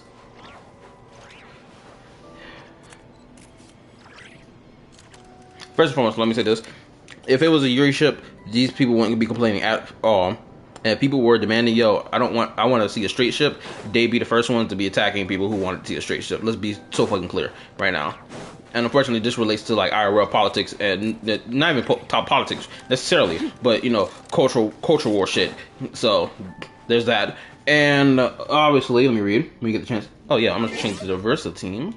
Give me a second. Didn't try to say their ship flew over to that once before several years ago. My theory is that he crashed and is only registered as flying after a brief stop because of the moon's orbit. I don't know though. It does mean that the twin could have been there for that long, though. Which would explain some things.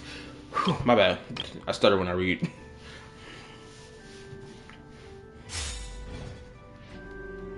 Let's roll! Now her jumps feel normal, honestly. Oh. That's what happens when I step into the blue zone. Oh, when I step in the blue, I start dying.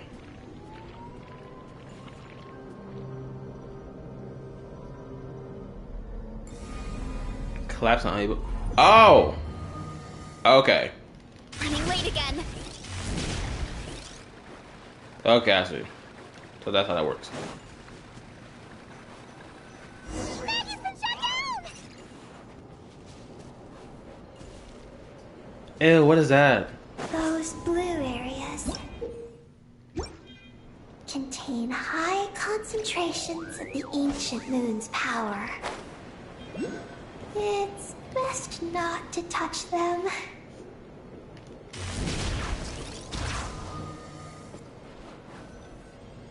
Are you alright? Maggie's hurt, but it's nothing life-threatening. Why is this happening? Are they supposed to be a couple? Is this what people call a domestic dispute? This is no time for your jokes, Columbina. Learn that phrase. Anyway, we gotta stop that guy. You saw it all just now, right? Ungi's the exact same color as Eggy. The only difference is, he's huge. Do you think he ate a few too many Eggies or something? Wait for me to grow as big as him. Then I'll tell you, Paimon. Ugh. Oh, fine. So, what do we do now? Should we fall back and wait for another chance now that Ungi's back? Yes. The Archeoloon storm is closing in on Ungian's circle, and there are many little creatures living there. All right. But be careful. I need time to treat Maggie. Just keep Ungi busy until I get there.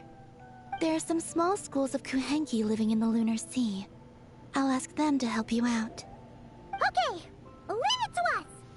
I'll help too.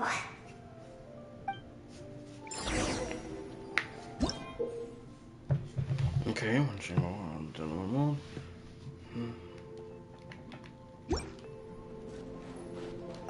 Oh, are these the Kohenki Kalabina sent to help us? Looks like they're pointing the way. Let's follow their lead.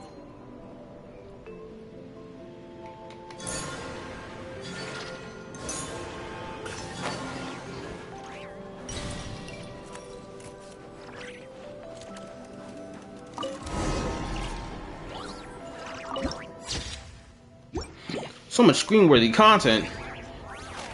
I said screen-worthy. Thumbnail-worthy, screen-worthy. Shoot, I'm probably gonna put this shit on my phone, I ain't gonna lie. Bro, just to get a feel of the area. Goodness gracious. Oh, so he did shoot her. I thought that was a tower in the background that had a cannon on it. No, he did shoot her in the face. Brother, why did you shoot your wifey in the face? That's kind of crazy. Not gonna lie. We do not respect, you know, putting your hands on your partner around these streets. It don't matter if you're a woman or a man. We don't accept such behavior. Uh-oh. Bitch, move your ass. Whew. Almost died.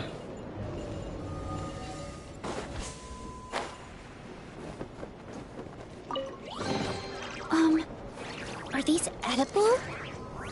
Move, baby, move. I can't even use my elemental skills. That's the worst part. Time to roll. Alright, we got the glide, baby. Are these bones? What are you? Whoa, whoa, whoa, whoa, whoa, whoa, whoa. What's dragging me? I don't know what the hell was dragging me while I was gliding. Running late again.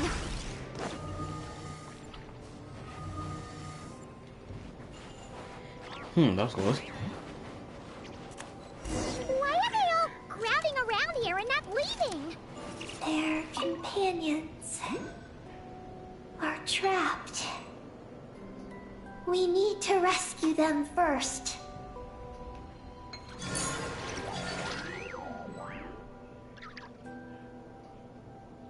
Uh-huh. Seriously? Of course.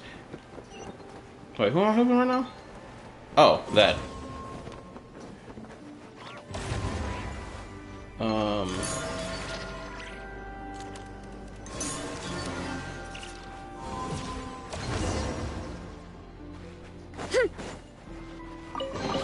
What the hell?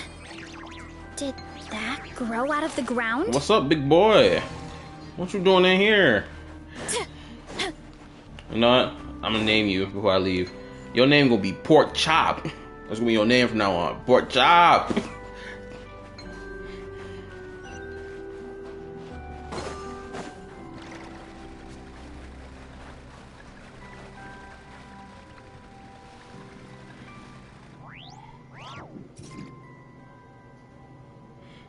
Inertia, LOL. Trying to change direction like that around a lunar storm. No, I thought I was gonna move normally. Do you think they could carry us across if they imitated those jellyfish? Wow! They pulled it off! They're awesome! Oh my! Some big ass jellyfish. Oh, hey, look, does that. Can I jump on them? Oh shit! Hold up.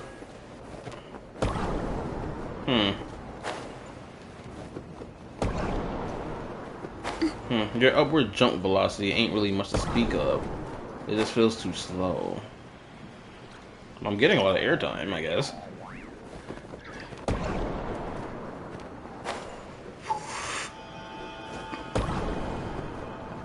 Look at that big ass fish. Of course, the next one of them's. Look at these dangerous monsters out here trying to assault them. Attacking the Kohenki over there. hanky. Oh damn, I ran right into it. You asked for it! Teamwork is true! Let's light it up! Headbutt! Hero incoming! Yeah! Yeah! Heads up! Hero incoming! Let's move! Ha! Stop right there! Hand thrust! Look out below! By my spark, the night burns! Volcano kablam! It's justice o'clock!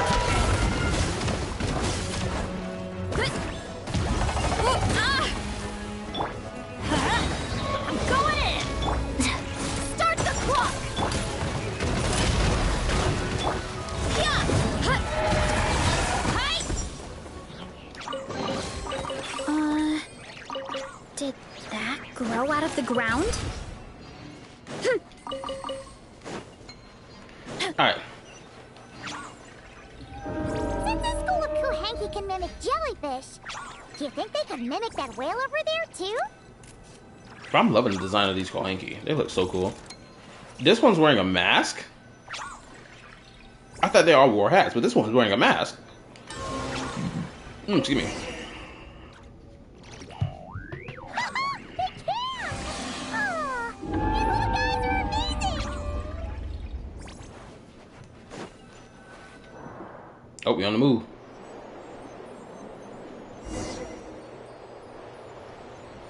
Oh, I think he noticed us.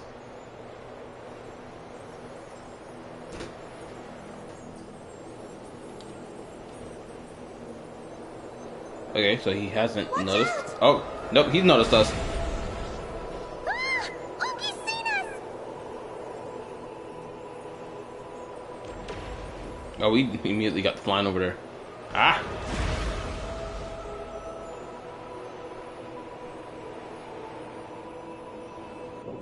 Oh, that was close. We did a great job completing our mission, though. We got Unky's undivided attention. He's definitely tracking us down now, so we gotta be super careful moving forward. In the upside down forest area, some wear masks, some wear hats.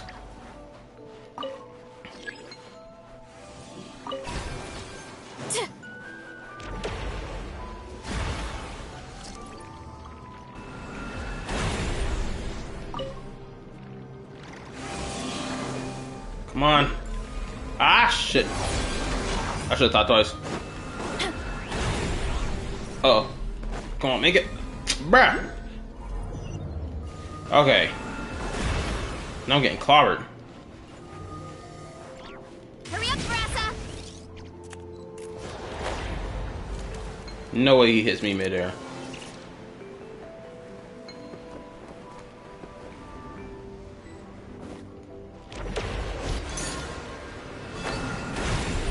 You bitch.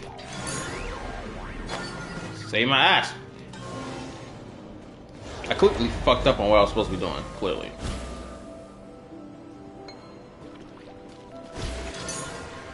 I should just did that. What's that? Columbina's back! She's covering us! She's counterattacking! She shoots! She scores! Now's our chance. Charge! Uh-oh. Where you going? Oh, hold up. Wait a minute. I just realized. Okay. Line up, line up. Just one more step. The ancient moon's sound is right up ahead.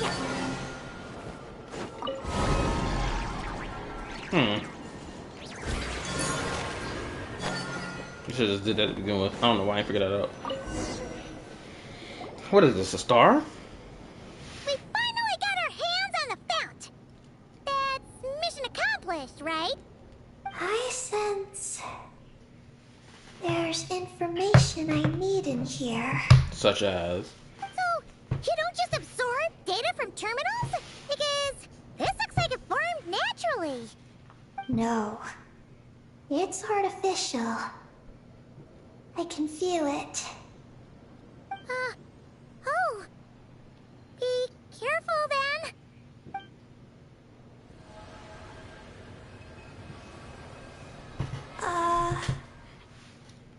as I thought. This is an energy entity created by a researcher named Lusalim. Lusalim, okay. Ungian and Maggie's student. Likely also the one who left the message in the terminal. This lunar sea once used to be Lusalim's Lunar Veil Laboratory. Lunar Veil Laboratory? What's that supposed to be? It's a grand project meant to hide the moon. Oh? Hide the moon? Whoa! All these guys, all these dragons sure had big dreams. How'd they plan to pull that off? The exact principles are unclear, but it seems to have something to do with his teacher, Ungian. Why do they want to hide the moon? Lusalim successfully experimented with a miniature lunar veil by applying it to the Ungian circle. Oh, Paimon remembers now. The circle looked empty from the outside. Wait a minute. Completely different on the inside. Hold up. So that was the lunar veil at work. I just realized something. Is that what the firmament is? Is that what the firmament is? The firmament is just a lunar veil that the Heavenly Principles got their hands on so that they can hide the planet from the rest of the universe? Is that what it is? Because if so, it makes sense now. I've been sitting here trying to figure out how the fuck this motherfucker construct this fucking firmament.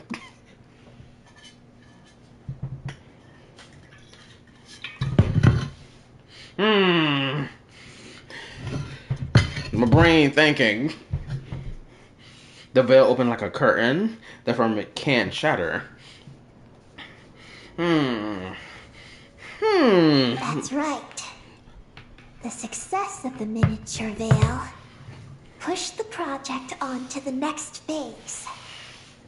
A massive veil generator was built here. One that could conceal the entire moon. I swear, Fanes be stealing all types of shit. That is because before the veil could take shape, an entity from beyond the stars pierced it. Okay. An entity from beyond the stars pierced it. Okay, repeating voice The lines. device went haywire. The laboratory exploded. And all came to nothing. Was this Fanes who destroyed it? Either on purpose or on accident, or was this the Traveler's spaceship? Only deep underground might some traces still remain. Wait, a being from beyond the stars? Could it be? The great ruler of the firmament.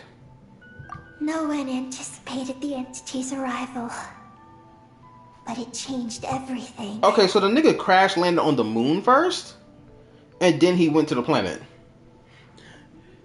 Lusalim had designed the lunar veil as a crucial part of Project Moongazer, but it had to be suspended. Bro, watch I be so fucking right that the fucking Heavenly Principles was like, oh, you created something to, disguise the moon? That's interesting.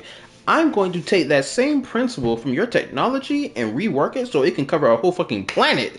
Thank you, appreciate it. Let me steal your shit, twin. Anyway. So, what exactly is Project Moongazer? The Heavenly Principles is a fraud at this point? Yes, clearly. Nothing the Heavenly Principle has is completely belongs to him. He stole shit from other people and then label it as his. Premium fraud. This is what niggas do when they try to copy people's homework. Look out! Oh. Oh no! Ungi's below us!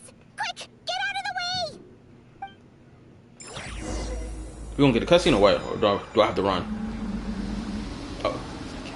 Oh, we fighting?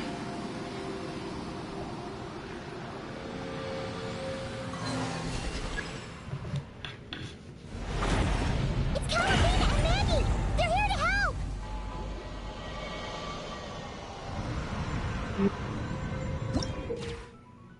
Okay.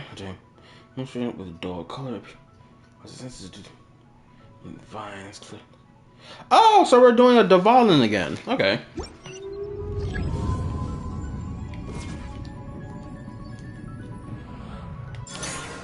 I mean, blow the fuck up, damn it.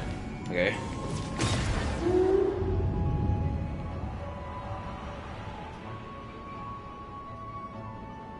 Has Ungi gone crazy? Isn't there any way we can calm him down? His body seems to be entangled in knotted moonlight vines. Is that what's driving him nuts? Traveler, could you try removing the vines? Up there! Look out!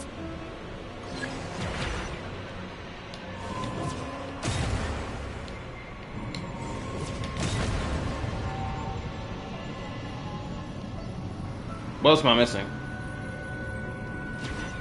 Oh. Uh-oh. It's gonna detonate. Looks like he's running a huge attack! We gotta stop it somehow! Get me over there, baby. Ah! We moving.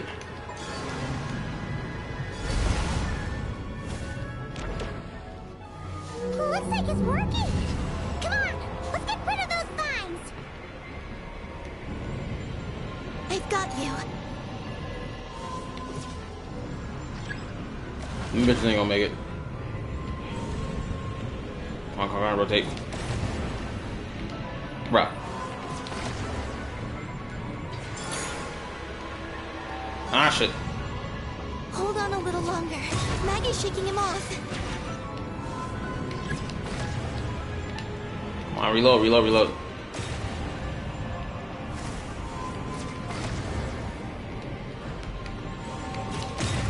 There we go.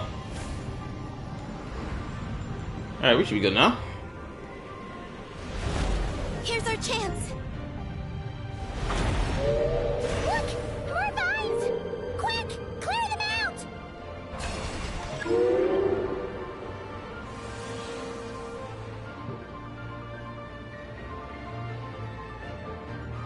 Alright.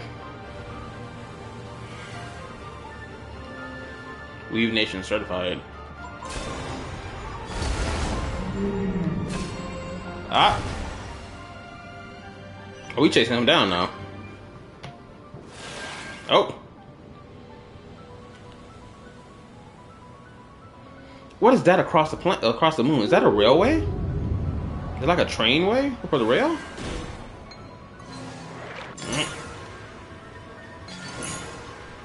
I gotta chase this bastard down. Come on, let me make it.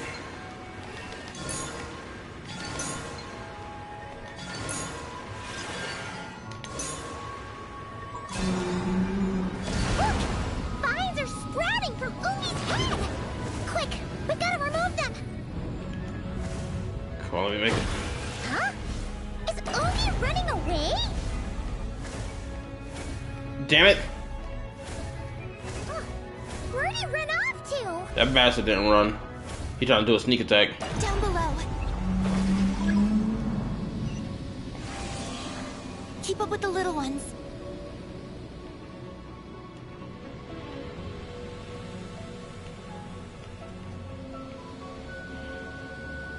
But the view is just gorgeous. Alright, closer. Lead me closer, damn it.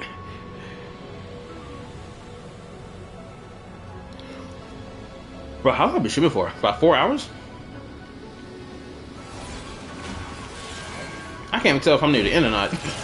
I just know I'm still playing. What's she about to do? She about to slap him in the face? Oh no, she about to shoot him in the face. Here's our chance. Go on, go on, go on.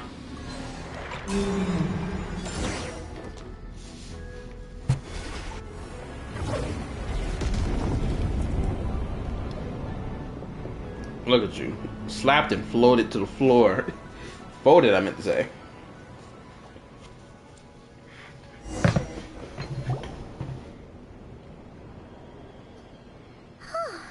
Ungi seems to have calmed down. So, were those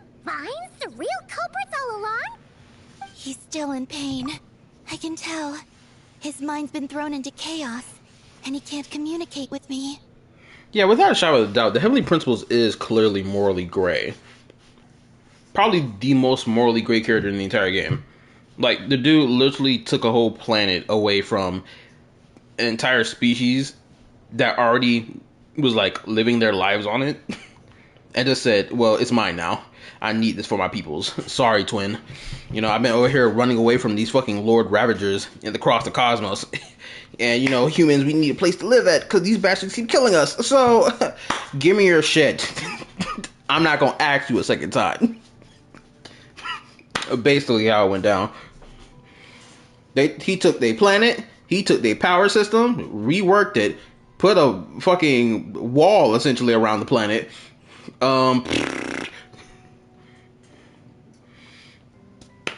What else?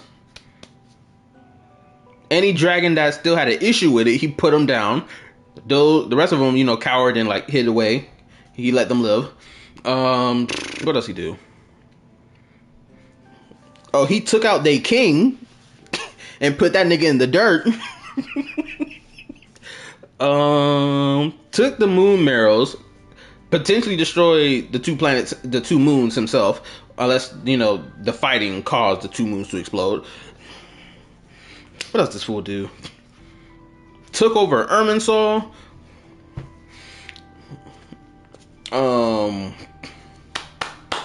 Man, what else this fool do? I guess dropped the celestial nails, but that was only because of, like, abyssal corruption, though, so I can't really count that. What else did he do? In relation to the dragons. I'm trying to think. I know this man did more. I'm trying to think. What else? He potentially probably stole the dragon's whole genetic code and used it for himself, because we know that the angels can become dragons, or they're draconic in nature because of the fact that Ursa used to be an angel and became a dragon. So, stole their whole genetic code as well. We can slap that on there. And then just terraform the planet so it can be livable for human beings instead of dragons. It's because of the information inside him. I can feel it. We know he did steal the moon marrows from the... Well, we don't really know for sure if he stole the moon marrows or if the sisters or the moon sisters willingly gave it up to him. I feel like they probably willingly gave up the moon marrows to him because they knew they couldn't fight him. I mean, that's what I suspect, honestly. I don't know if they even confirmed that or not.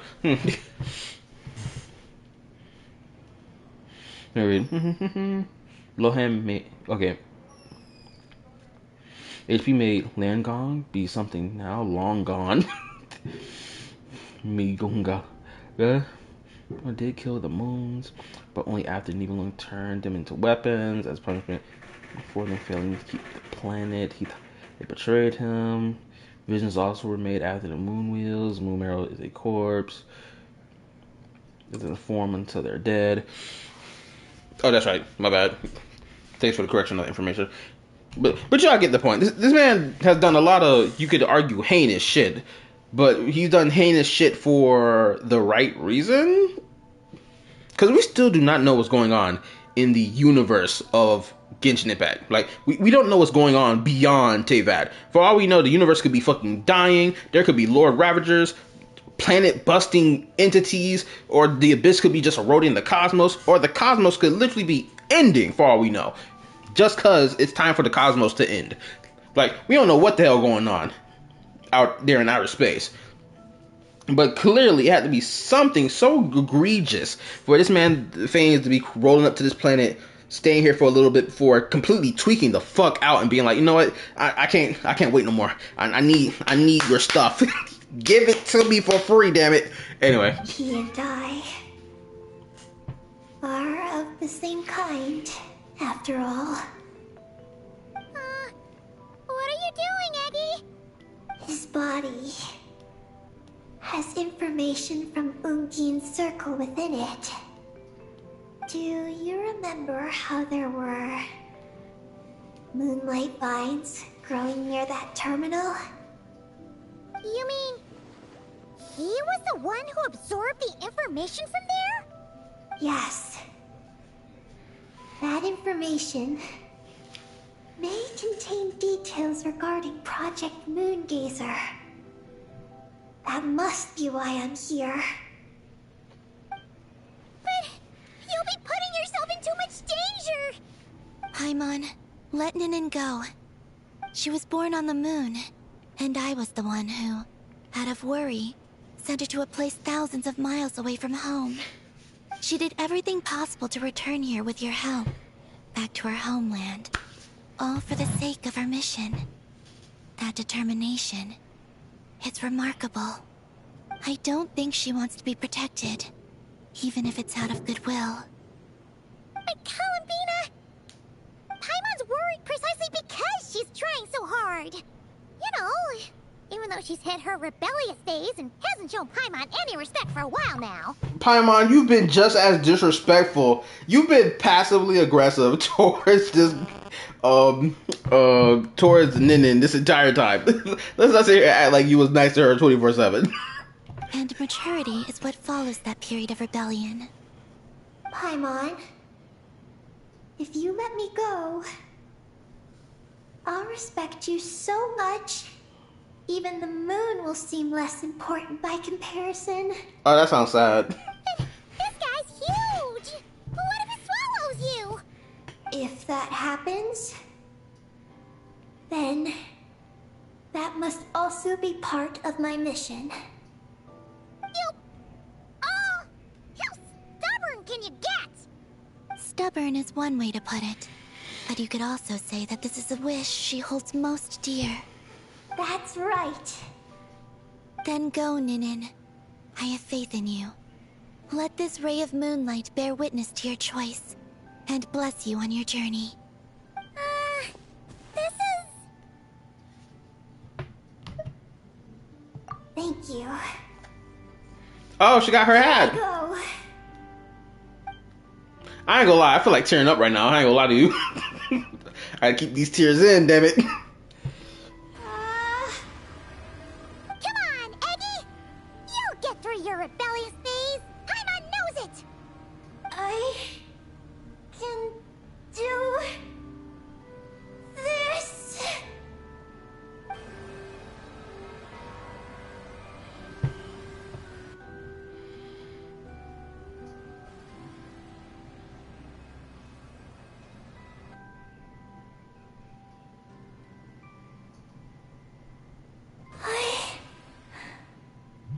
I did it. Looks like things aren't as bad as we feared. Oh, thank God. And thank goodness for that! I was about to get sad, I ain't gonna lie. Thank you. I've obtained some critical information. I know what transpired at Ungain's ring and the space lifeform capture station. Okay. All right. What happened? I'm curious too. It all comes back to that mysterious signal from deep space. It finally appeared again. Many, many years after the Dragon Pioneer's passing. Okay, I gotta listen very carefully to this. But, even so, the Moongazer Tower he designed, the Eye of Ibn Bellum, captured the coordinates of that second signal. Wait! He finally did it? Awesome! So, where did the signal come from? From the depths of space. Far, far away from the moon. So far away that the spaceship could barely reach it. And even then, it would lack sufficient energy to return. Okay, so the spaceship we took to the moon wouldn't even have the power to even reach that signal and come back. Because it wasn't designed for that, essentially. But Ungian, the life scientist, chose to pilot a spaceship named Moongazer and set out for those coordinates nonetheless. Okay. Wait, did he go cuckoo or something? Or was he not planning to come back? Perhaps It was enough for him that he'd be able to decipher the signal. And at that distance, he might have been able to transmit his discovery back. Okay. So, what happened? Please do not leave on some cliffhanger like, oh, I don't know anything else. Tell me everything. He disappeared into the sea of stars. And the dragons did not receive any messages from Moongazer thereafter. So, he failed. No. Years later, the Space Lifeform Capture Station was suddenly ramped by an unknown object. After emergency repairs were complete, the researchers discovered that the object that rammed the station was a cloaked spaceship. Why was it cloaked? Cloaked? Like, invisible? Could it have been? Yes. It was the Moongazer. Though why it was cloaked is a mystery. Ungian's wife, McGee's, was the first to enter the spaceship.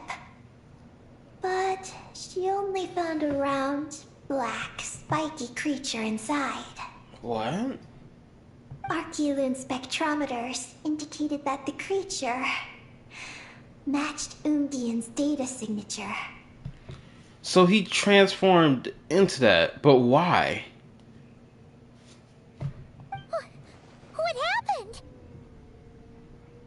McGee's ran a series of tests, and thus discovered that her lover was fusing with some unknown creature.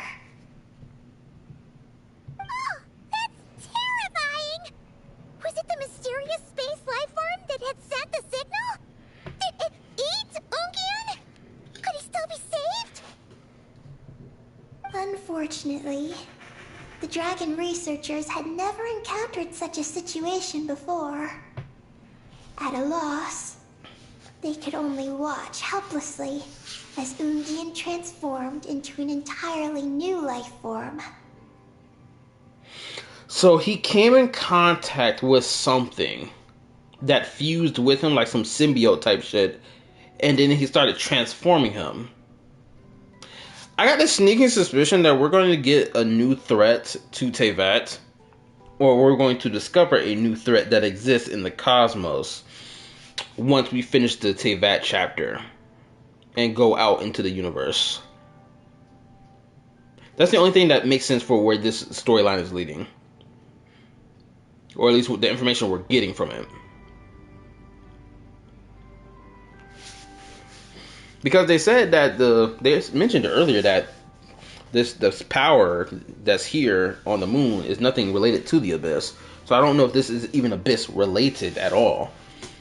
But we know that the power of the Abyss can transform someone's body. That's for damn sure. Then, Ungian awoke, and he passed a message to them. Ooh, okay, here we go. There is no information about this. Ah, damn it! They keep edging us, damn it! Seriously? There's still some missing intel? There's gotta be more. This quest cannot end like this. Hearing all this, Ungian had it super rough. He tried to capture an alien, but ended up getting caught himself. That's not the case. The ship's logs show that the creature emitting the signal didn't attack Ungian. Instead, he was the one who chose to fuse with it. Oh, let me read. The Aldebaran Narwhal, question mark? A void whale? She said she didn't since the Abyss. So can't be just the Abyss, the Nook's Bud. There are reports you haven't gathered that talk about some experiments. Okay, cool.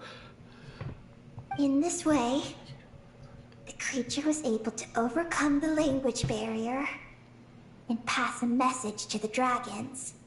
What was this message? What a surprising turn of events. It seems that message may be the key to understanding Project Moongazer. I'm getting more curious about what it is by the moment. So, was Ungian still alive after all that? After delivering the message, Ungian began to die. But McGee's, being an expert in life sciences herself, used an experimental technique on him. One that could convert a life form into one composed of pure, ancient moon energy. Oh, that sounds a lot like the dragon's phlogistonization. You learned about that in Outline. So, did she succeed? To an extent. She saved his body and created Ungi, the first artificially birthed Kuhanki on the moon. But Ungian's consciousness was completely lost during this process. From then on, she devoted all her energy to researching this new life form, until her own lifespan came to an end. Then, she requested that her student, Lusalim, use the same technique on her, ultimately being converted into a new life form. This story is so tragic. Just as with Ungian, her consciousness was not preserved.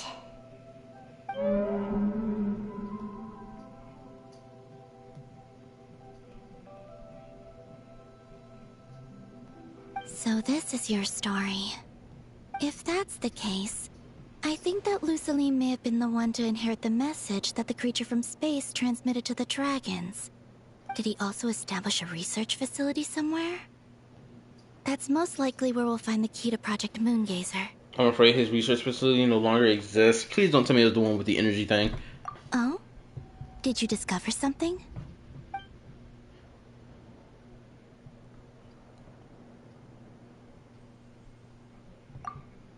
It was destroyed by a descender from beyond the heavens? In that case, I fear the great ruler of the firmament is the likely culprit. It's the same thought. A veil that could obscure the moon. That sounds very similar to the false sky. And I mentioned that shit earlier, man. Yeah, like some sort of baby version. But his research institute has already been destroyed. He might have been lost in that explosion too. My guess is just the opposite. That Lusalim didn't perish, and that his research survived. What you're basing that on? Huh? Why do you say that? As you can see, apart from the Lunar Sea itself, none of the draconic facilities have been destroyed. Not the Eye of Ibn Bellum, not Ungian's Circle, not the Space Lifeform Capture Station.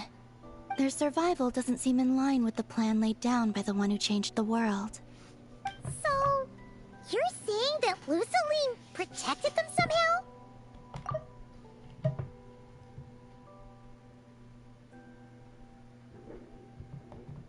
Yes. He might have struck a bargain using the fruits of his research, and followed the ruler of the heavens thereafter. Wait a minute. Don't tell me. Wait. Do not tell me that the second who came is Lusalim, and they helped them create the firmament and the Gnosis out of the corpse of the third descender. Is that what I'm getting from this?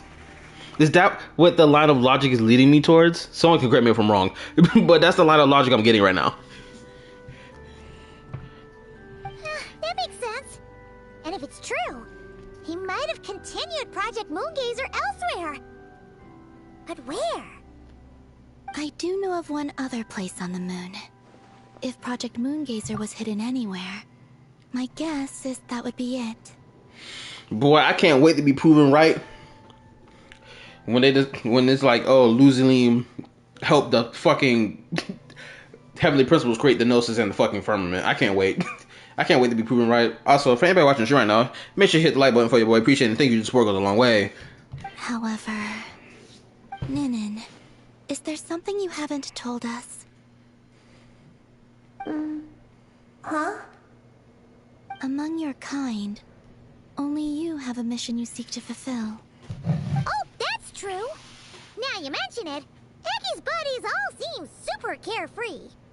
Don't worry. I won't force you to answer. I just want to know more about you.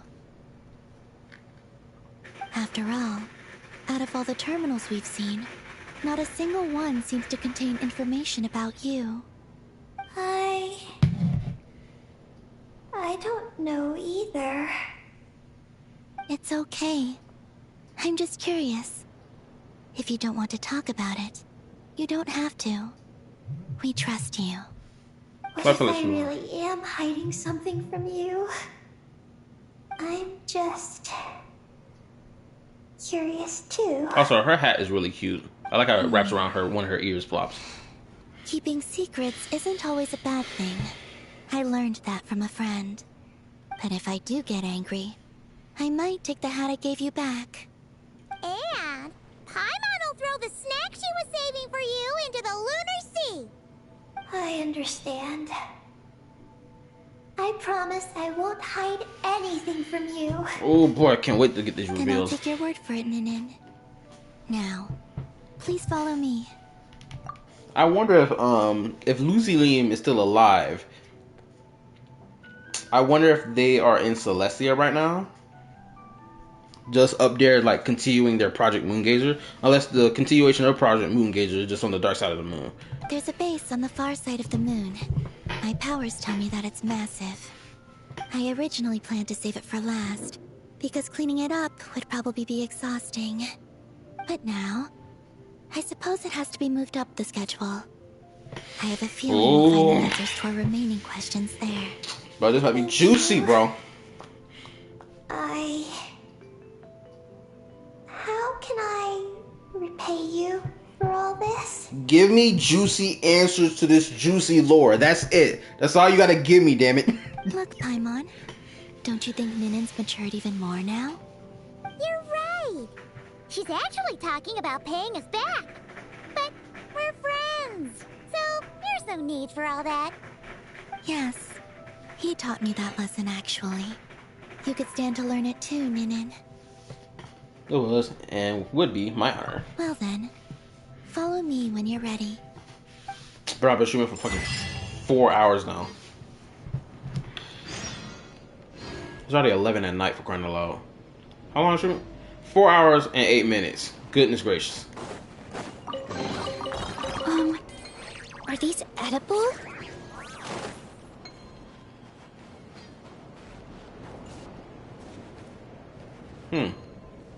Where's Ninin? And where's that massive behemoth? Well, there she goes? Where he at? Where's the behemoth? The other one. Where's the Ungi nigga? Where'd he go? Is that him? I don't see his ass. Unless he vanished into the mist.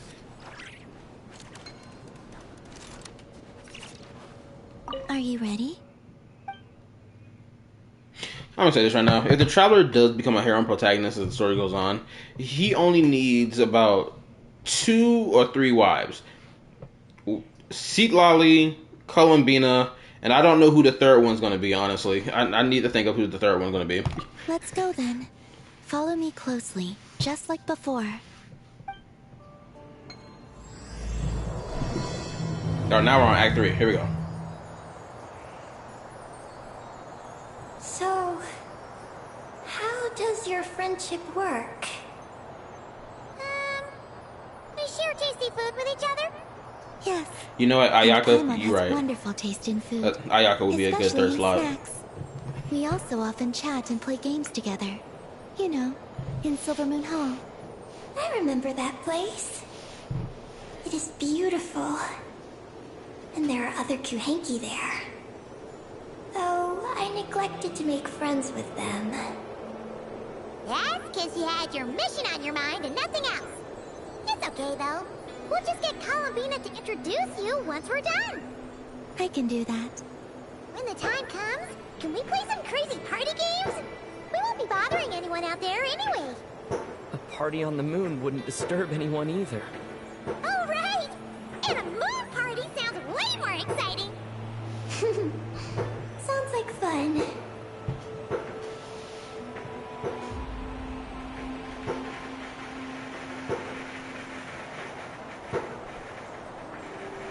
I'm gonna assume we're flying straight to that railway, and then we're just gonna follow the railway. Charlotte would get the most of the ladies if you listen to the voice lines. Zhao would disagree. LOL. We're almost there.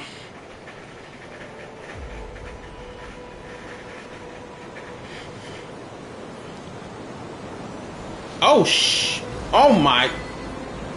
I love that when they showed this off in the fucking special program. This place is huge! Is this some kind of weapons base? This feels completely different from the other places we've been. It looks really dangerous. It certainly feels cold and sterile. But for some reason, I feel an odd sense of familiarity. Bro, give me. Familiarity?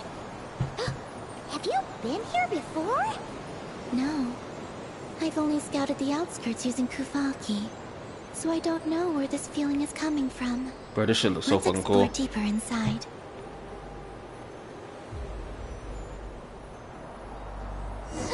Something's coming. We gotta scoot. What's coming? What's shooting us? Wait, why are we getting lit up?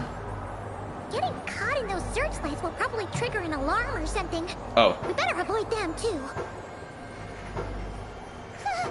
So many searchlights! Quick, follow the crates to avoid them. There are crates blocking the way up ahead. Don't crash into them, all right?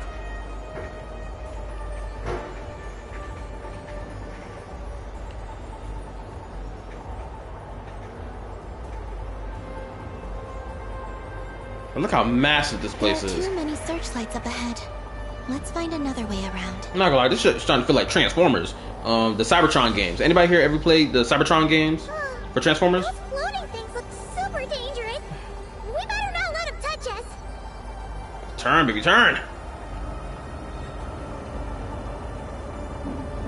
Whew, and another searchlight. Good thing there are more crates here too. Quick, let's follow them.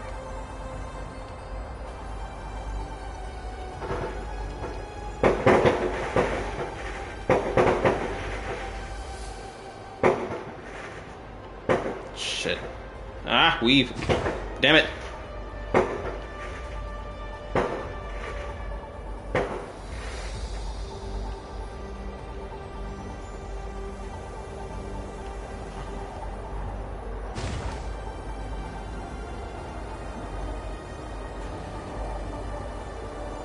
Oh no! The searchlights have us in their sights! Let's speed up and rush through. Whew. Look! Is that the entrance?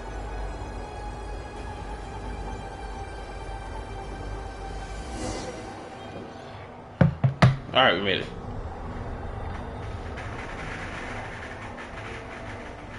Looks like we can head deeper into the base from here. Whew. Who would have thought this base would still be operational? This is crazy. That's Dragon Tech for you. And let me read.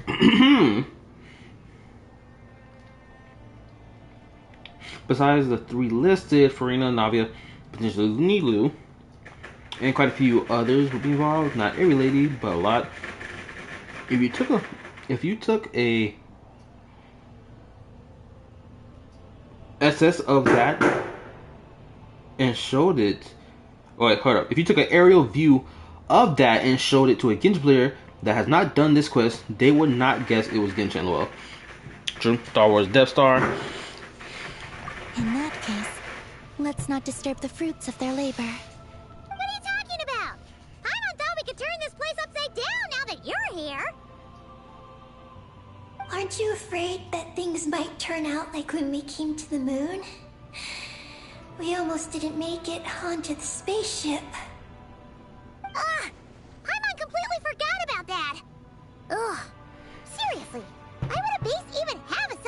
system anyway. Guess we'll have to keep a low profile, just like old times. Yes. To be honest, I'd like to know what's inside too. And sneaking into my own home is quite novel. Also, now we're here. That strange sense of familiarity is only growing stronger.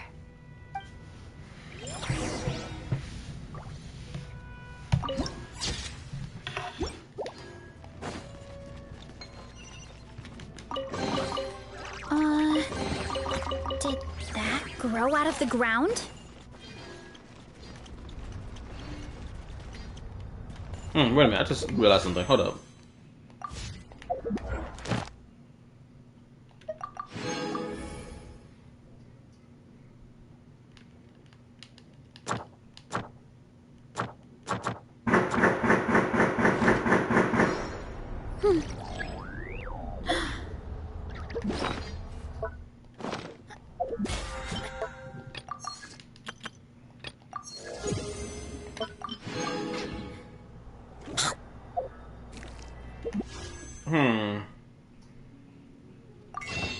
Hold up.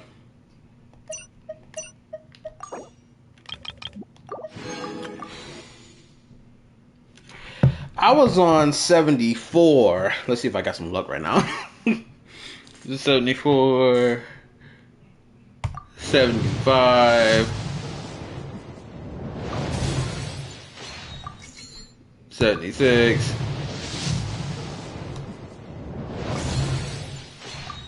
77,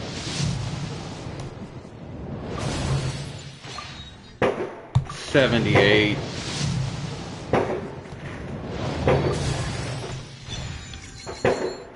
Damn it. Hold up.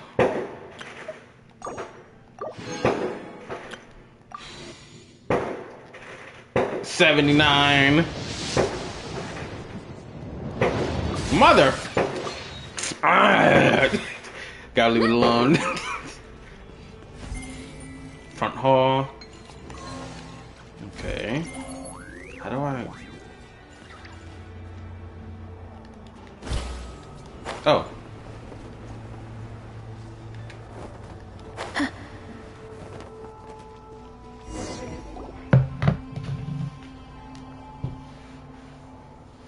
Great! Here's another terminal! Your time to shine, Eggy! Terminal activated. Requesting base data. Base data acquired. Oh shit.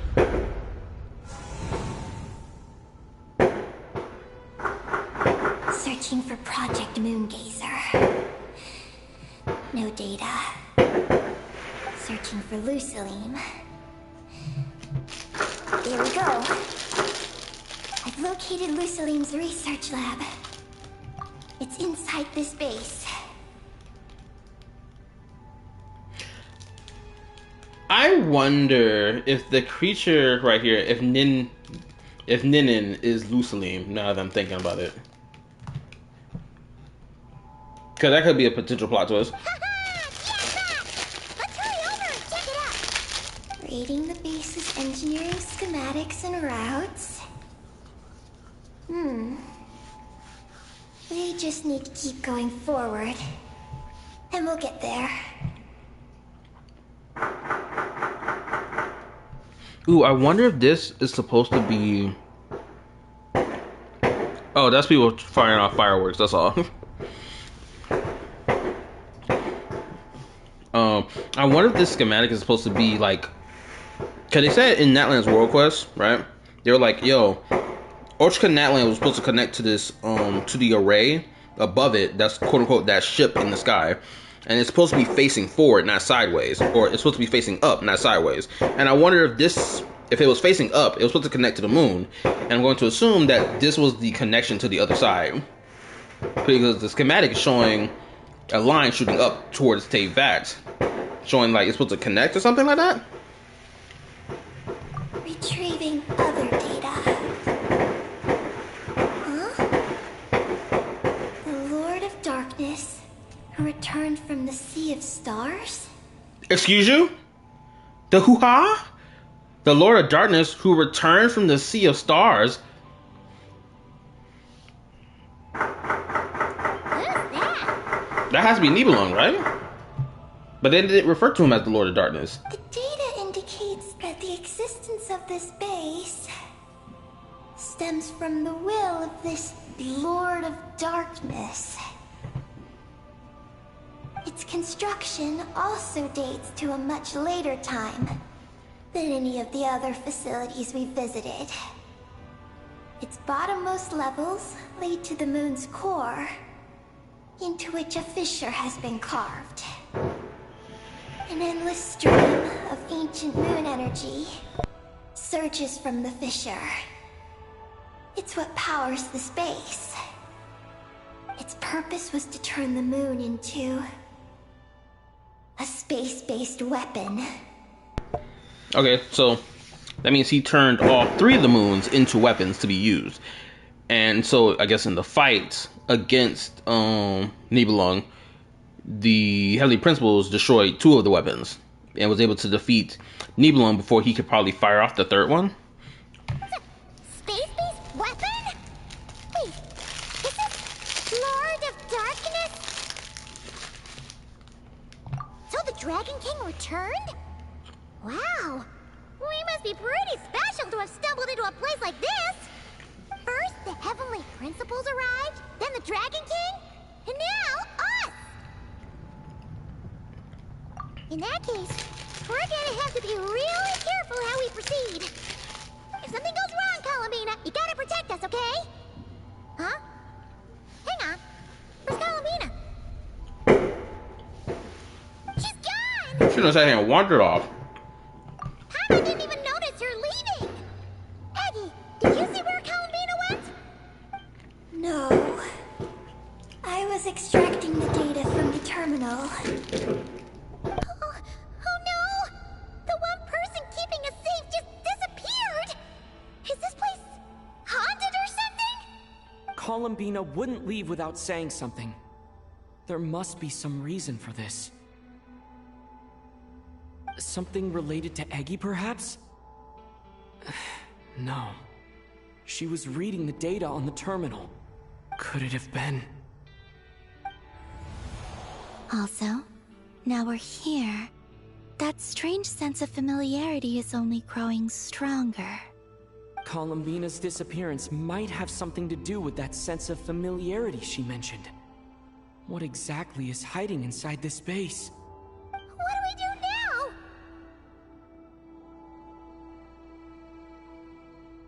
Yes. That place must hold the secrets the space conceals.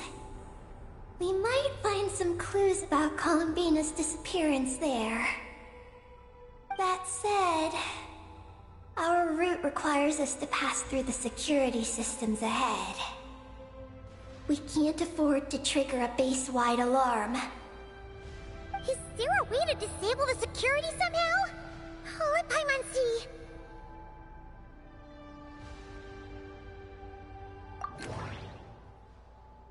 The blueprints show that the security control rooms are on the 2nd floor of the left and right wings.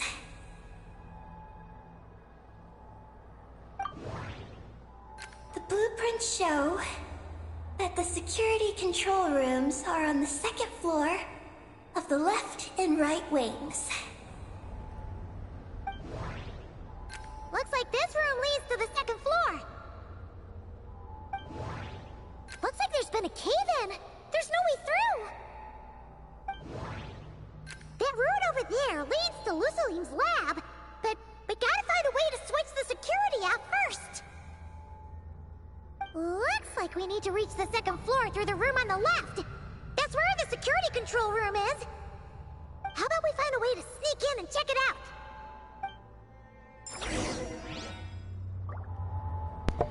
Okay, I had to turn my mic off because they was really letting the fireworks fly.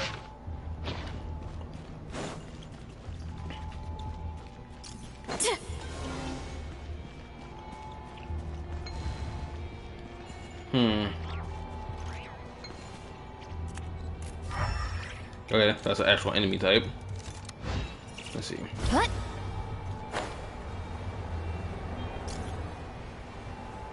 Oh, these niggas cheating. Ah.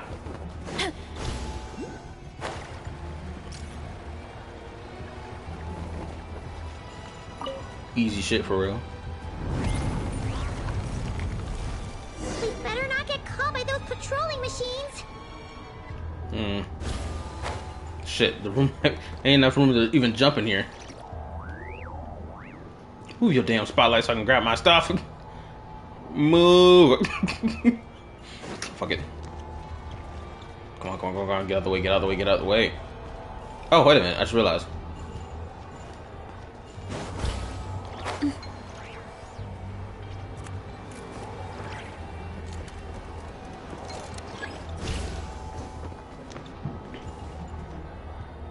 Use it to distract the guards.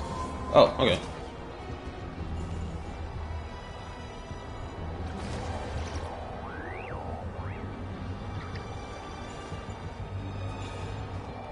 I thought I was supposed to distract the guards. They didn't do a damn thing. Maybe I'm misunderstanding. How I'm supposed to distract the guards?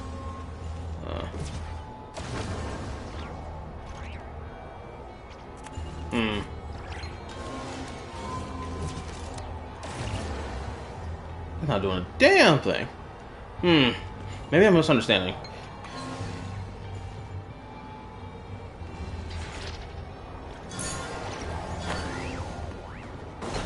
Shit.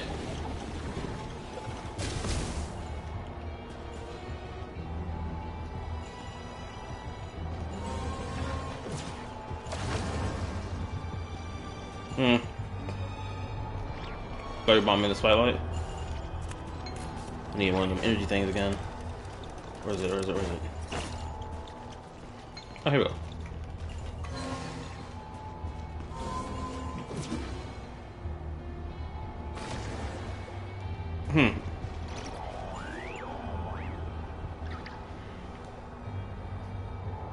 Throw it in the spotlight, don't blow it up.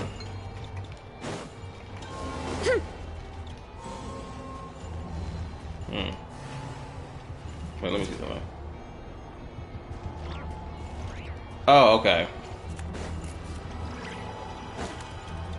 Oh! Damn, I placed it wrong. Okay, let me try this again.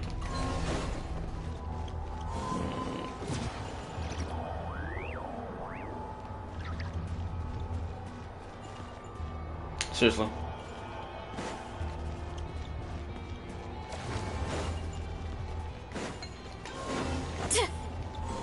Let's do it about right here.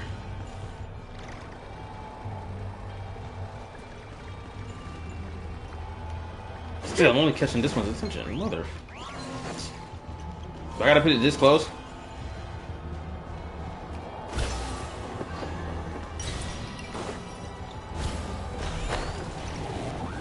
Shit.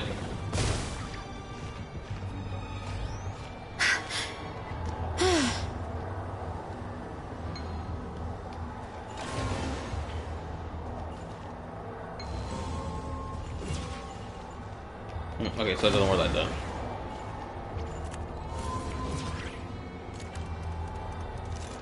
Alright, move your ass.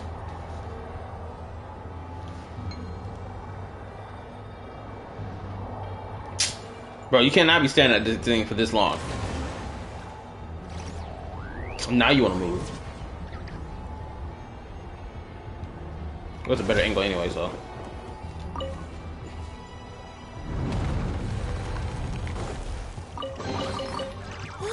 So shiny.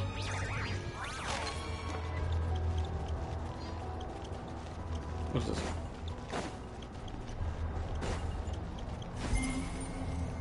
Left.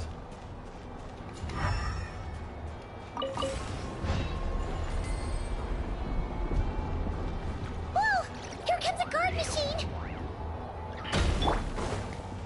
we go. Let's light it up. Everybody stand back. You asked for it. Final warning.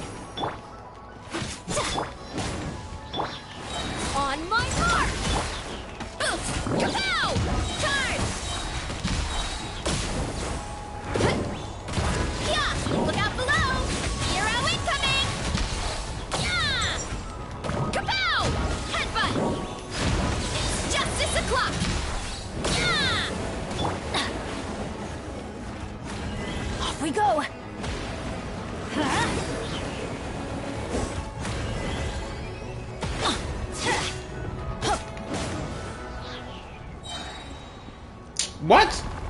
Teamwork is dreamwork. What type of nonsense? Hands where I can see 'em. Stop right there.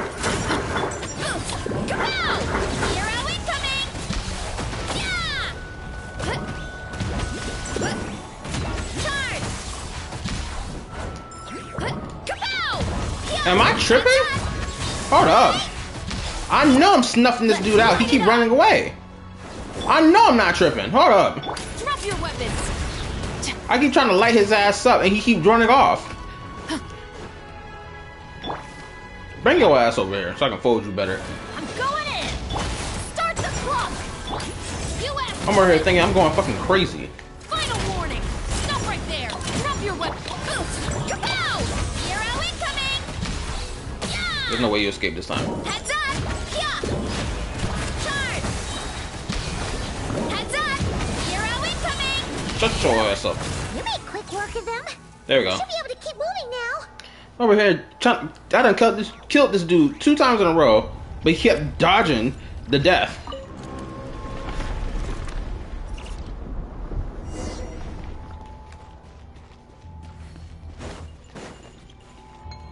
Oh.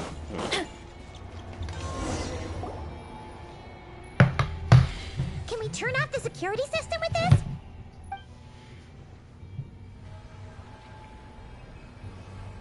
That's right.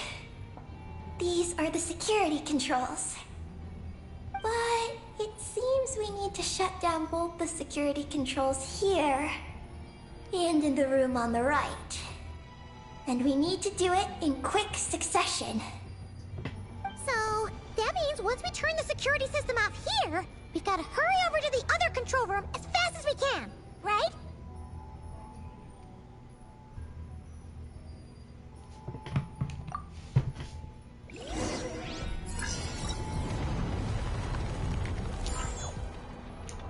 Oh shit. Hold up, wait a minute. Okay. Had to send a text. Ah shit. Do I gotta leave the room? Oh, wait a minute. I just realized I was over here losing my shit trying to run fast. Hold up. Go back. Go back, damn it. Hold up. There's no way I don't make it in time. Running late again. There are patrol machines up ahead. Be careful now. Looks like everything in this room's been buried. What's the shit I'm looking for? I got 30 seconds. Shit. Are these edible? What am I looking for? What am I looking for? What am I looking for? Am I looking for a way up?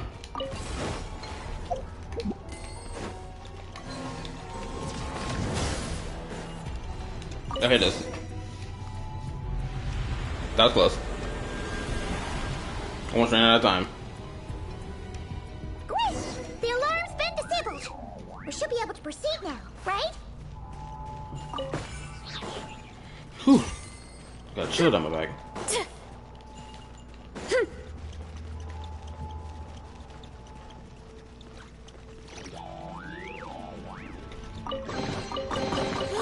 So shiny.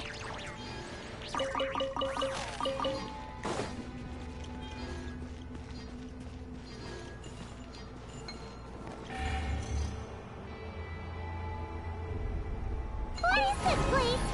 The security feels even tighter than before.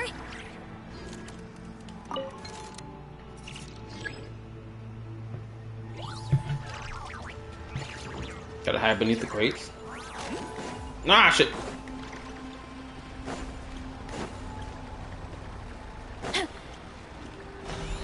I'm beneath the fucking crate, damn it.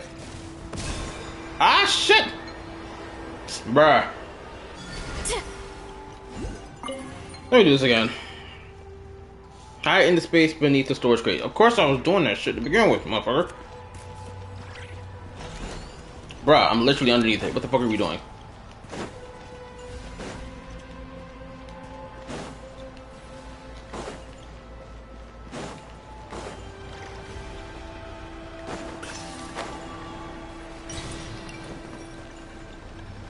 But do I have to just keep following them or what?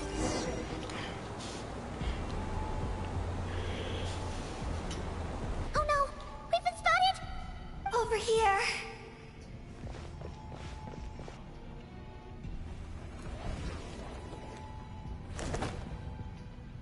Traveler, when the hell you start dive bombing like that? This place seems safer now.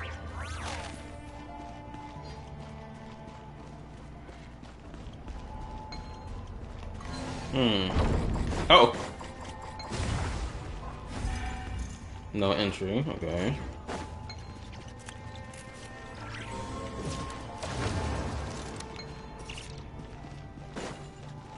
Is there something over here? No, there's nothing over here. Except for this ball thing, but I'm using the ball for. Maybe there's something over here that requires the ball. Maybe. Alright, come on, move. So you wouldn't put this ball here unless the ball is needed.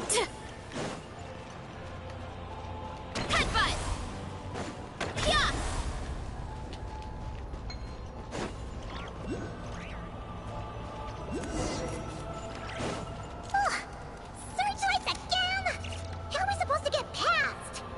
Can we use something to create blind spots?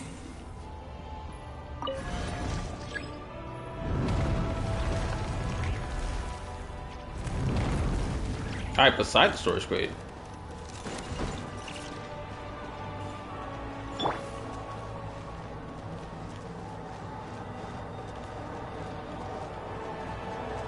Can't I just climb on it? I can't climb on it, unfortunately. Shit.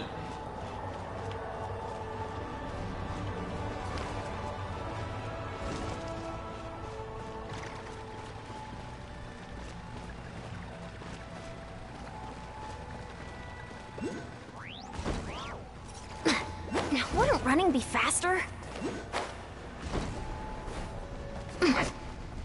That's interesting. Ian's got a different voice line when it comes down to gliding compared to Vinci.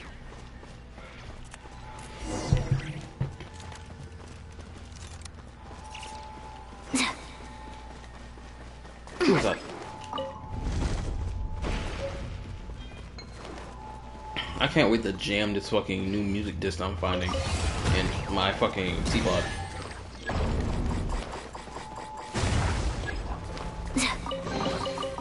How long am I shooting for? 4 hours and 38 minutes? Good God.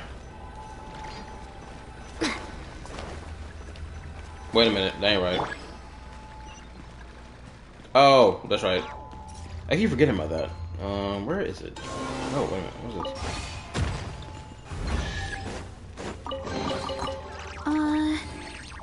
Did that grow out of the ground? What?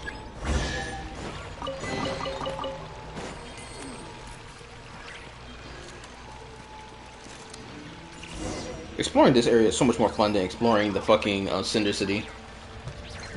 Maybe because it's on the fucking moon instead of the fucking mount. What you call it? Instead of the fucking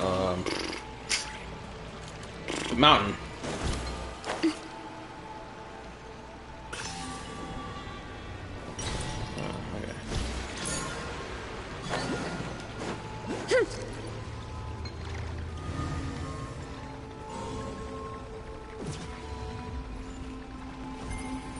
Finally! We're here! This has got to be Luciline's lab, right? Hurry! Let's search it and see what we can find.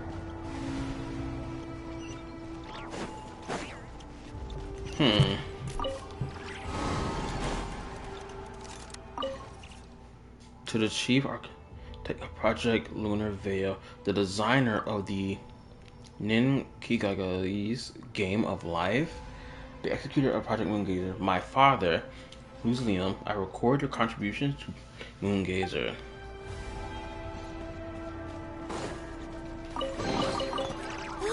So shiny! Happy for us? What do you think of the best so far? I'm fucking loving it.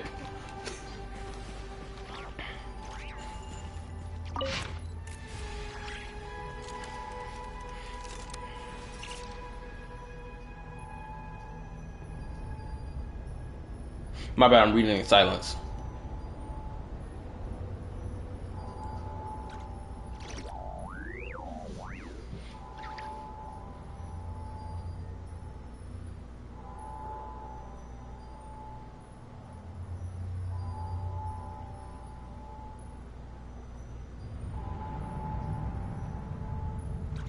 Wait, what?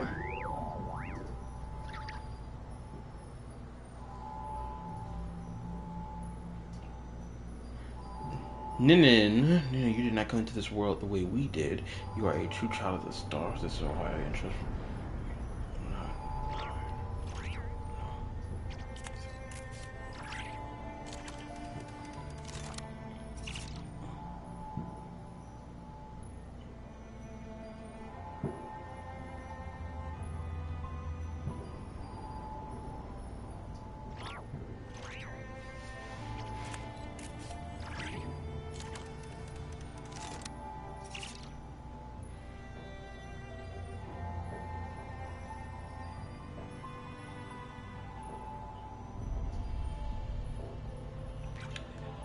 Oh my shit!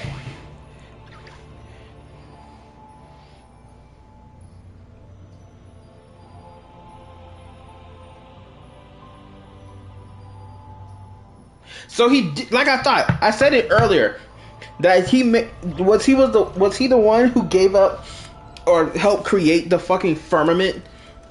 The second who came. Granted, like, yeah, the people to that wouldn't understand this shit of them being a dragon order. Fuck. Let's throw all that to the fucking side for right now. But like, oh my shit. Oh my shit. Oh my shit. Oh my shit. Hold up. I capitulated to that terrifying sovereign who was not of this world. Okay, so he clearly was forced into doing what Fanes wanted him to do. Clearly. So he made them. Okay, hold up. He more than likely created the fucking firmament for Fanes and potentially the Gnosis for him before he passed away. Cause we still don't know who the second who came is.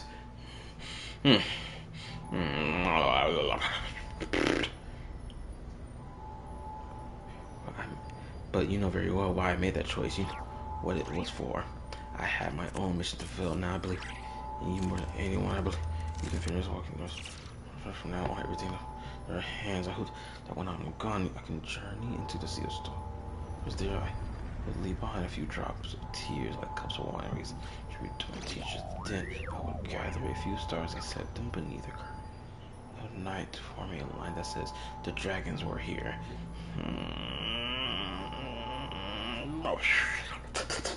Oh my goodness, my brain is everywhere right now.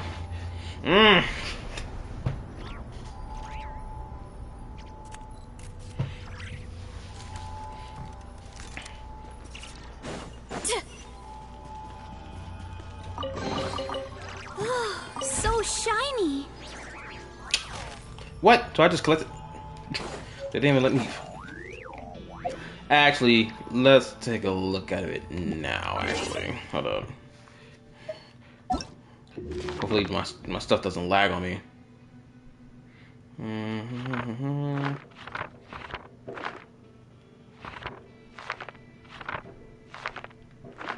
Where am I looking at? Oh, books. Can I separate from newest to oldest? Apparently not.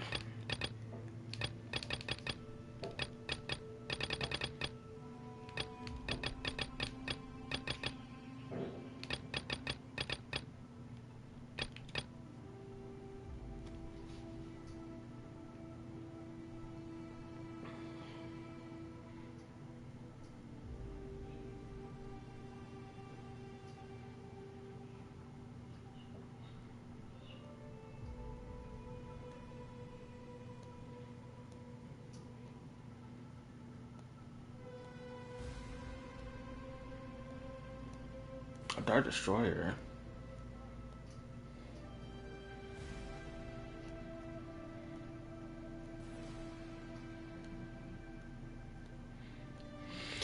So they sent a message to other worlds outside their empire. Beyond this, almost nothing about this place.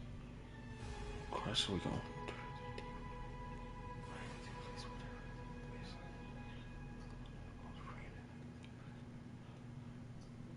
Framed in the third-person perspective.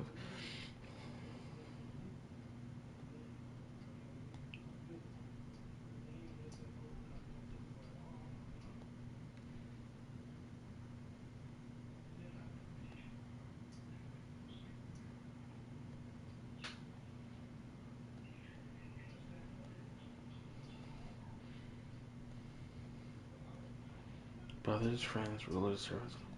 Say,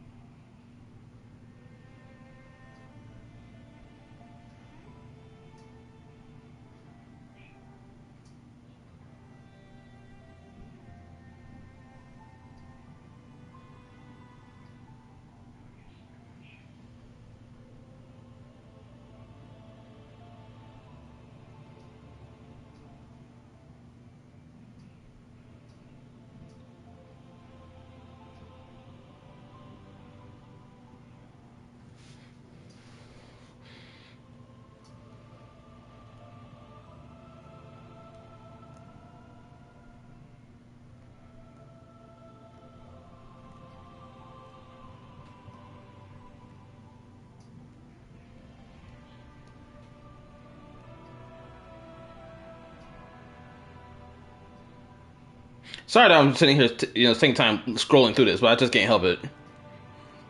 It's like immaculate lore. I'm trying to understand this.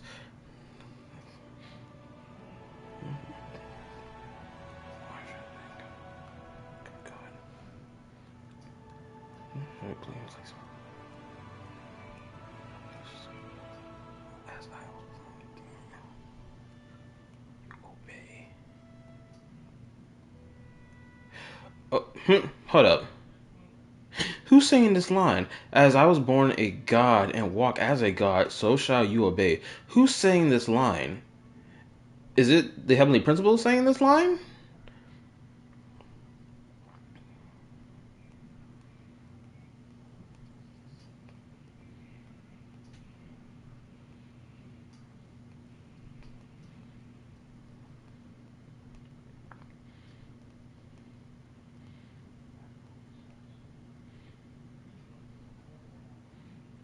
When the Dark Destroyer comes, our shall walk no more. Our gods shall walk no more. When the Dark Destroyer comes, our world too shall perish, and our gods too shall be no more. How could you think I know no fear? I fear more than all of you together. Fear fills me, and fear shakes me to the very core of my being. Yet I shall consume my suffering to the last, as one would partake of some kind of food. That sounds like the Heavenly Principles is talking. Again, correct me if I'm wrong, but that's what that comes off to me as. Because a lot of the actions of the Heavenly Principles does feel like it's based off fear of them being afraid of something. Never again shall embrace. Never again shall I embrace joy to my partner. Never again shall I sing humble to my young, gentle young. Never again shall I hold you walking toward the future. I promise.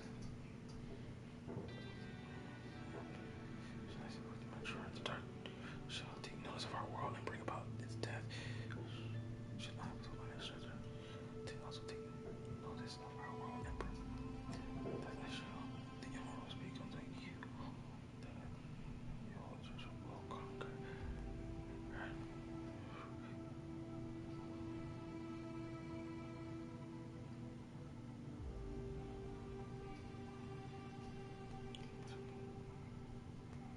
The world's now just one thing I shall ready one thing I shall only when some courage in their hearts, oh friends, know that you Lord, oh we the Lord sees the darkness as you do not do. Dang, like the vision of horizon when the dark the sky is occupied by the darkness. It's just to say on the darkness, destroy our homes, rend the crowns from our heads and our foundations.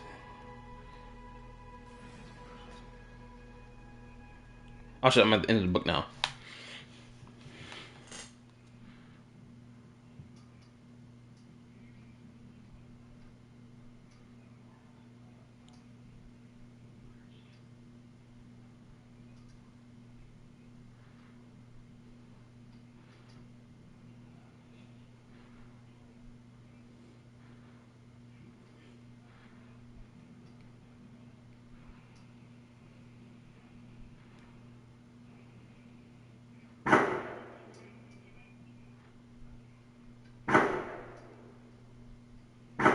We ignored it in the background. That's fireworks.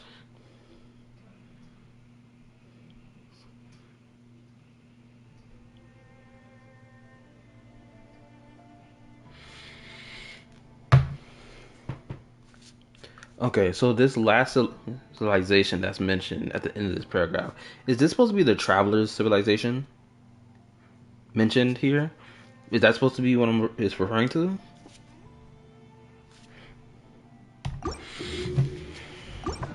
But I ain't never read one of these books so intently before. This is the first time I read something so intently.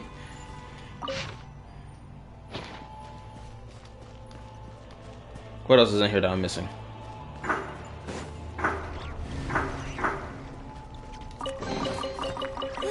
So shiny.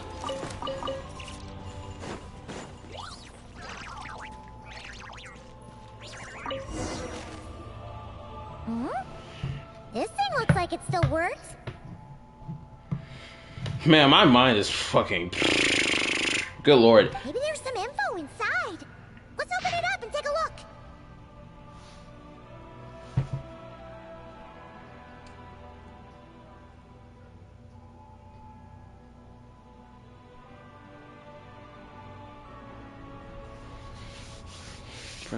Different from a distant world, I am glad this message has found you. Whether our voices may ever be heard, I cannot say, but if nothing else, they at the very least drive away a little of this cold silence that hangs so heavily in this lonely universe. If by any chance one among you hear us, it means we've been captured by some exceptional gravitational force. As such, it is my fervent hope that your civilization knows that you are not alone in the vast story-filled cosmos. Our era may have been consigned to the past by the time message reaches you. Pitch black annihilation, that mortal foe of all life, carves its path across the universe. Please beware. We know not where you are, but we send this message in hope that it reaches before darkness assails. This message may be insignificant, but it's our light. May it embody you, reminding you that you do not face the unknown and the darkness alone. Shine on if you may. A single ray of light is easily swallowed by darkness, but as long as another shines out before it can fade, then one day there surely be a ray of light that pierces the night like the dawn. Oh my goodness, pierces the night like the dawn. Finon, my goat. To my daughter Ninin, the key for assistance the goddess provided to our plans lies at the lunar core. You can reach this place via fissures, so do not forget to go there. I had a suspicion that Ninin was potentially the child of Lucy Neem. I forgot to pronounce his name, but like I just didn't spoke it into existence earlier. Is this the message that the creature from space sent to the dragons? I see. So, that's how it was.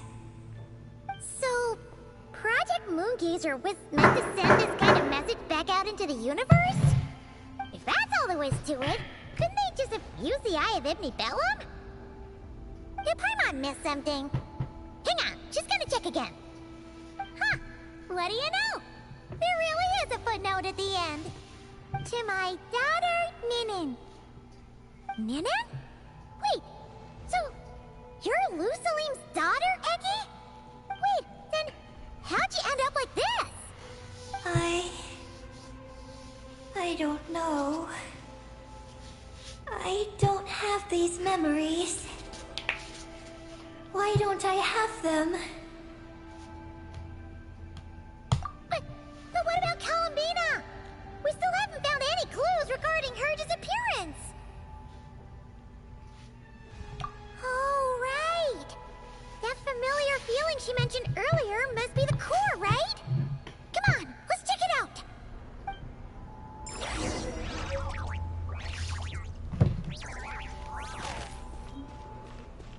Oh, so I got the first one. That was the second book of engravings. I got the second one and the first one. Okay, nice. Is there anything else in here I'm missing to grab besides that?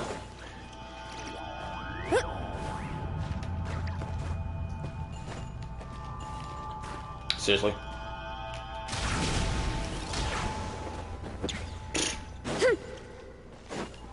Where's that stuff at when I need it? Hurry up, Brassa!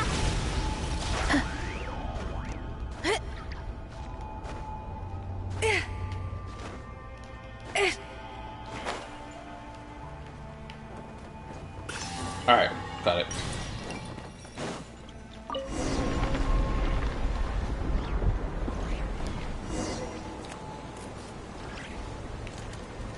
How long have I been streaming for? It's going on 5 hours worth of stream. My ass been in his chair for 5 hours. Well, there's super gravity will make it hard to move. Try to come into effects. What's going on? Paimon suddenly feels so heavy. I can barely fly anymore.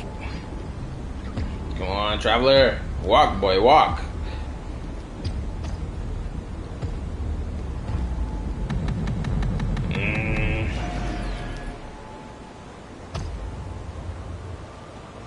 Ooh, nice. We fight off super gravity. Why are we talking again? Oh, Paimon's about to lose her lunch. Oh, not again.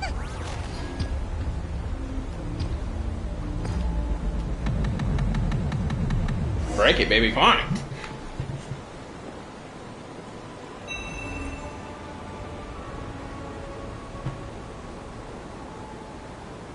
Huh?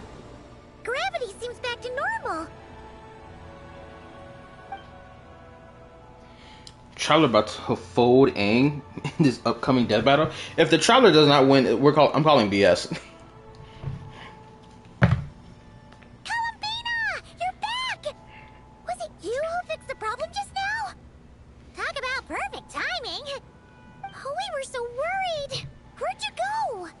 Oh, also, speaking of Silver Palace, if it's not available to play on PlayStation, then I'm more than likely not going to play it. Unfortunately. I do want to try it out. I'm sorry. I didn't expect the depths of the space to actually lead to the moon's core. It contains an extremely high concentration of ancient moon energy. When I suffused this base with Kuvaki, I accidentally came into contact with it and was swept into the moon's core. So, you really went there? Paimon was starting to think this base was haunted. Anyway, Paimon's glad you're okay. We just discovered some new info about Project Moongazer. I already learned the truth at the moon's core. I discovered who you are as well, Ninin. It seems that is where my mission lies. Please, take me there. What's wrong, Columbina? You look like you don't want her to go there. Ninin cannot survive within the moon's core. But I must complete my mission. Yes, but it does not wait for you there. What? Your mission isn't to be accomplished at the moon's core. Rather, it is to be found in the place where everything began. Which is? You mean the Eye of Ibn Bellum? Yes. Your mission is to activate Project Moongazer within the Eye. That requires a data key made from the ancient moon's power. I can journey to the moon's core once again to retrieve it for you. But it will take some time. Are you asking me to return to the Eye and wait? Would that be alright with you? No. If I can't get the key myself, I'll wait for you here. If you don't come back, I won't leave. I want to stay here and wait for my friend to return. Bro, this shit's so sad. I understand. Thank you, Ninin. I'll be right back. I'll go with you, Columbina. If you insist. Well, hang on. What about Eggie? Are we really going to leave her here all alone? No, you're gonna stay. Don't worry. I sent a message to Moggy's, and she's on her way. As long as she stays here, there's nothing else in this base that can harm her. Oh,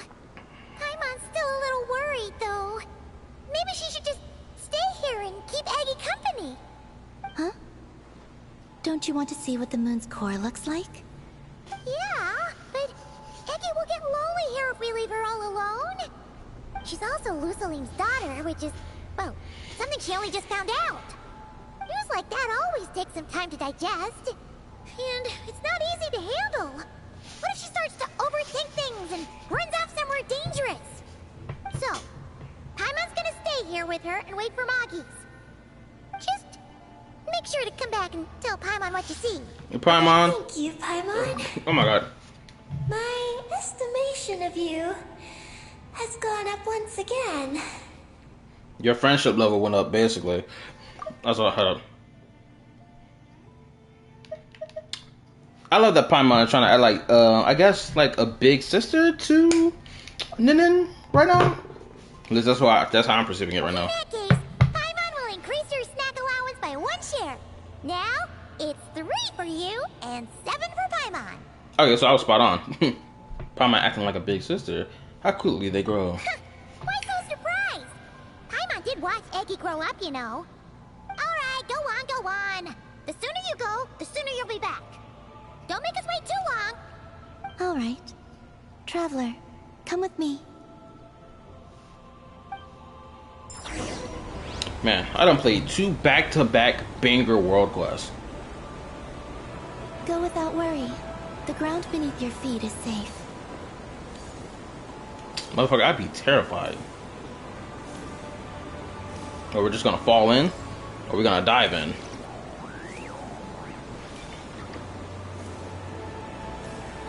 The finish line is down below. Don't be afraid. We'll go together. So she just jumps in there. Alright, guess I'm going in too.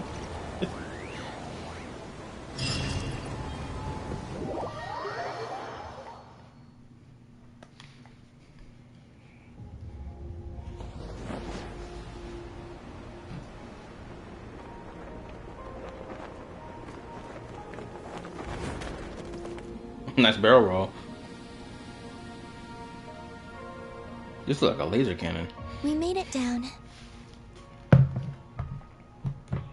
Literally, the traveler would be falling from deadly heights and surviving easy peasy. Ain't gotta sit here and bend air just to survive that shit. No, that's still up ahead. With you coming along, we'll have to enter it the normal way. As for this place, it is the masterpiece of that Dragon Lord of Darkness. He reforged the moon into a terrifying weapon, and this is his launch silo.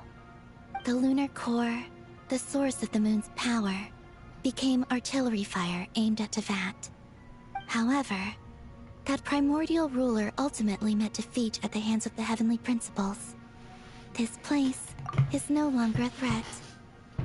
Okay. It makes even more okay, because this picture is getting painted even better now. Okay, so Heavenly Principles takes over Tevat and start so that humans can be able to live on it and terraforms it. So now we got human lives living on it, right? In the same vein, Nibelung is pissed off that his planet has been taken from him, and this whole structure he had, because he was warned that this would happen by the Voyager. So, in response, in his rage, he pits the moon sisters, or moon goddesses, sisters, same shit, into the reflection of the moon to keep them imprisoned there forever. Then he begins creating or having whatever subjects would still follow him, or his subjects that did still follow him, create these artillery cannons on the moons to then fire at Tevat. Heavenly Principles has to stop that because now he has humans on Tevat living peacefully, not knowing like everything that's going on, and he has to stop that. And so, you know, the beef ensues, the squabble back and forth, destruction of 2 of the moons. One of them remains undestroyed because it probably didn't get a chance to be fired off, because, you know, Nibelung got put in the dirt before that could happen. That means the other 2 potentially probably did fire off a handful of times before they were destroyed. Let's continue on. Also, if anybody was still watching the stream, Please hit the like button for your boy. Appreciate it. And thank you. The support goes a long way.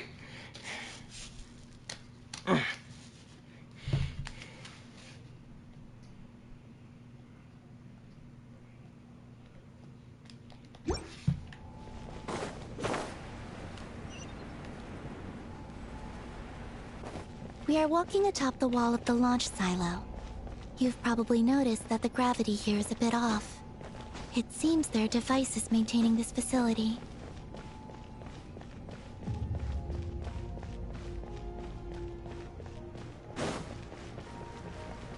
I got a sneaky suspicion feeling that this cannon will activate.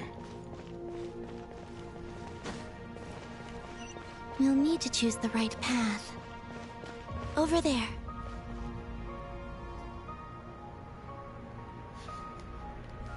Alright. Why's that hole open over there? Oh, stuff is going in and out of it. Okay.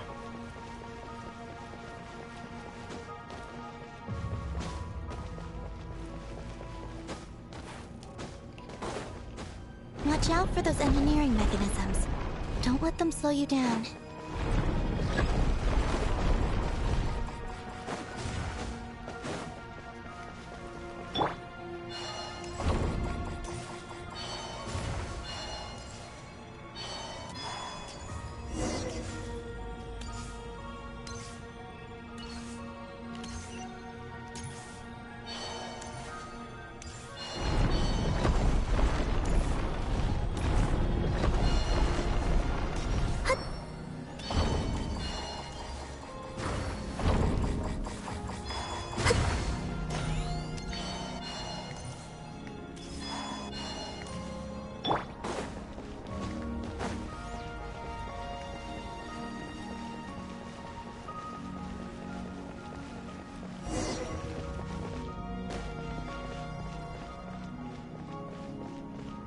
The gravity has shifted again.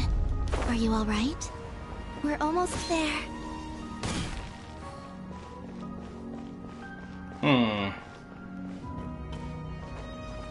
This looks fishy.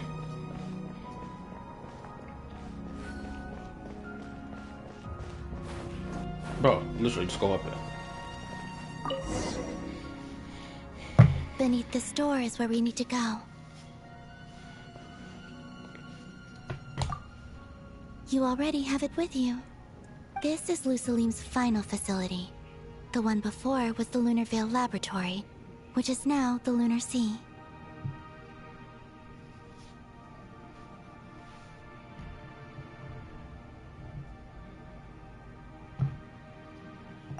That's the one.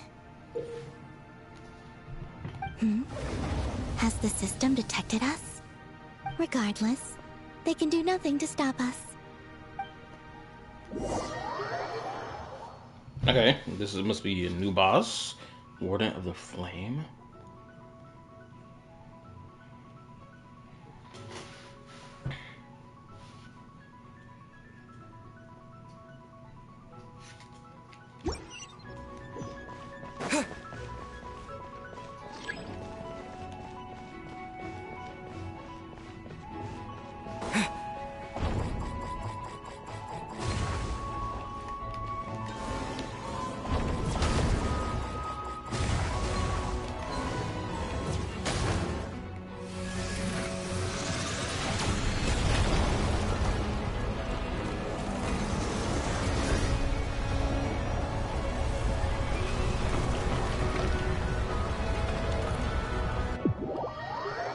No way this cannon about to fire. It's borrowed some power from the moon's core. The gravity here has gone. Make sure to dodge those barriers.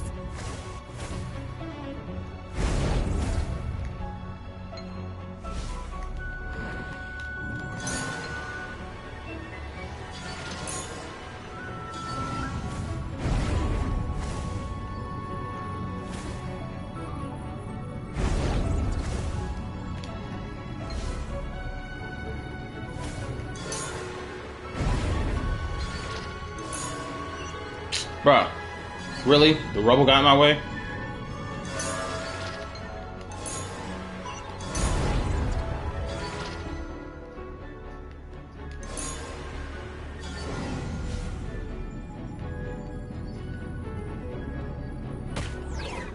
Okay.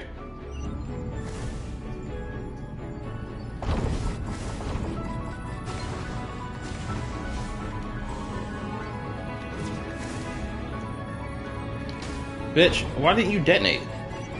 Hold up.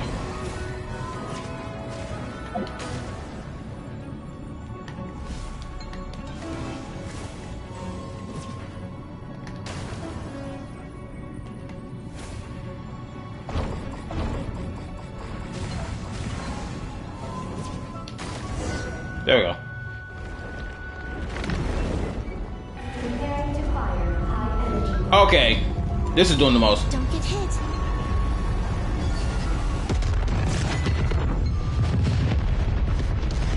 Literally try to get a nigga Push eviscerated. forward while we have the chance. Push forward to where? Hold on, I'm gonna wait. That shit gearing up.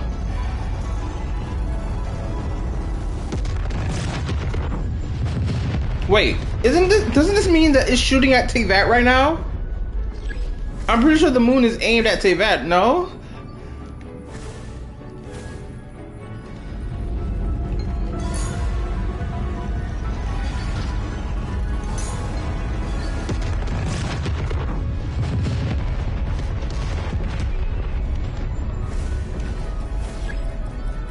I'm pretty sure these blasts are hitting Teyvat right now. And if they're not, they better be hitting, they gotta be hitting something else.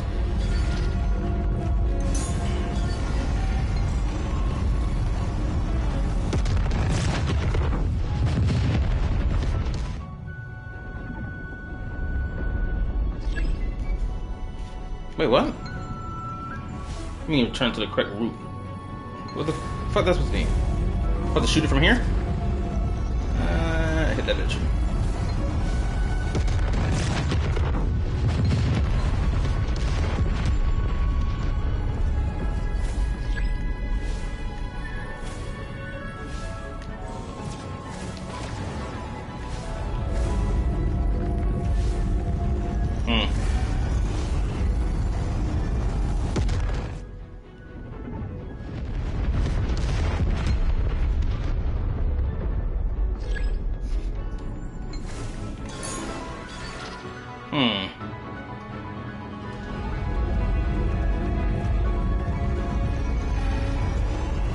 Okay, I know what to do, but the question is, why won't it let me?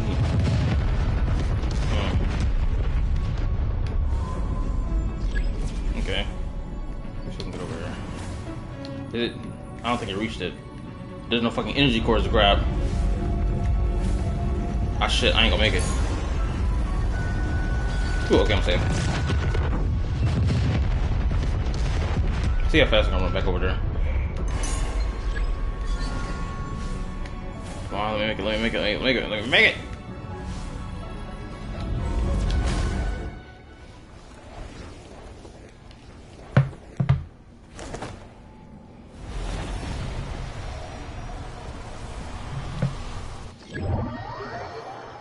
I'll handle the gravity. Just give me a moment.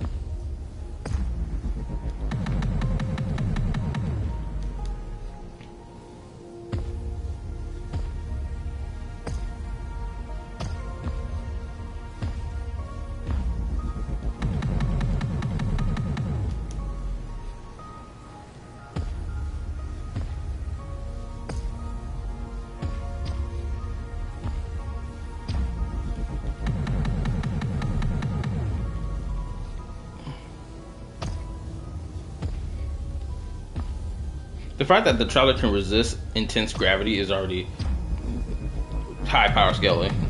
Like, that's some crazy ass willpower, physicality, if you will. Dark side of the moon, you're on the dark side. So no, it's not aimed at that. I completely forgot that we were on the dark side of the moon. I was too captivated by the Lord.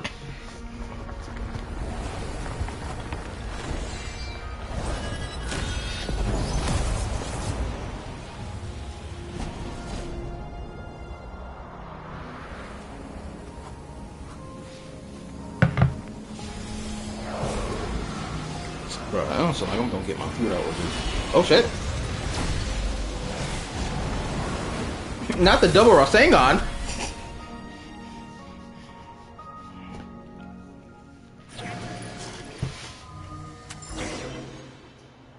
Oh. This is the moon's core. Beautiful, isn't it? The ancient moon energy concentration here is very high, so stay close to me. Let's keep going. Oh, look, they're holding hands. Someone's gonna have a problem with You that. must be wondering what Project Moongazer is. In truth, our whole journey so far has been a part of it. The Eye of Ibni Bellum, Ungian's Circle, the Space Lifeform Capture Station, Lusalim's Lunar Veil Laboratory. And now, we're here. The origin of the moon's life, and the seat of its will.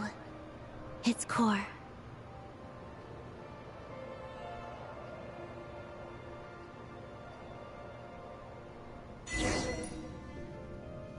Our journey has reached its end.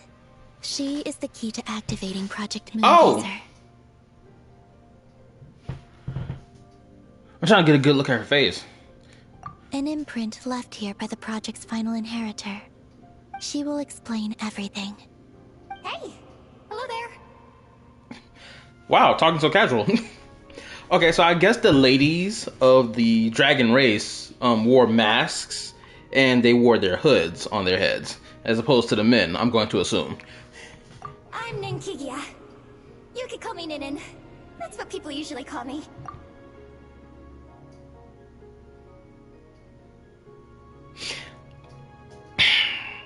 Hear me out. Ibni Bellum? Ungian? Magis? Or are you Lusalim? No need to answer me. Unfortunately, I'm no longer here. This is just a recording. But, if you look at it another way, it's not unfortunate at all. You're here. And that means the plan was a success. You have inherited our mission. You must still be very confused about a great number of things. Such as, who exactly am I? Let me tell you. You are a new life created through the will of the moon. A crucial part of Project Moongazer. I like how she's talking about the project with so much pride in her voice. She's like, let me tell you all about this. This is Project Moongazer. This shit is gassed up for real. Let me explain to you how and why. And what exactly is this project? You must be thinking. Don't worry, I'll get to that. First, please thank the 3 Moon Sisters, who permitted our transgression and allowed us to borrow the power of creation from the moon's very origin. Okay, so the Moon Sisters allowed for this to happen. Okay. Secondly, thanks are owed to my teacher, Lusalim. He inherited everyone's research and successfully collated all their ancient moon energy data. That's how I was able to gather that data in this sea at the moon's core. Then, when the primordial power of creation was triggered, BAM! A cute little black Kuhanky, namely you, was born. You might inherit the name of someone who came before us through the ocean of data. Or you might not. But you will probably recall that you have a mission. Next, we must say thank you to Madame Magis, who uncovered the nature of our astral visitor, a database life form. Her research was the foundation upon which you were born. Wait a minute. I don't think I paid attention earlier. They've been referring to the life form that fused with Ungin as a data-based life form? Like it's made of pure data? Someone correct me if I'm wrong. But if that's the case, this is a first. So now we know that data-based life forms exist in Genshin's universe. Hold up. And that Fanes is an AI, the life form of data. Okay, you know, this gives more validity to that theory now. that I saw people talking about when we got the spaceship lore. Yep, I can see it now. And we have Ungian, who sacrificed his life to relay the final message that our guest civilization sent out into the stars. Then came the first Moongazer, Ibni Bellum, who led us to the moon, opened our eyes, and tirelessly gazed into the brilliant, starry skies. Finally, dear successor, thank you as well for your imminent sacrifice, which will activate the final step of our project. She's an astro visitor. Who else? Hold on, let me go back. Let me listen.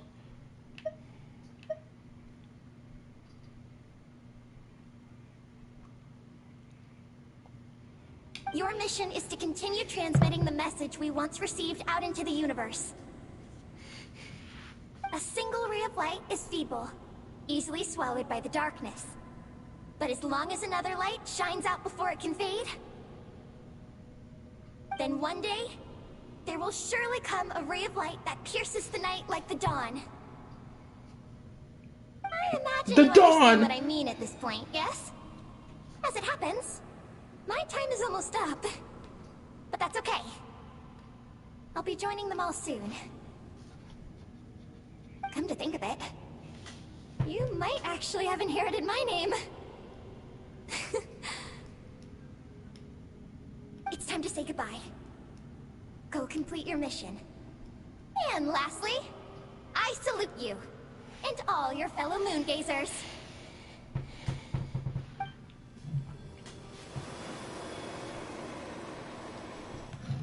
And that's everything. All the researchers who once explored the starry sky have had their data merged into this ocean.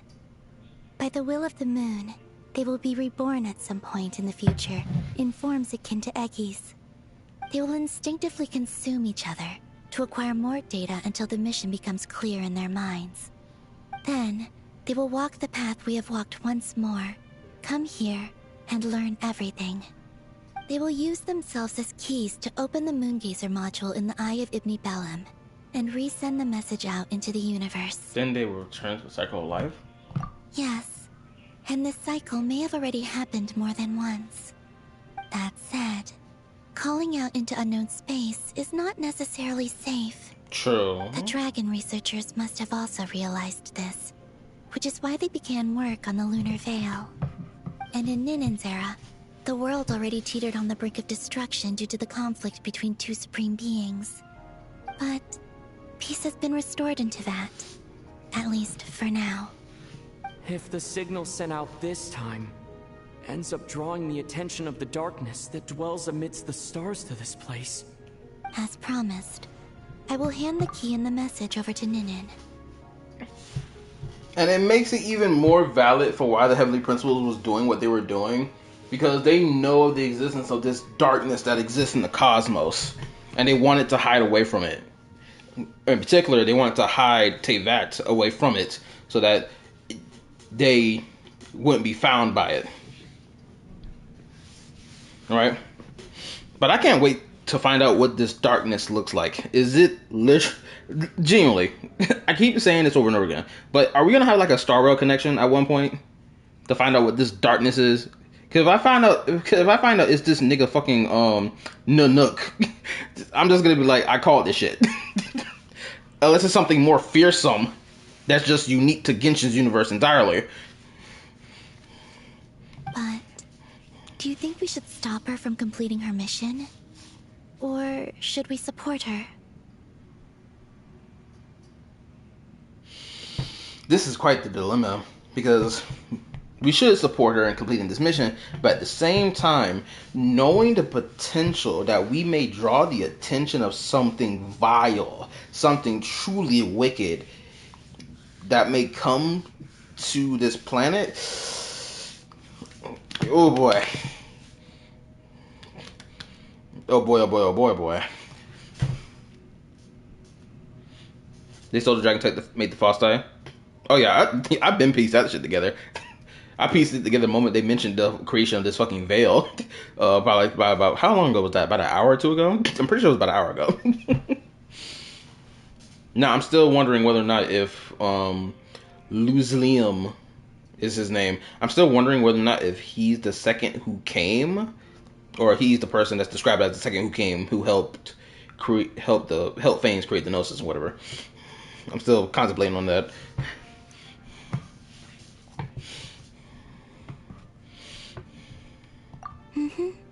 I understand. Then let us return to the first Moongazer's tower. You already read the book? Yeah, I read the fucking book. Or at least I read the, what was it? The second one? The second chapter of the book? Because I collected the second one first before the first one, I'm pretty sure. And then I read that shit. At least I read the second one. All the way to the end. Don't worry. Moggies will pick them up. It'll be a fairly long journey. We'll have plenty of time to give this some more thought. Let's go. It's time to leave.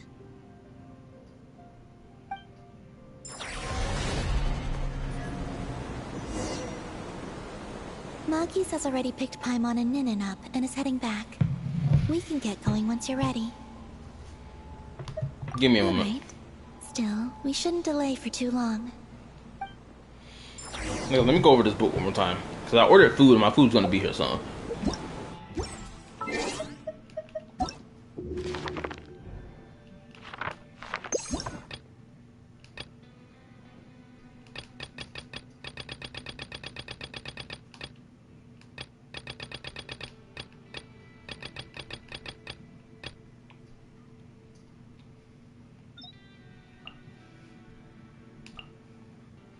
Okay, so no, I read volume... Yeah, I think I read volume 2 first.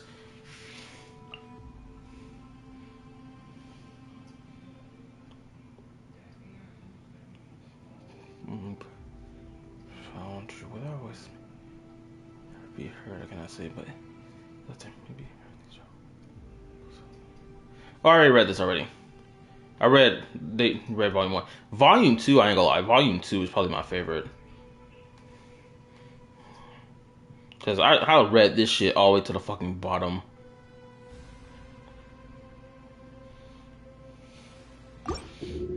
We're gonna come back to that later.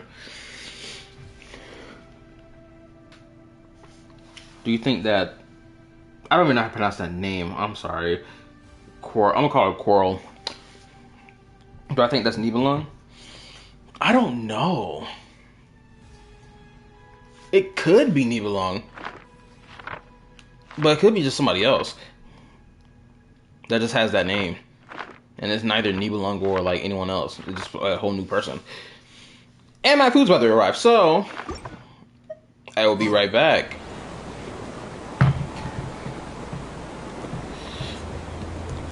BRB.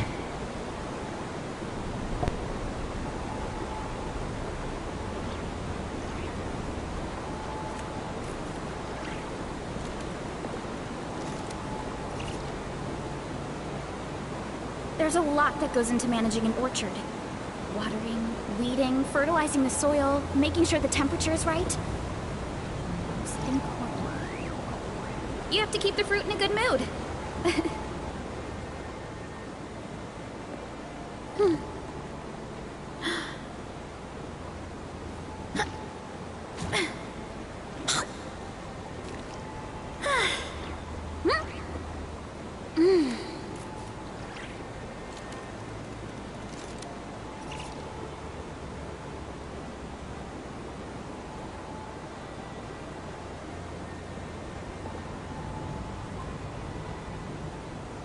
My parents always say, no matter how busy life gets, you should always sit down and enjoy a proper meal when you get hungry.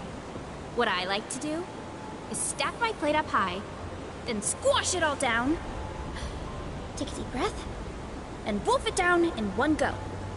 That way, I get to eat my fill without wasting too much.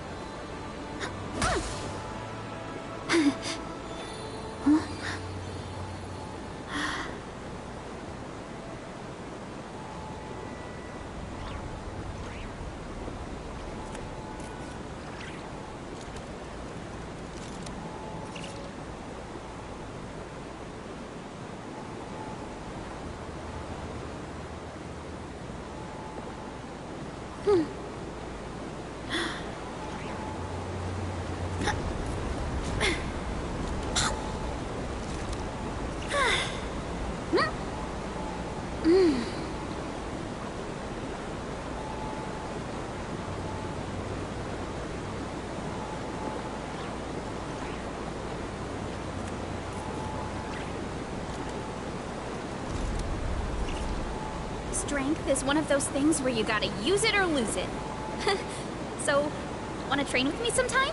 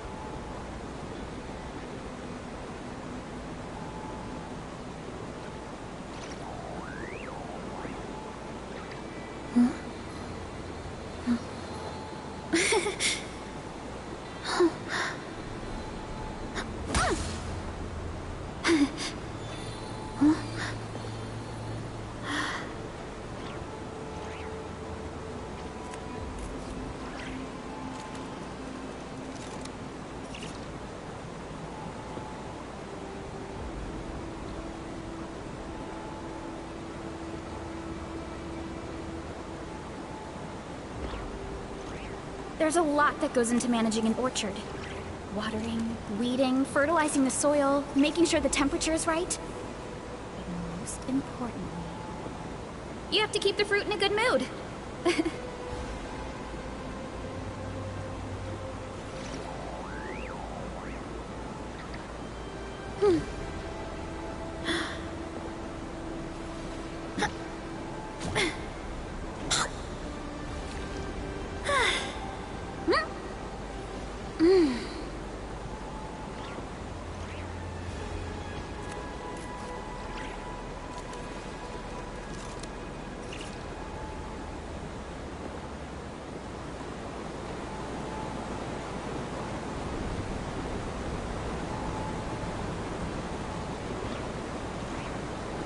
Strength is one of those things where you gotta use it or lose it.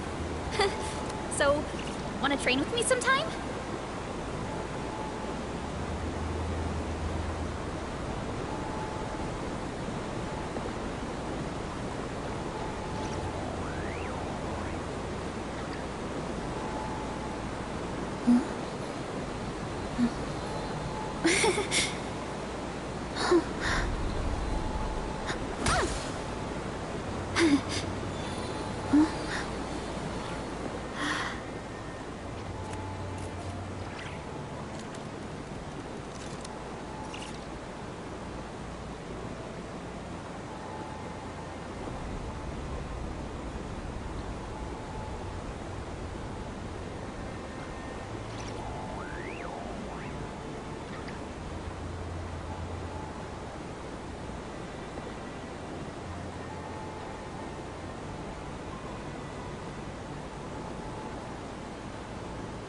There's a lot that goes into managing an orchard.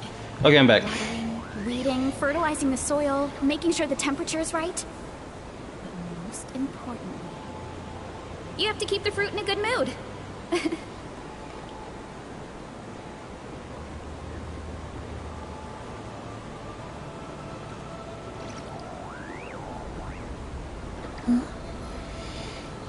Oh, I didn't even notice that.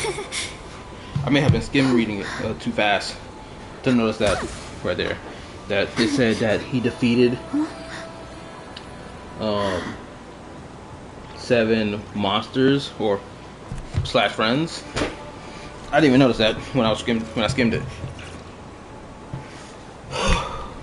Excuse me, I'm a little out of breath. I had to run back upstairs.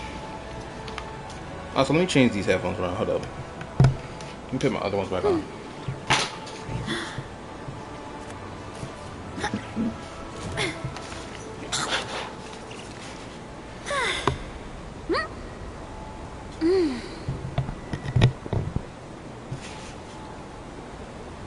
Okay, that's better.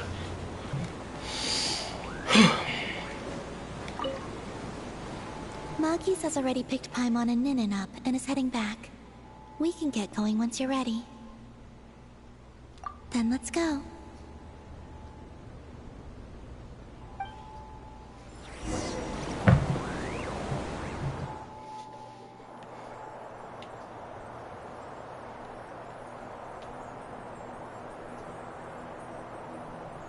Wait, what's that?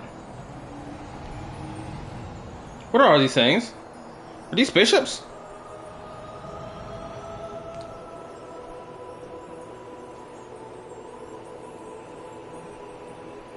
Wait a minute, what's going on?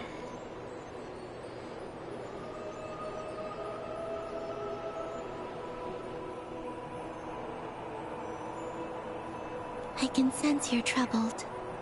I am too. So it might be best if we spend our journey back in silence. Gaze upon the moon, add to that, then look up at the starry sky. You will find the answer, I'm sure. I feel like this may come back to play a role in the main story. In particular, this whole thing the Traveler's feeling right now. About learning about this darkness or whatever. And the potential threat that it may cause. I wonder if it's going to be like some world-shattering decision that he has to make.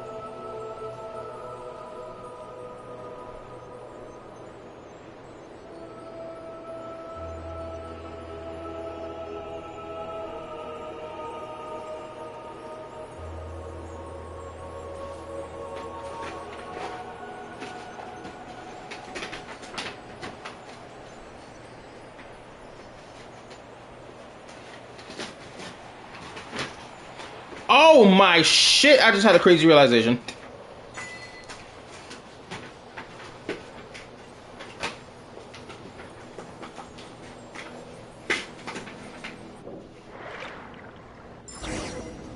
Hold up. We're back. Okay, hold up. Okay, so they refer to the Heavenly Principles as being a database life form. So I started thinking about how Irminsul depicts data and shit. And then I started thinking about Star Rail. And I was like, wait a minute. A database life form. And over here thinking about the fucking what did they call that fucking virus that spread all across the cosmos before Herta figured out how to like stop it completely? What did they call that fucking virus that was just consuming the universe? The stuff that Iron Tomb uses. Or the fuck. Someone who knows Star Rail lore, slap it in there for me. The anti-organic equation. Yeah, I started thinking about that shit. But who was the person who created it again? What's his name? Rupert, right? Rupert the first, Rupert the second?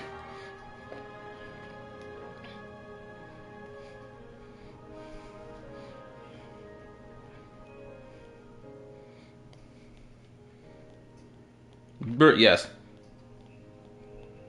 Okay, cool. Because Rupert, I'm pretty sure Rupert was a AI, wasn't he?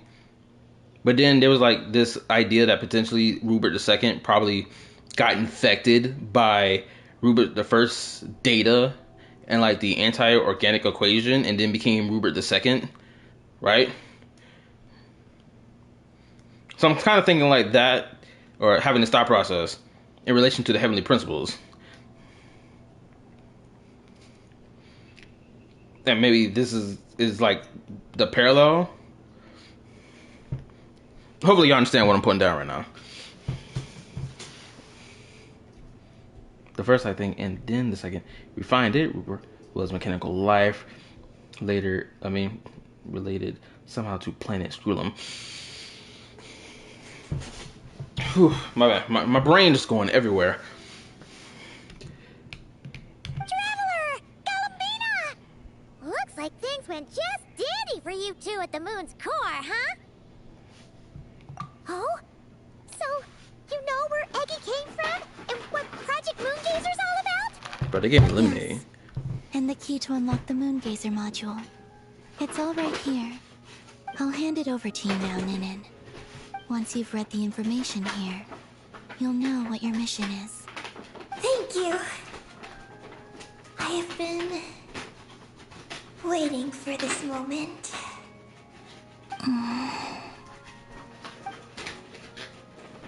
Galambina? Traveler? Why do you two look so serious? Because her mission involves unknown risks. What kind of risks? You'll find out by the time you're done reading. Oh, also something else I thought of when I was waiting for this Dasher to give me my food. Since we were on the dark side of the moon, right, which is facing away from the planet, and the fucking laser cannon was firing off multiple times, I had the thought process of, there's no way in hell this laser ain't fucking hit that firmament. Because the moon is inside the firmament. We know that. So, that means this fucking laser cannon has been shooting off at that fucking wall multiple times. I refuse to believe in this idea that it didn't pierce the firmament or put a hole in it, and that some of those laser blasts didn't fly out into the cosmos. I refuse to believe that that didn't happen. Even if they didn't show it, there's no way in hell that something like that didn't happen, knowing how powerful those blasts are. That means whatever encroaching darkness exists on the other side of that fucking firmament probably saw a streak of laser blasts flying across the cosmos, being like, what's that? Where did that come from? Oh, that's interesting. Let me go look over there. My mind's a little confused. What exactly is Eggy's mission?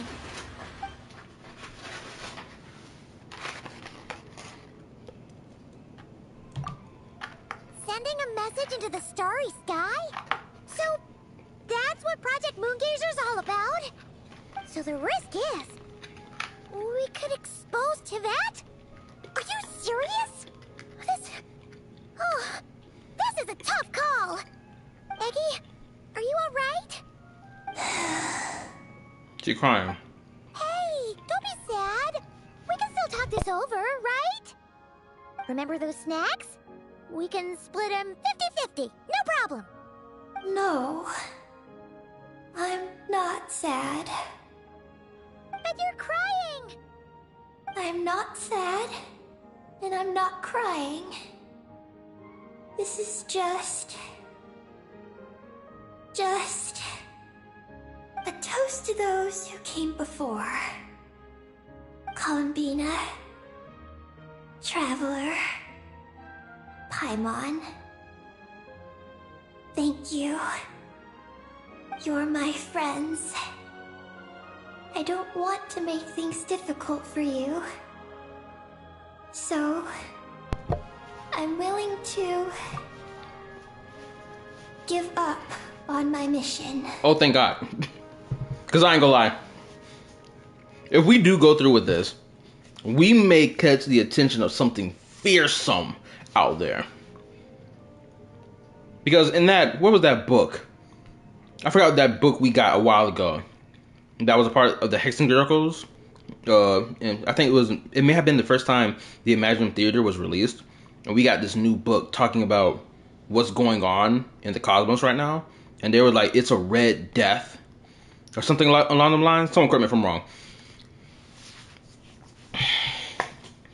But like,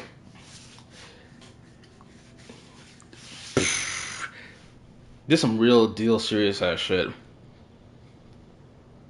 Cause now it's like, okay, so what is the Saritsa gonna do then?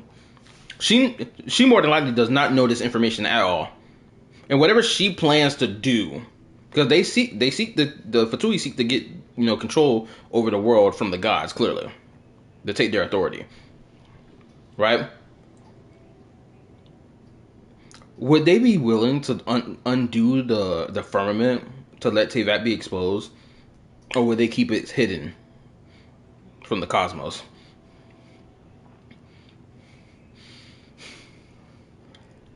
Hmm.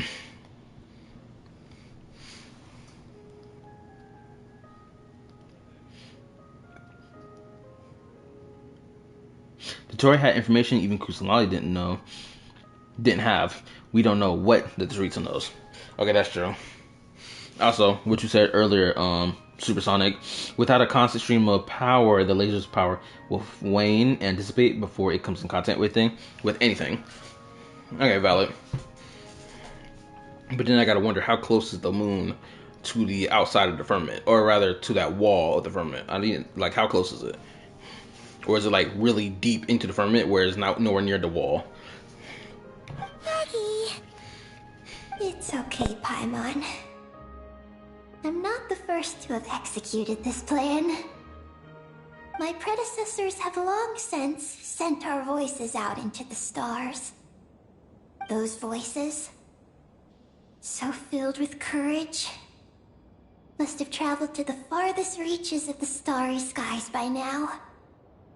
As long as those voices endure, silence cannot reign across the universe. And that is enough. Traveler, have you made up your mind?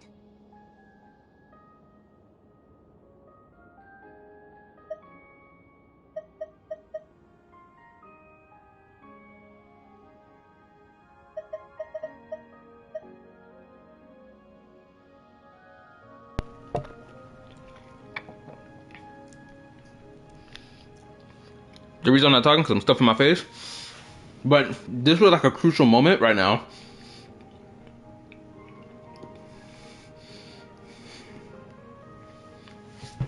Maybe we can execute it one more time.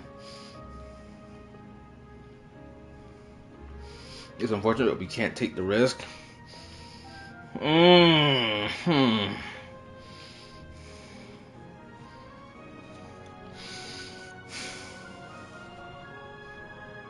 This feels like one of the only real decisions you get to make in this whole game. I'm so serious when I say that.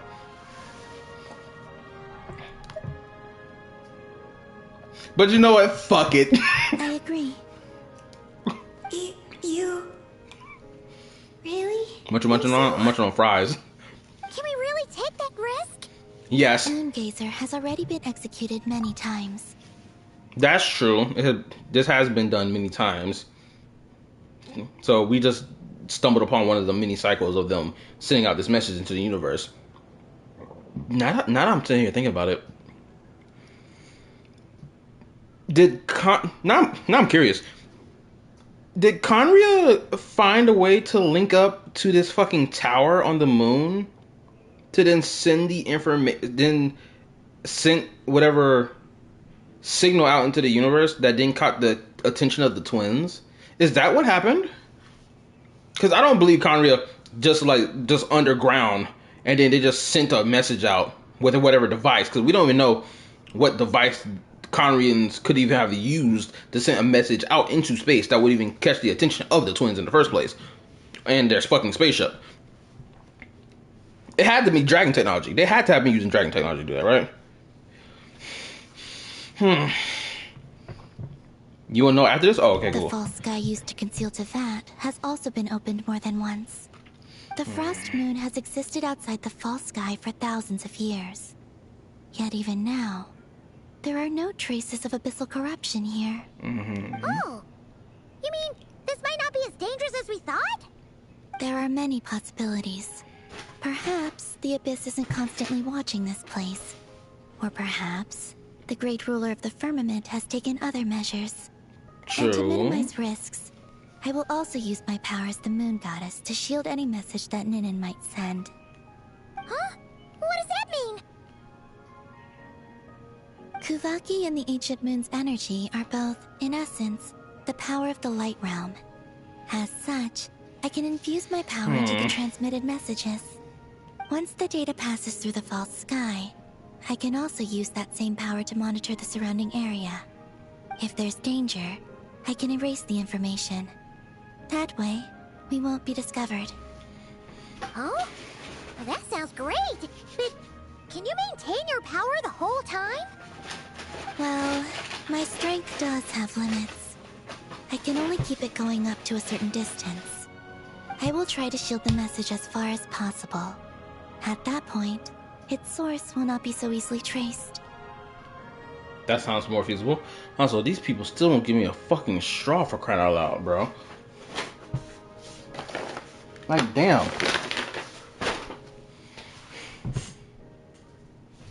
Give me a second.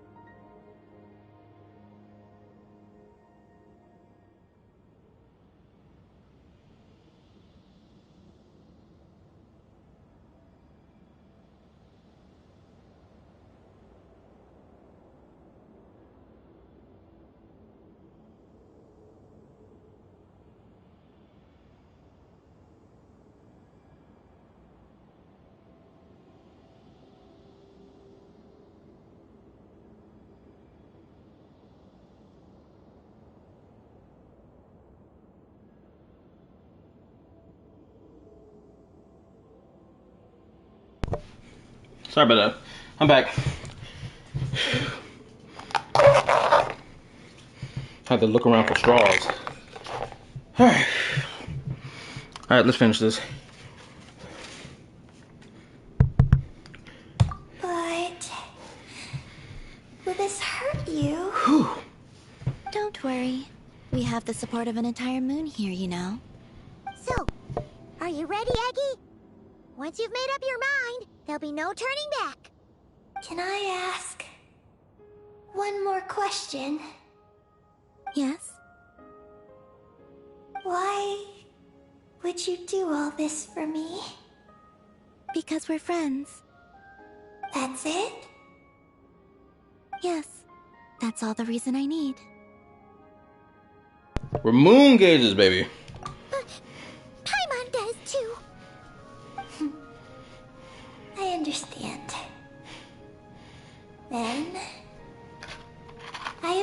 I better get a crazy cutscene. I was born for this moment. All right. Now sing out toward the stars. Javat's moonlight shall send you off on your voyage.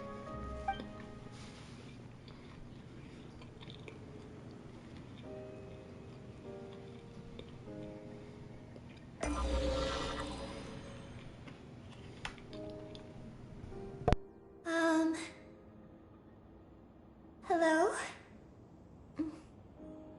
Hello, everyone.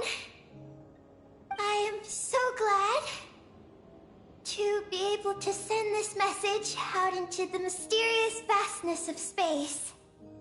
I don't know if it will reach you, but if nothing else, let it at least dispel some of the silence that fills this cold universe.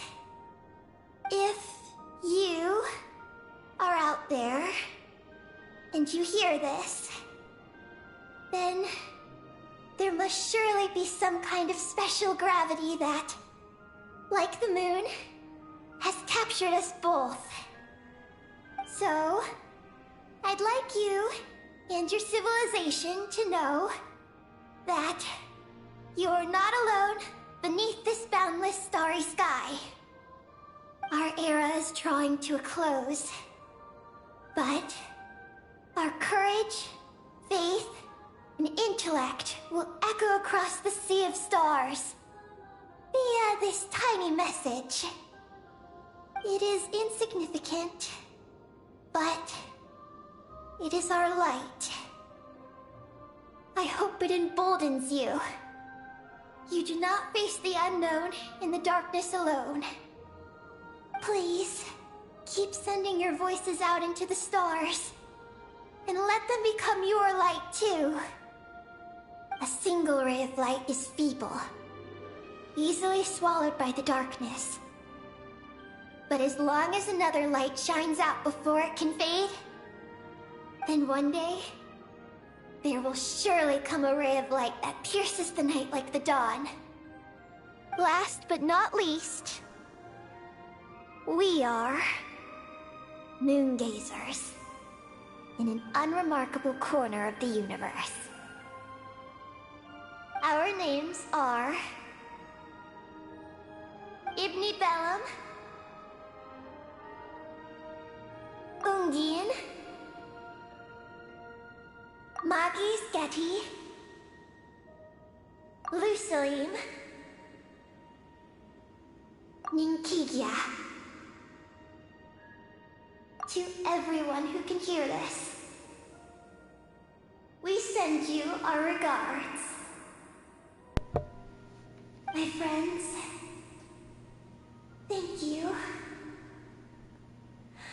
Let us meet again beneath the starry skies. Oh, she's dissipating.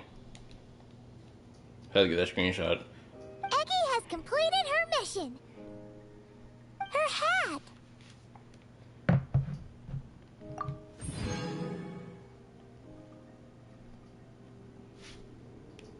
I'm fine.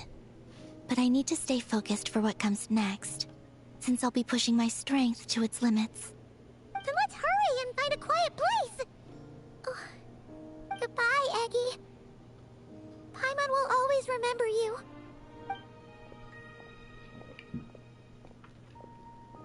I ain't gonna lie, just kind of tugging at the heartstrings a little bit. Excuse you? A burst of signal static. It seems the activation of the moon because the module has activated a sealed data segment.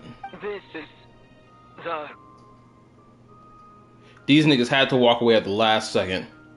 This is the what? Received message and sending our reply. Oh, hold up. I just realized what the fuck this is. Hold the fuck up. Unable to accurately pinpoint your coordinates. I cannot know how long this reply reached you. But I'd like to respond at this very moment. We are travelers who have traversed the universe alone for a long time. And your voices. It is as if a bonfire has suddenly lit up a dark forest. You take great risks, yet you are fearless. You inspire us and warm our hearts.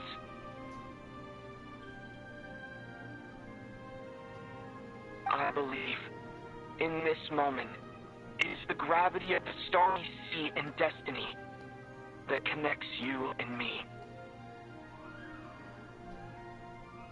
In the future, we will try to find your planet, but not now, unfortunately. We're still dealing with some trouble. A burst of signal static. Did it end? Ether, are you ready? One moment, you mean?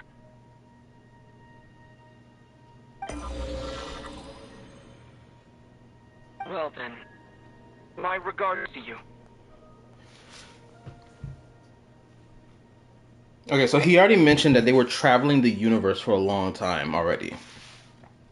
That means whenever they got this message, this must have been when they decided, yo, we were going to go to this planet where we got this coordinates from. Even though we can't pinpoint it accurately of the location, we're going to go there next. Just as you said, the sea of stars is vast and boundless, and we are not alone. Let us meet again beneath the starry skies.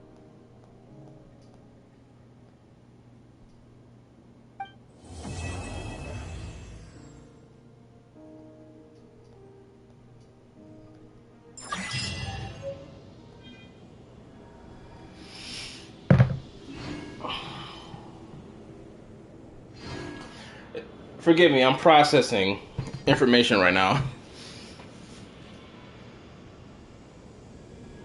Wait, can we listen to it again?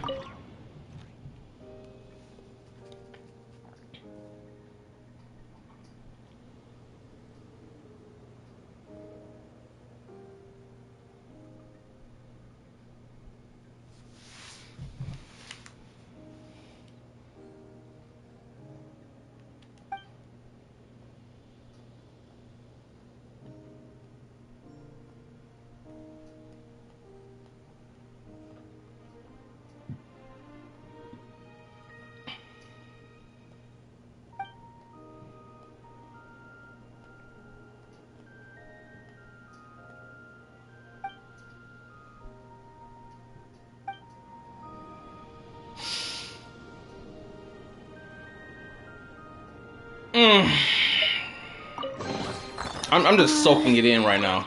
Did that grow out of the ground?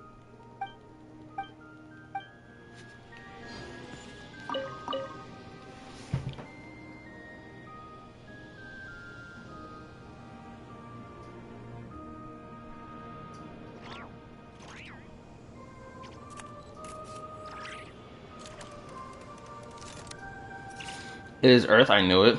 And again, there another piece of insane information. He's also hiding a lot. Because the theory of signal can contribute time. If you move away from the center of the universe, the time will advance. If you get closer, it will go backward. Wait, really?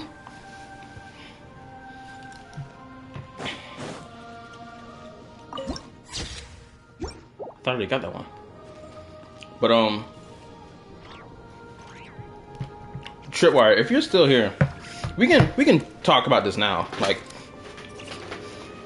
I can still stay on here for about another 30 minutes, yapping, or for you to like explain the details that I may have misunderstood properly to me.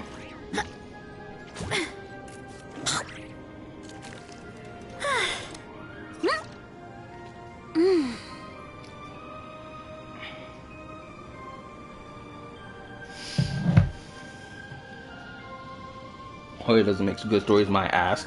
I know, right? That's the craziest part about it all.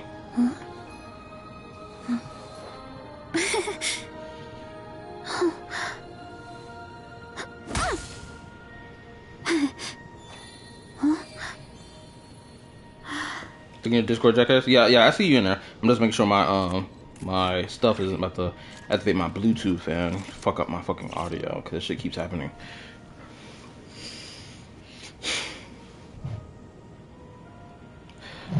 I'm gonna say this again because I said this earlier. Way before we even got to this point. My parents always say. Stop talking, Versa. This is so much better. This whole ending right here with this message received from deep space. This shit is so much more better than what Wuthering Waves did with that bullshit of like, oh, listen to this static sound of like outer space, and look how it symbolizes XYZ. It was the most load of bull crap I have ever heard. Try to be explained as like, oh, this is something glorious, something awe-inspiring. No, this was awe-inspiring. Anyway. Okay, can you hear me?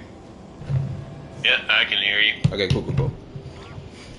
Alright, so to explain a couple things. One, that message, we don't know if that was sent before or after we passed this place for the first time. Because remember, our ship passed this place when it was a dead planet and there was nothing on it. So we don't know if it happened before or after that. Kind of thing. Mm-hmm. So, the reason why I say we don't know if it happened before or after that is I'm not going to rule out that they do something fucked up with time or whatnot. My opinion is we passed a long time ago and we got that note after we already had long passed this planet. That's my opinion. But again, I'm not going to throw out the 1% chance Hoyo does oh look, you got this message before you even came by this planet when it was dead. Because gacha games do something stupid like that. But the 99% chance is after we passed the planet, it was already dead and we came back after life started on it. If that gives you any idea how old we are. Second thing is, I can't remember, there was something that you had mentioned earlier. I have to just go up on the thing. I started, not the dark side of the moon, where is it? The thing about Conria? Dragons. You said that the dragons worked together to make the Gnosis. Dragons were long dead before the third descender came around. So they had nothing to do with the Gnosis. So that's something I think you completely screwed up on the timeline there. Dragons were already long gone by the third descender. Because the first descender is Fanes, second descender is Nibelung coming back with corruption.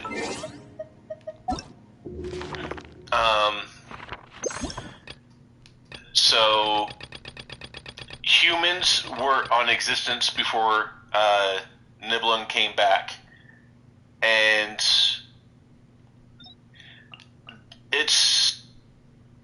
I don't know if, I'm pretty sure humans existed before Fanes came in. I just think Fanes came in and made humans the dominant species, if I remember the lore correctly.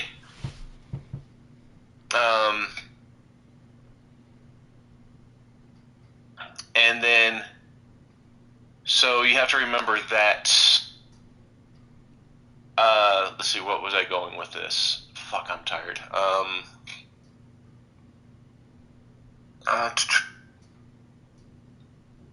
The dragons came up here after Nibelung had already been gone for a long time. There is, okay, open up your map. I don't know how much your delay is, but there are 3 story things that will help clear up a few things about some of the timeline. There's a lot that goes into managing. But one of them, you're going to have to get 90% exploration just to even access it. So, alright, so go all the way up and then to the bottom left. Oh, the Golden Hall? Bubble pool? So, yeah, the Golden Hall. Yeah. Golden Hall. That is going to be one of them. And then the bubble pool is going to be another one. And then the third one is going to be go all the way to the right, just before the Traveler's spaceship thing. How the hell do you have 200 resin? You keep letting the resin cap. See where it says available, that little moon sign? Mm-hmm. So that is where you turn in your the compass stuff that they did in Nodkrai. That's where you go over there. And that once you get up to 90%, it opens up a door that you go down into to get the final part of the story. Okay. So there are 3 things, and these are things you do not want to miss out on, like at all. The Golden Hall, you can pretty much directly. I think you can get there almost directly. I think you have to do just a little bit of moving around, but you could probably do it on stream now. That one, and then the bubbly area, you can also do as well on stream. But you'll have to go off stream and start doing a lot of exploration in the Lunar Highlands, and get as much as you can to get at least 90% exploration to open up the final room. And the final room will give you the final 3rd secret lore.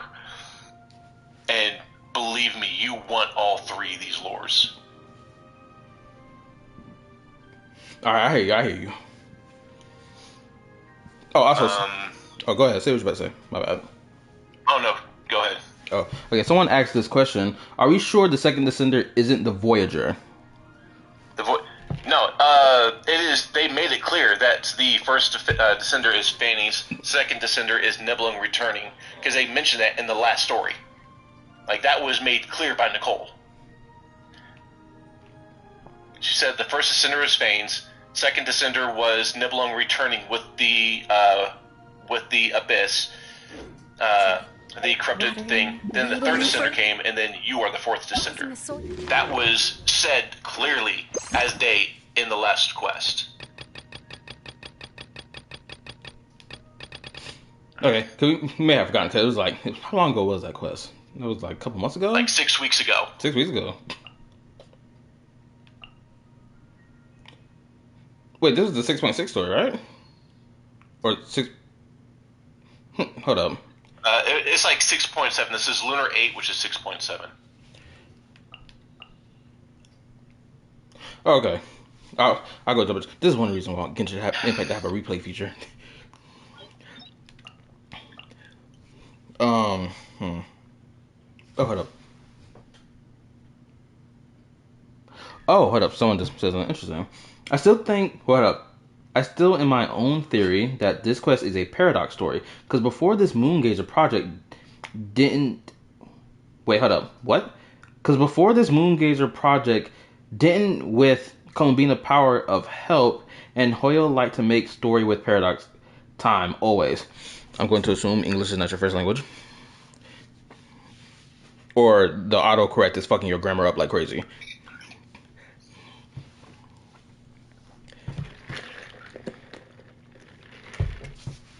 Forgive me. I'm looking back He's saying, he's talking about how there's a flaw in how Columbina even exists, because she was born of the moon, but that couldn't have happened unless she became the sister and put her essence on the planet, in like Nodkrai specifically. But that it's one of those things that she existed because of herself in a sense, and she needed to do a time loop to exist. That's what he's talking about. He's talking about that paradox. I think that's what he's trying to convey. Because he says they like to do it, but that's the one time I think Hoyo has really done something that's kind of confusing. That how could she have been born on Nodkrai and made herself born there if she didn't exist to begin with? You see what I mean? Because the sisters didn't even know she existed until she came back through time. That's the conundrum. It's like sort of like, oh, she exists, but she exists because she was rebirthed from herself. So she is both the chicken and the egg somehow. That's what I think he's getting at. Oh, so it's kind of like the whole what's the word? The hibernation key thing, right? Or something like that. Wait. The what? Hibernation? Yeah, the hibernation key that the Traveler has. Like, you know, that whole paradox of, like, it shouldn't be there, but it was.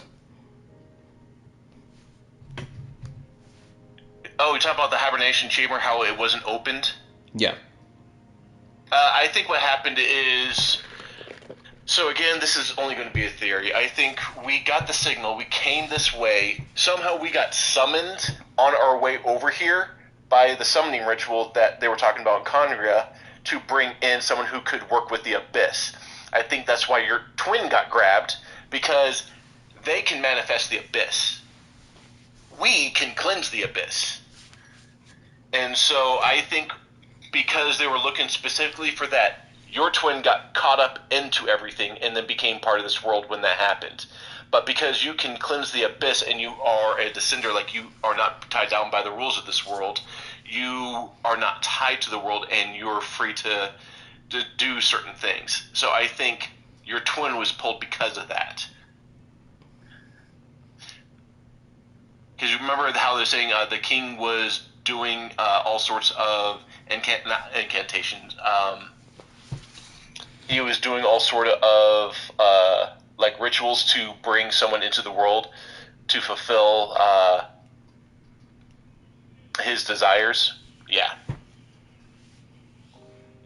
Okay. And so, and what you were and then the other thing, how you said that you think this is linking with Star Rail and whatnot, and then I don't know much about other Hoyo games, but from what I have gathered from what others have said, I think, and because they also call it the Hoyo verse, I believe they are planning on connecting all the games. So what you're saying, that whoever the big bad is in Star Rail, I think that might be part of it. I think they will connect Third Impact, Honkai Third Impact, first, in my opinion, because it's their older game. But I think Star Rail is also a part of that. Is like they're going to link it.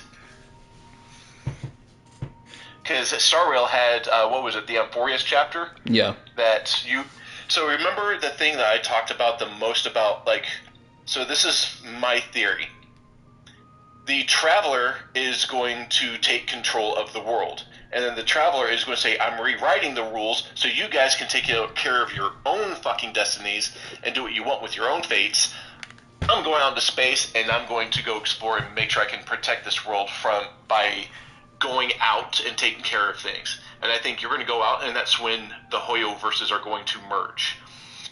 And that's how it's going to happen. Because remember I told you about do the Linnea story quest, because there's a certain thing the Traveler says that was like, that is going to be a key on what I think they have planned for Genshin. Because you have to remember, the developer said they're coming close to the Teyvat chapter. So the devs themselves let everybody know that they have more planned for Genshin after Teyvat. So I'm pretty sure you're right on Star Rail colliding with this world.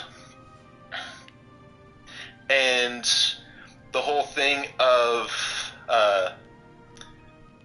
the Big Bad Red, I think the Big Bad Red, I don't know what that is exactly, but I think that there was something that the Travelers dealt with before coming to Teyvat. And I think because of what happened with the Temple of Space, you don't remember what the fuck that is.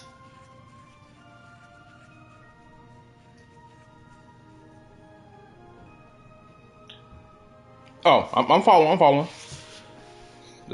Alright, so keep in mind that I do believe they're going to combine these worlds.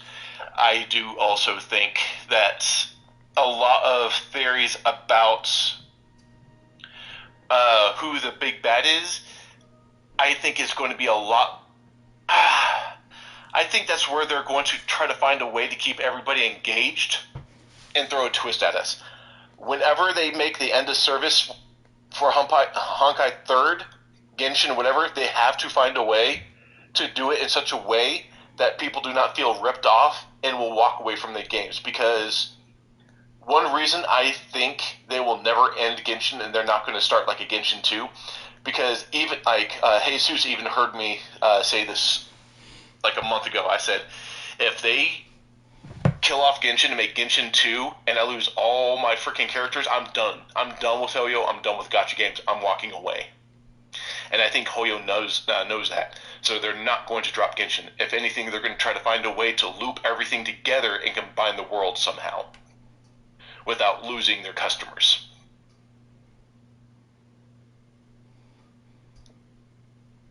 I can see that. Because first and foremost, they're a company. They're making crazy good story. this story, I'm still partial to Fontaine, but this story is Nodkrai is filling a lot of gaps.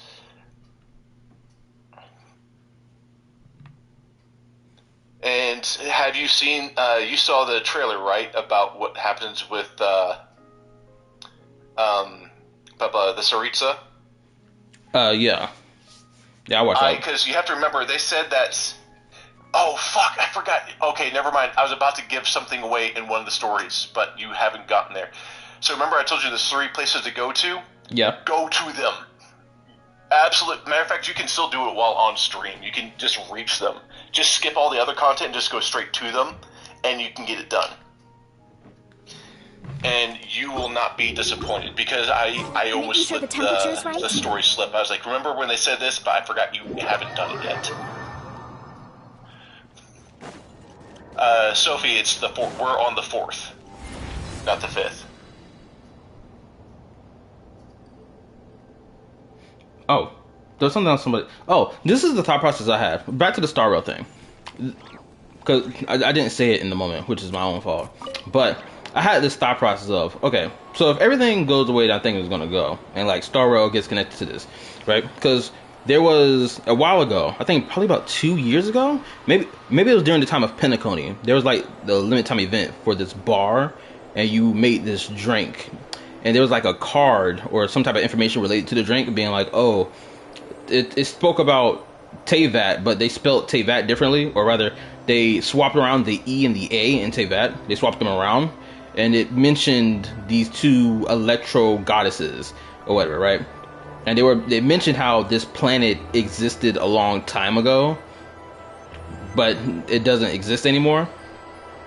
So if Genshin's world does exist in the Star Rail universe, it's thousands of years ahead of time before Well, you have Star to Rail. remember, the star that is in Teyvat, that's a white dwarf. The star exploded, it died, and this world died along with it. So the star in this solar system is a white dwarf. This planet has somehow been resurrected, and that's the reason why I think...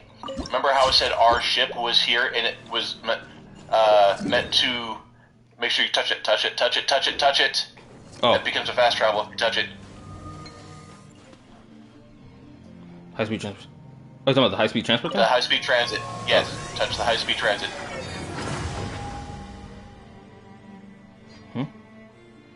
There you go. You unlocked it, yeah. Now it's a fast travel. And so... What was I saying before I was yelling at you to touch it?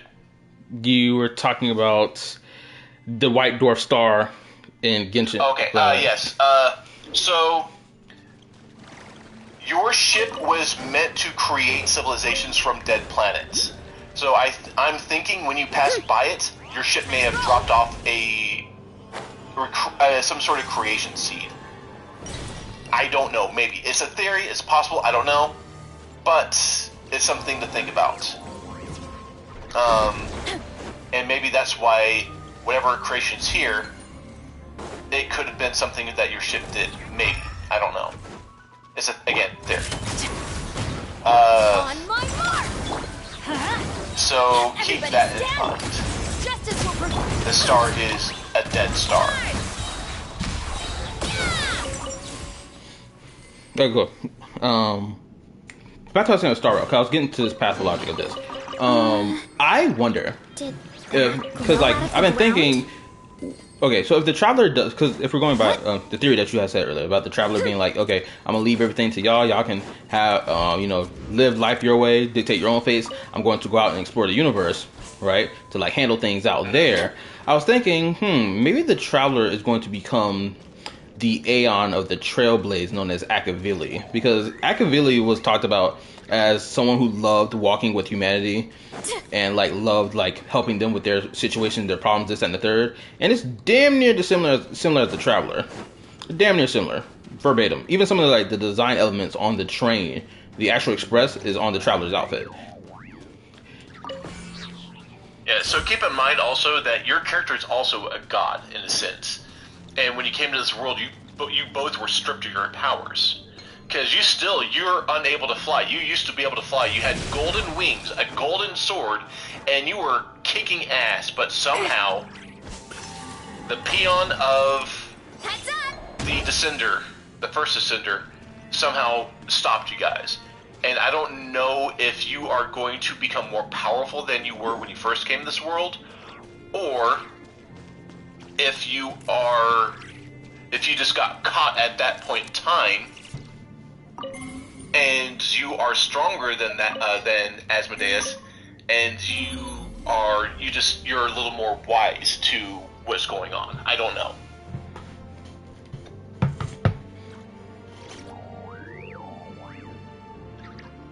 Wait, did I get an achievement that said something about Cyrene? No matter how I didn't even notice busy it. life gets, No, when you went sit down and into enjoy a proper meal when the Moonstar, when you went into the core, you got that achievement.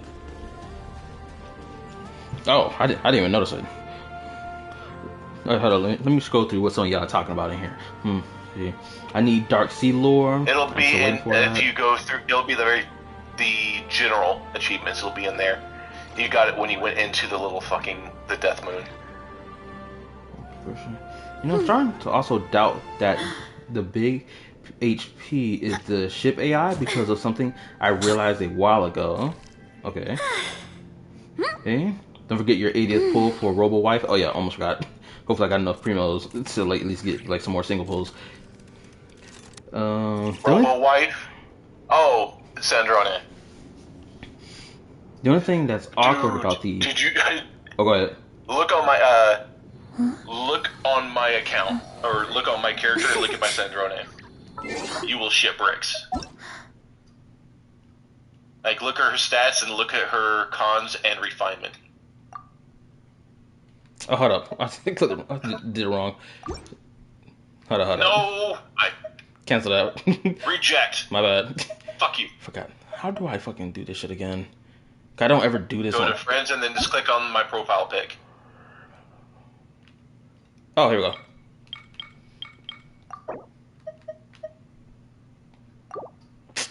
Fuck.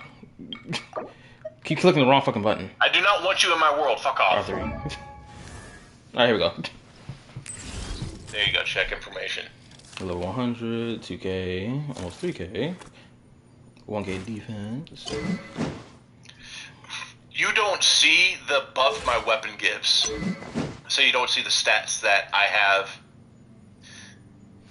Each time hits an opponent, charge a turret, short time, dares to conduct damage increased by 24% for 5 seconds. So 3 stacks max. Wait, hold up, let me see the way. Oh shit, that's some high ass crit damage. Yeah.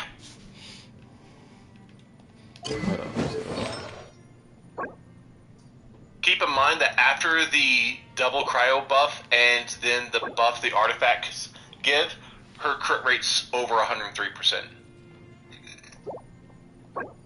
Man, you got some good ass pieces on here. Well, I created half her pieces, man. I only recently got a good piece for my Skirk, so now her crit rate is higher, and her crit damage is like at least 191 now. Her crit rate that's actually not too bad.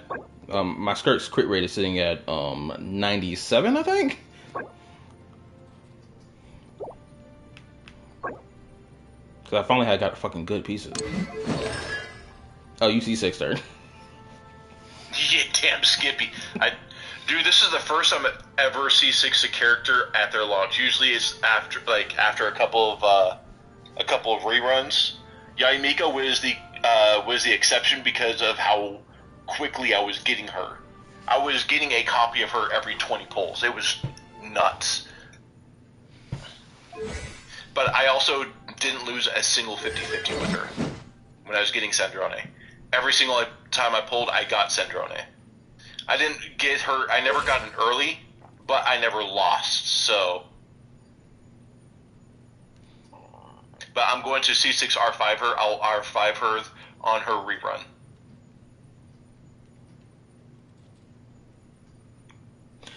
But her attack, by the way, is 3,332. So if I put her on the, like, if I just have her on the team, that's when her passives kick in. That's how much attack she has. That's how absolutely crazy she is. I'm hearing you. My bad, because I'm having to stop. Oh, go ahead. My bad. After you end the stream, I will stream my Genshin and I'll show you the DPS that I have, and my team isn't complete. I don't have the correct set on my Yaimiko yet, so it could go even higher. Because my Yaimiko is going to be my only character that I have a second set on, and then once I finish building her second set, my Beidou is going to not only also get a second artifact set, but she'll also have a second weapon.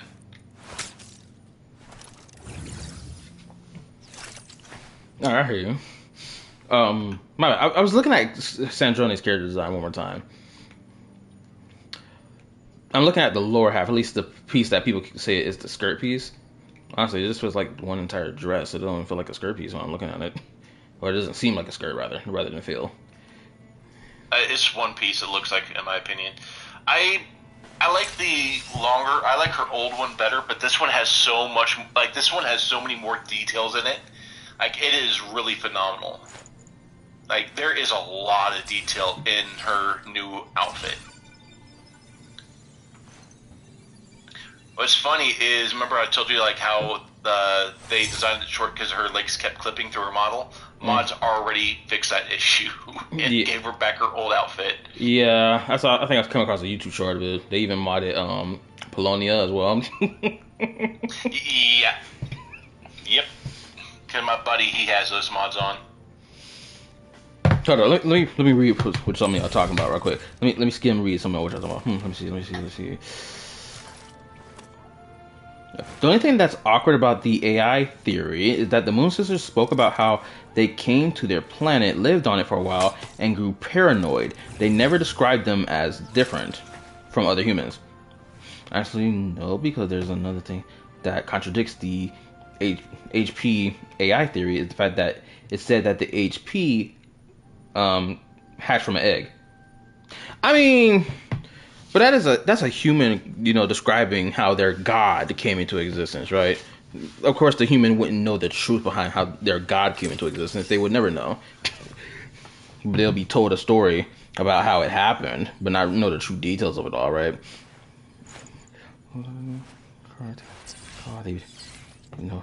So they call it fireball. Incubator. Why would an AI need an incubator? I mean, when you put an AI into a program and start creating the program, isn't that kind of like an incubator? Yeah, I'm still not sold on whoever. I don't know who. I don't know if it was Brad Online that made that theory or whatnot. I do not know where they read that Heavenly Principles is your AI. I don't know where they came up with that theory. I don't know where it said that in the description of the ship, or your outfit. I really do not know where that fucking thing came from or how they could have come to that conclusion. It makes no damn sense to me. I don't know how it got pushed. I think I have pretty good reading comprehension, and I didn't, that doesn't even, after reading it, after knowing the theory, I still can't see how they came up to that fucking conclusion. Well, let's look at it one more time, just before I end the stream. Just to see where, okay, let's see. Oh, don't you want to go see those two story cutscenes real quick? Yeah, you're right. 2 of 3. Yeah, we'll come back to the AI thing. We'll come back to it. I agree with Chip here, to be honest. They were talking about in relation to the Heavenly Principles being an AI thing. Okay, how the fuck do I get out of here? Oh, this way. Fuck. Where's the ball at? Because I can't reach the other place without getting the ball. Where is it?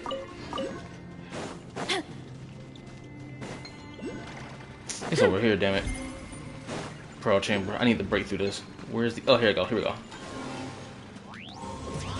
You know what kills me is the local specialties on the moon, the teardrop on the moon. Who the fuck uses, who do they plan to release in Snezhnaya that's going to require moon teardrops. Ah, shit. It's probably gonna be the new characters. Probably one of the first ones. Wait, where are you landing at? Let me see.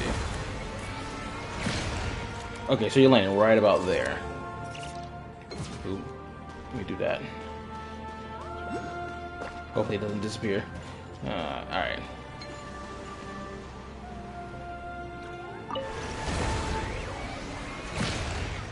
Yay!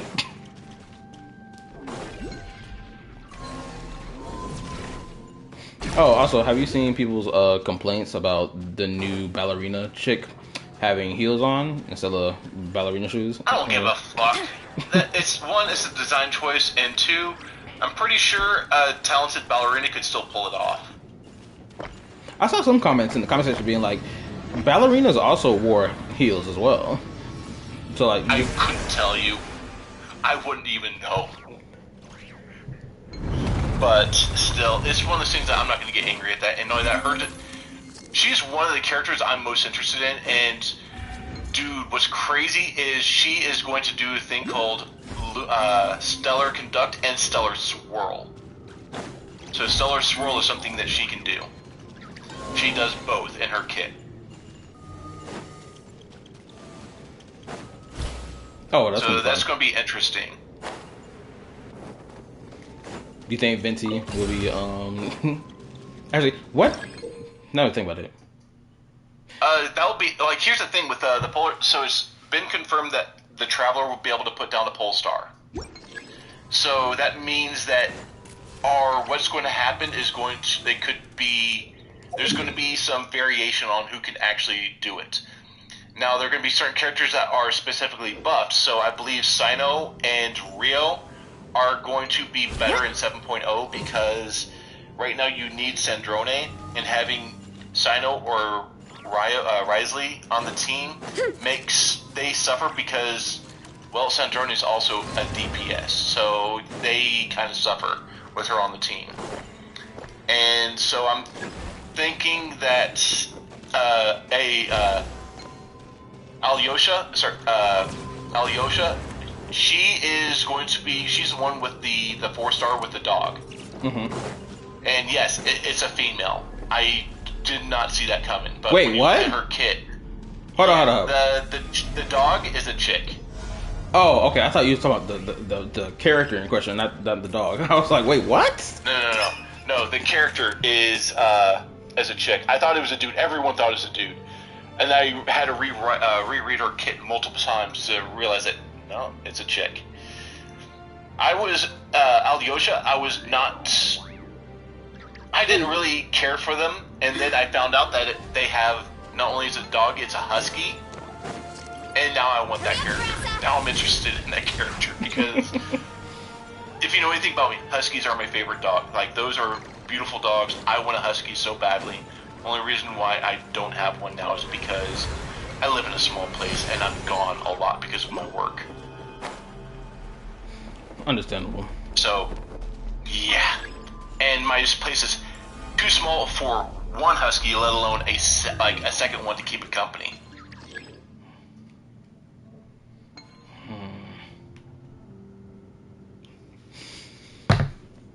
Oh, what else was I about to say? Shit. Oh, because I'm trying to fucking traverse through this fucking area so I can get to that fucking streamline that's gonna lead me to the Golden Hall. Yeah, you want to get to that oh my god, that... I was tripping balls when I started seeing this story. Like, and especially you, because I know if I was excited about it, I know you're going to be excited about it.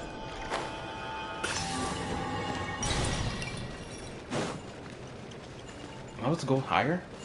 I'm supposed to go higher. So come on. You need to call down the elevator. Come on. Please make it. Please, for the love of God, make it. Yeah, I died a couple times waiting for that damn elevator.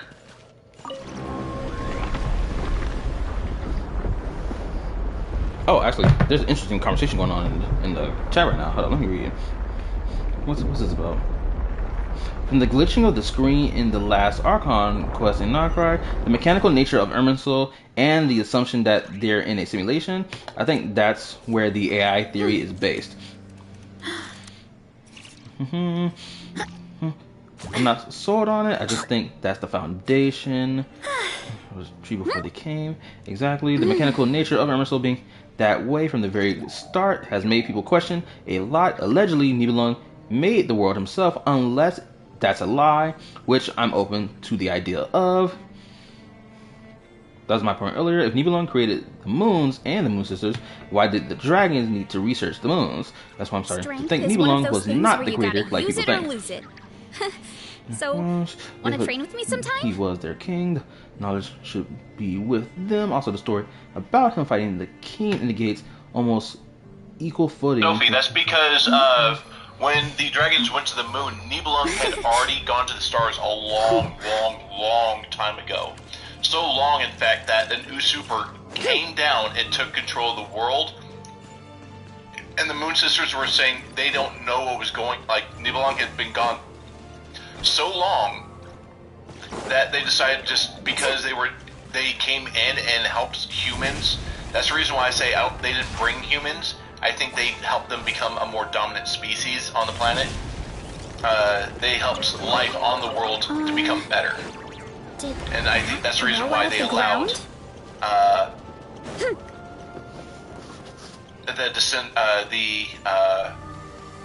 the Descender to do their thing.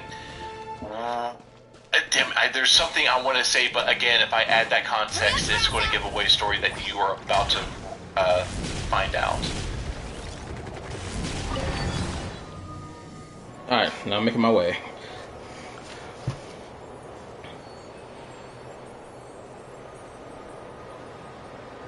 Why would a creator need to fight? Oh, let me read. Why would a creator need to fight sovereigns if he made and appointed them? He probably put them in their place. That's probably what it is. There's something. Oh man, you need to see the fucking story. I don't know how much I want to give away because I've seen all three of them, and there's no way you can get the third during this stream, not unless you want to explore for the next 4 hours. Yeah. When you come to this cutscene, I'm unmuting your stream because I love this cutscene. And you'll see. Try not. Well, shoot, I'm going to have to react regardless because it's probably gonna blow my fucking mind. So. Oh. Damn! Now I got goosebumps.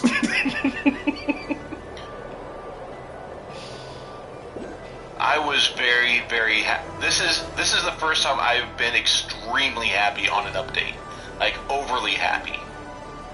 Ah, here it is. What the hell? These are the same flowers we see in Nodkrai, where Columbina Bee stationed at. Okay.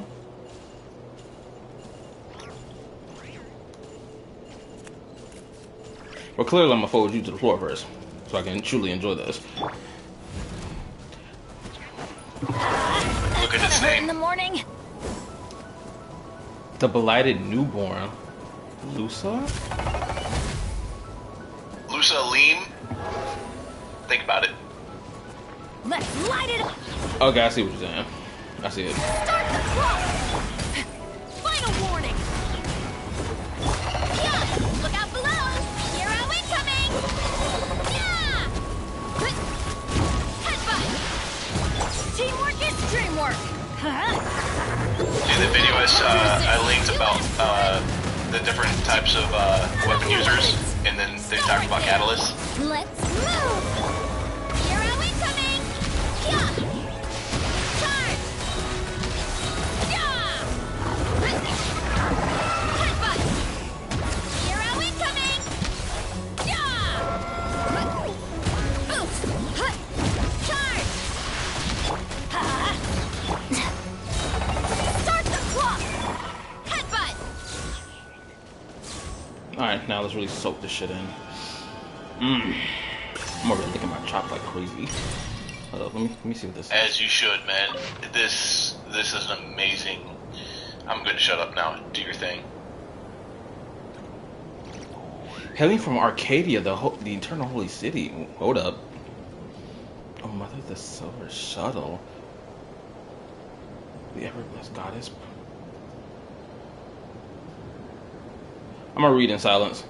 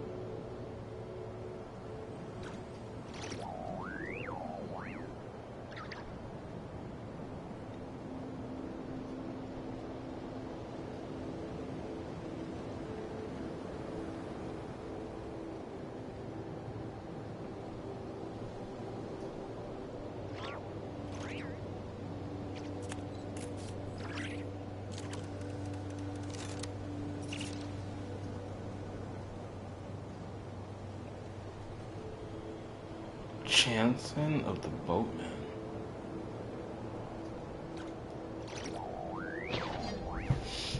Bro, how long have I been streaming for? 6 hours? Hold up. Let me see. It's about to be 7 hours. Good lord. Hold on. Let me continue. Let me continue.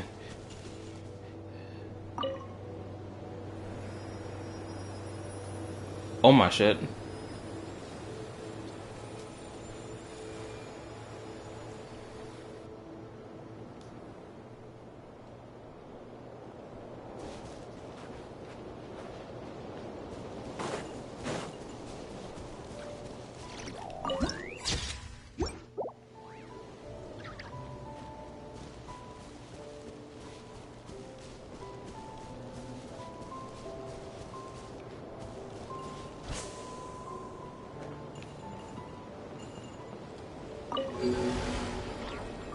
Where do you intend to take me?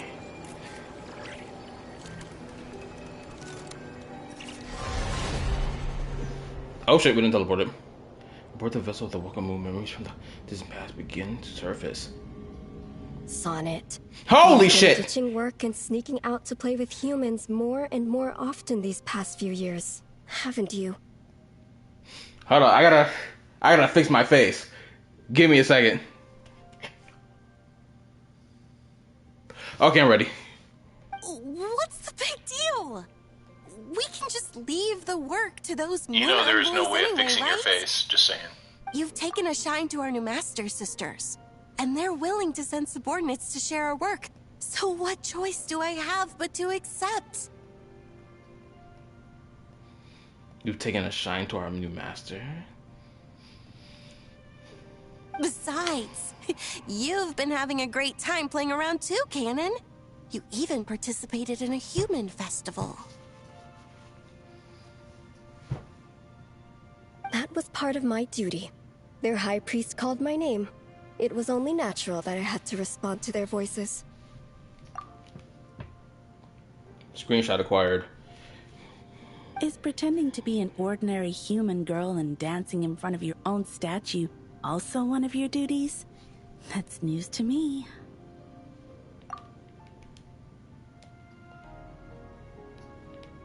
Aria. Canon. I wasn't asking you to call my name. Oh, forget it. Since the new moon envoy doesn't mind helping Sonnet with her work. Zabai. Her name is Zabai. Oh, I was about to mention her name you too. You really should remember people's names. Since Zabai has no objections, I have nothing more to say. However, Sonnet, as the will of the moon, you must not forget the basic formula that keeps the world running. Oh shit. Are they about to talk about that? Well, at least this tells us that most definitely Zhongli has been around for a long time. Now, I know they didn't mention Zhongli, they mentioned Zabai, but the fact that Zabai is being mentioned by name by the Moon Sisters all this long while ago, yeah, most definitely Zhongli was around, had to be around the same time. Prepare yourself. I will set you some foundational problems on verifying morphological isomorphisms. You are not to go back to the surface until you have solved them all. Excuse... What? Hold up.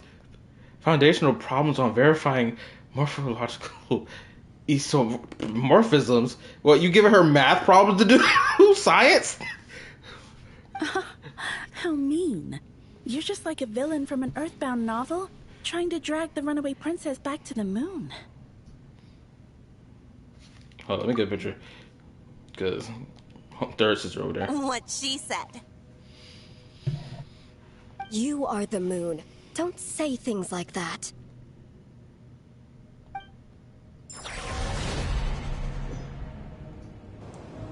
The memory of the distant past fades away. No! There has to be more! Yeah. Yeah, there is more. That grow out of the ground? The other two I told you about, go to them. Although, again, the third one you're gonna have to explore off stream to get that one. Sana is still my favorite. I miss her, and the fact that she got the most cruel fate is There's a lot that goes into managing an orchard. Watering, weeding, but yeah, fertilizing Zhongli soil, has been making around. sure the I'm telling you, temperature's right. if he didn't get tired, I was pretty sure You have to that keep the fruit in a good mood.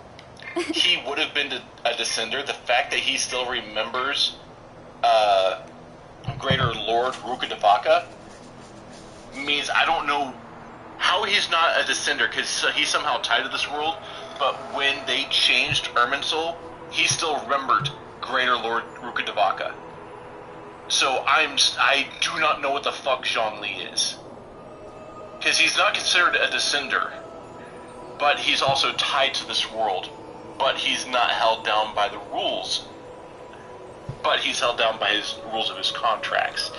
So again, I don't know what the fuck he is. I am more go ahead, say it. Curious and lost about who the fuck Zhongli is. Okay, I think Zhongli may be in a similar position as Skirk. I think that's probably what it is. Skirk? What about Skirk? Because, like, Skirk, she's not labeled as a descender, nor is she affected by any changes that happen in this world. No, she's an abyssal creature. Her cryo powers aren't even cryo at all. They're actually abyssal powers. She just manifests, she calls it cryo, and manifests it to look like it's cryo to fit in with the world. She's abyssal in nature.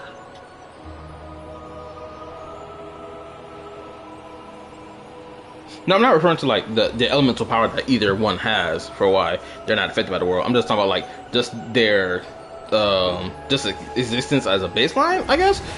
No, that's what I'm saying. Is like she can't be a descender because she's of the abyss. What was that? There's another boat.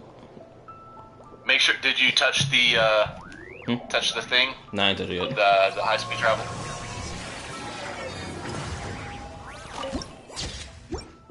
That's why this moon is fucking immaculate. I fucking love the design of the moon. Oh, there's only one area of the moon I hate, and you know which one that is, because everyone fucking hates it. But I love that, like, I think they hit it out of the park with this update. Wait, what part of the moon do people hate? I don't know about this. The place where if you fucking step on the ground, you fucking die. Oh, that. Okay. Yeah, you know that's valid. The fact that you even had to ask makes me want to reach through the internet and strangle you.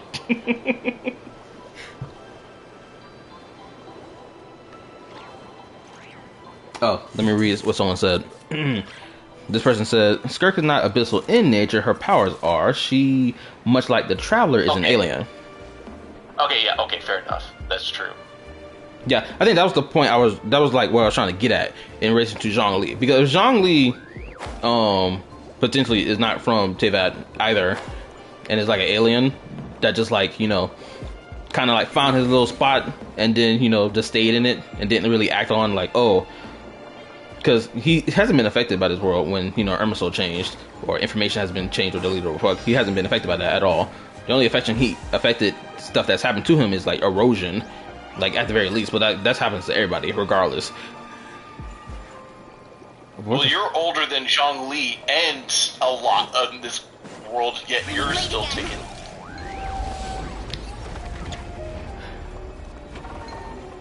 Well, the Traveler is built different. You're about to take control of the world. Wait, what was that? The Traveler just built a little different from Zhongli. That's all. Wait. Hold up. Where the okay, so how do I... Oh, did I just teleport? No, jump into the bubbles. Oh, okay, I see. And then, once you jump into the bubbles, jump into the orcas.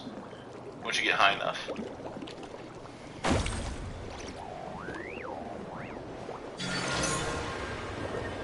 Okay, I guess it didn't work the way I thought it was gonna work. Okay, let's try this one more time. Venti is still holding shit from us too, but at least we know what he is. Yeah, he's a drunkard. And yes, he is holding shit from us. Him, Zhongli, and... Oh, who's the other one that's holding shit from us?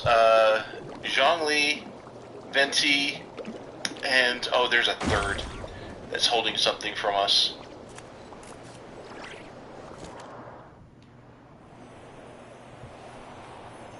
We know the Hydro isn't because, well, she's dead.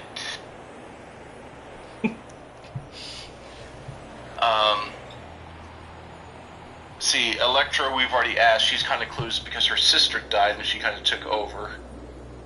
Let's see, Nahida, she's trying to learn shit. She learned information, but she keeps losing the information because she keeps making herself tiny. It was... The Sarita seemed like the only other person that probably knows more, honestly. I think the Sarita knows a lot more than what... Man, again, oh man. I want to know... I think the Sarita knows a hell of a lot more. And... Again, there are so many theories surrounding her, I just don't even know where to begin. I want to know if she fucking kills Renova or not. She may force her to stand down and get out of her way. Because I don't see them killing... Well, they could kill Renova. I'm not going to act like the possibility ain't. We done saw what happened to the captain and El Senora. Rest in peace. But...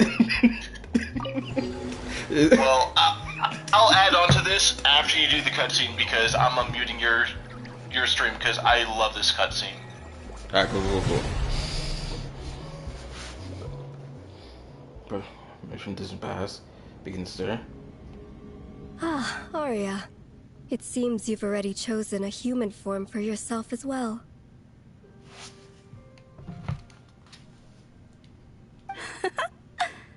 You look just like I thought you might, Canon. That said, I didn't expect that you would proactively create such a form for those lovely little beings. It is only natural, Arya. Those fragile lives trust me and call out to me, so I shall respond to their voices. We were born to preserve the world. If the beings known as humans are willing to settle it, listening to their pleas fulfills the mission our king bestowed upon us. True, but at the same time, I'm pretty sure your king didn't mean it to be done in this manner. I bet that nigga was so pissed when he came back home. Yes. After all, he did say that all life across the Sea of Stars are allies. They fight alongside us against the darkness. Oh, okay, never mind, I'm wrong. Okay, since he phrased it like that, then he shouldn't have no issue.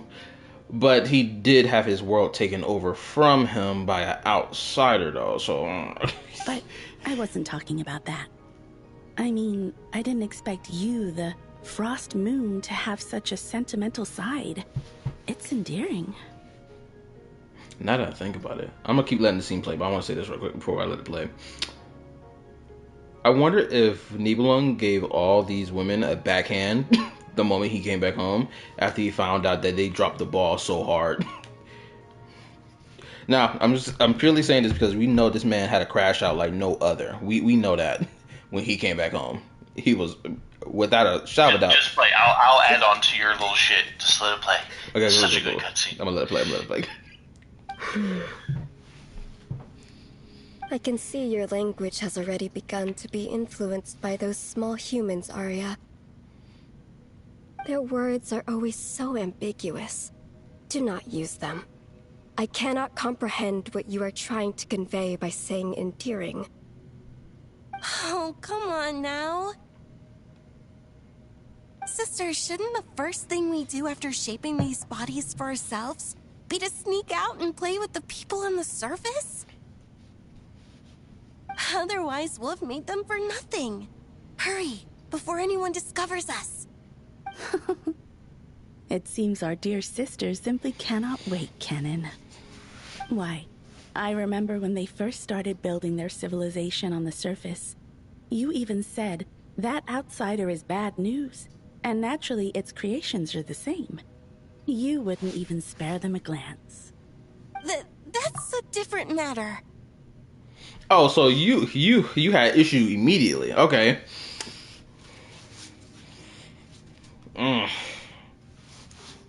Bro, this picture being painted by the Heavenly Principles is going all over the place. I still think you two shouldn't have let that outsider in.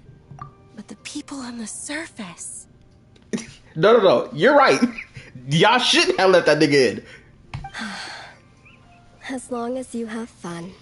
Go on. And remember to stay close to Arya. Huh? Aren't you coming with us, Cannon? Man, if only they strived for coexistence, everything would have been fine. That Descender servant said that they had matters to discuss with me about this world's gravitational potential and metric tensor. Laws of time, okay. Istaroth? I believe that was her name. Oh, you really should remember people's names, sister. Wait. Hold the fuck up.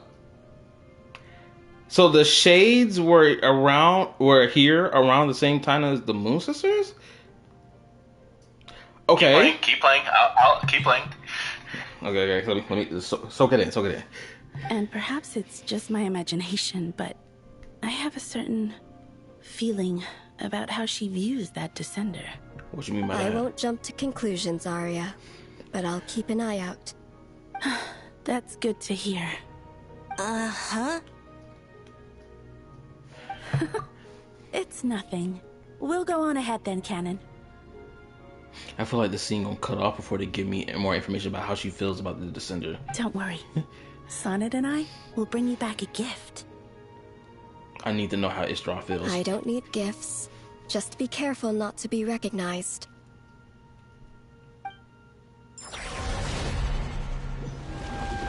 No, damn it! You should have continued the sentence. I need to know.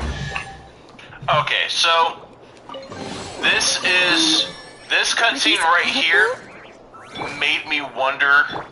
Okay, so this cutscene right here made me know that human civilization did not. Remember, I told you that human civilization didn't start becoming fast until the first Descender came in. This is where I kind of slipped up. That scene is where it made me lead. That's what happened. I'm pretty sure he didn't bring humanity with him. He just evolved it. I could be wrong on that, but I'm pretty sure humans were already here. But the thing that was huge from that cutscene was the Shades came with the first Descender. All the 4 Shades are his servants. Those are the ones I thought when he said that he brought. I think it's those 4 right there in particular. And when she said that, I think that one of the Shades don't exactly agree with him. If you look at what all the Shades have done, with the exception of Renova, it seems that all 3 of them have rebelled against him. Because think about who's one of the sinners? Rhindaughter. Who did she combine her life with? So Rhindaughter was cursed with death, with basically with eternal life in a sense, but she combined her life with the Shade of Life. Interesting. The Istroth has obviously been working with Venti, and there are a lot of things that we cannot confirm. There's a lot of theories out there, but it seems like Istroth is working behind the scenes with the people of this world, specifically with Venti and possibly Zhongli, I'm assuming, and trying to help the Descender in a way. And I'm pretty sure Alice is going to play a huge role in that. And then, so, you know who Nibirius is, right? Yes. Alright, so Nibirius and Rhindaughter are the same. Remember that one cutscene when they were playing chess with Tsaritsa? That was them. That was Rhindaughter and Nibirius. Obviously, yeah. So we know that we're feeling that they're rebelling. Istroth is rebelling and working with other Archons, and then Asmodeus has pledged allegiance to another master. Who that is, we don't know. That means there's only one that seems to be remaining loyal, and that's the one that everyone fucking hates, and that is Renova. Granted, I think Renova is the only one that might be on the side, and I think the Tsaritsa wants to take her down because she's gathering up all the Gnosis, which is the third Descender. So she's trying to get the power of the third Descender combined, and she is working. She wanted Columbina for a reason, so she's trying to get the authority of the Moon Goddess, the third Descender, to take on Renova. That's because I think Renova really pissed her the fuck off.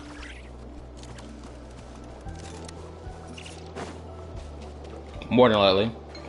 Also, people have mentioned in the chat that Renova also rebelled, but it's more like she kind of did it underhandedly.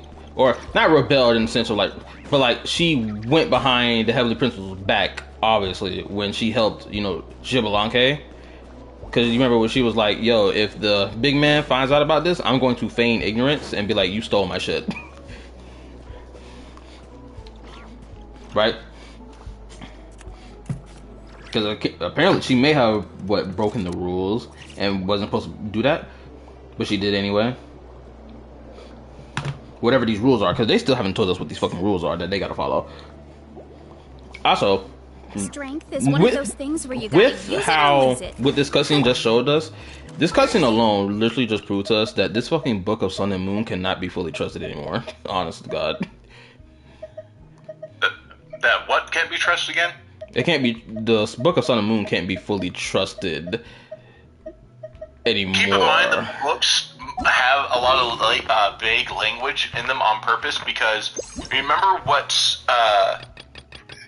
Nahida said about getting stories to go through the samsaras and to be able to survive the changes that Irminsul does when things are taken out at Irminsul. Mm-hmm. She was able to remember who the Wanderer was by leaving a book behind to act as a fairy tale to help her understand what happened, because she had a feeling that he was going to do that. A lot of these fairy tales are written in such a way to explain what's happening in the because remember why we said go complete the Narcitsan-Kreutz Ordo quest, because it explains that we are on a fourth samsara. I think that this has happened before. The first samsara was Hyperborea. The second one was the golems. Oh, what's it called? I can't remember the name of them now. Remorian. And then the third one was Conria. And then current Teyvat is the fourth samsara. We keep repeating history in such a way, and I think we're finally going to... What has been a trend since we've been playing this game? What does the Traveler do whenever we see repeating cycle? Break it, obviously. Bingo. I think we're going to finally fucking break it. And I think we have to take on the first Ascender and fucking kill that piece of shit. Oh, something someone said that was interesting. Hold on, let me read.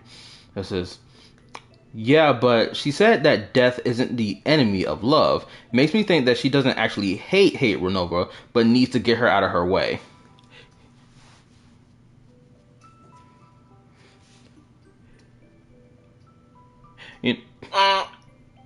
I think she sees Renova as a servant to the first Ascender, and she's remaining blindly loyal.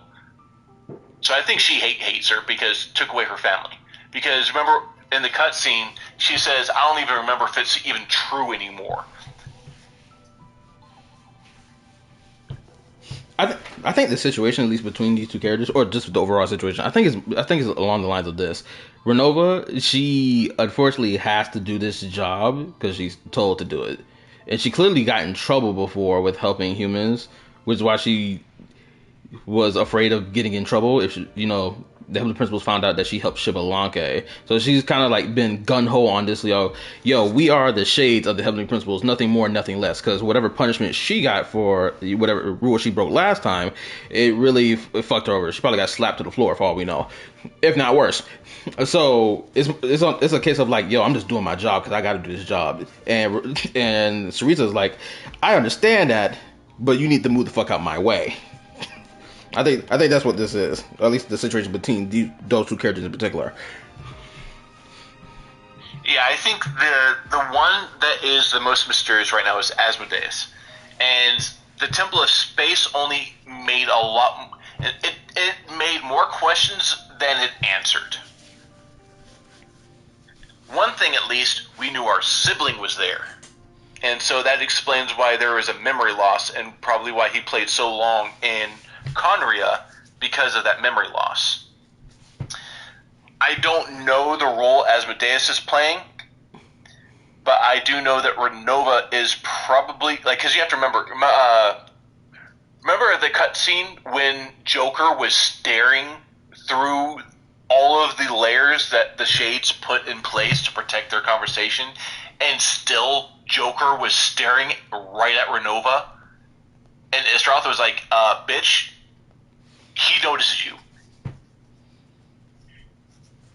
You remember that? Mm-hmm. So you have that, and then in that conversation they said, well, Asmodeus loves her. It's a possibility she loves her new master. So it's sort of like, okay, all of them, it seems like they've rebelled in their own way. The fact that Rheindotter, considered a sinner, is now part of the Shades, so that in itself should be a rebellion. I don't know how the fuck that happened. Well, it does. I mean, they explain how it happened. I just don't know if that's the full truth of like the entirety of that. But Istroth's story is still not clear yet. We just know that she keeps going down and helping humanity constantly. And there is I'm pretty sure there's a contract between Istroth, Venti, and Zhongli. I am pretty damn sure of that.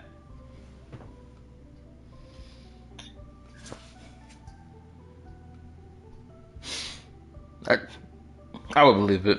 I would. Oh, like I said earlier about why I think the book Sun and the Moon can't be fully trusted, because I'm pretty sure this book was written by I'm pretty sure a human who doesn't know the full story of the truth of the matter, and so they wrote it in a way that paints the dragons as like absolute evil, and while painting Fanes as like, oh, this ultimate good, this holy benevolent being.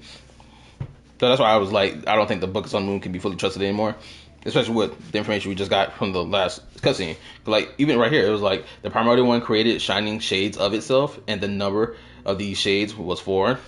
Clearly, it was bullshit. Absolutely. Oh man. Oh, now that I'm sitting here thinking about it, I wonder if Fanes has a spaceship. And if he does have it, where the fuck is his spaceship at? Because I don't think he just flew across the universe just by himself with his 4. That was the other thing. You remember how you're talking about the black substance, whatnot? That was not the Abyss. That was not the Traveler. I think that was just another species. I think that was just something that they reached out to, and they found another species, and it combined itself with the dragon. I think that is just something entirely different. That was a thing I wanted to mention. I kept not remembering because it was so long before we got in voice chat. Because you were talking about what that black substance was. You mentioned it when you were reading the little chronicles just before you found out what the mission was. But I believe that black substance, whatnot, that ended up creating that black Kuhenki, that, I believe, what was it? It was saying, shit. I have my game up. I'll just read the book myself. Oh, I referred to it as like a symbiote with as well. Yeah, a symbiote might. Alright, oh fuck, it's no longer. Okay. What was it? Blah, blah, blah, blah.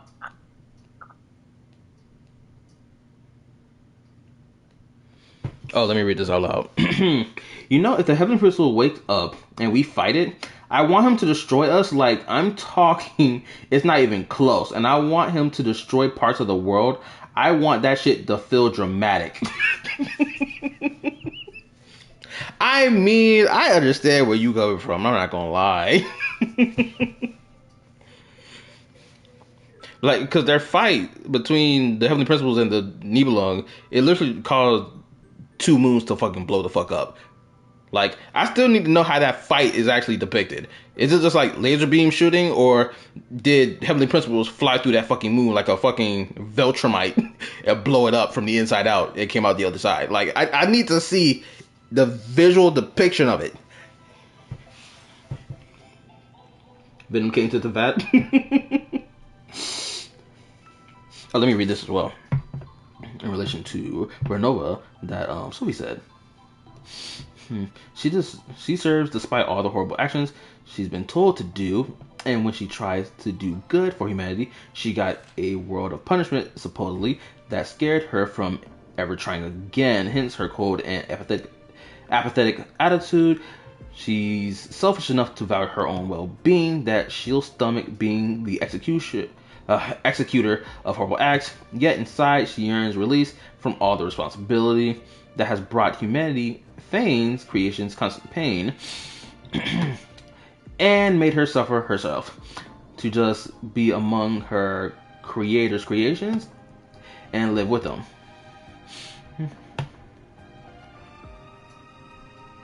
Yeah, more than likely, that's probably the actual picture. Man, I love these lore discussions we be having sometimes. Here we go. How it says the ruler of Throg and whatnot. These words, these lay your feet, whatnot. This, I believe, was the other species. Because remember that they went into space, but they didn't have enough energy to get back. But by combining themselves with this mass, they were able to finally come back. But they weren't able to send out a message.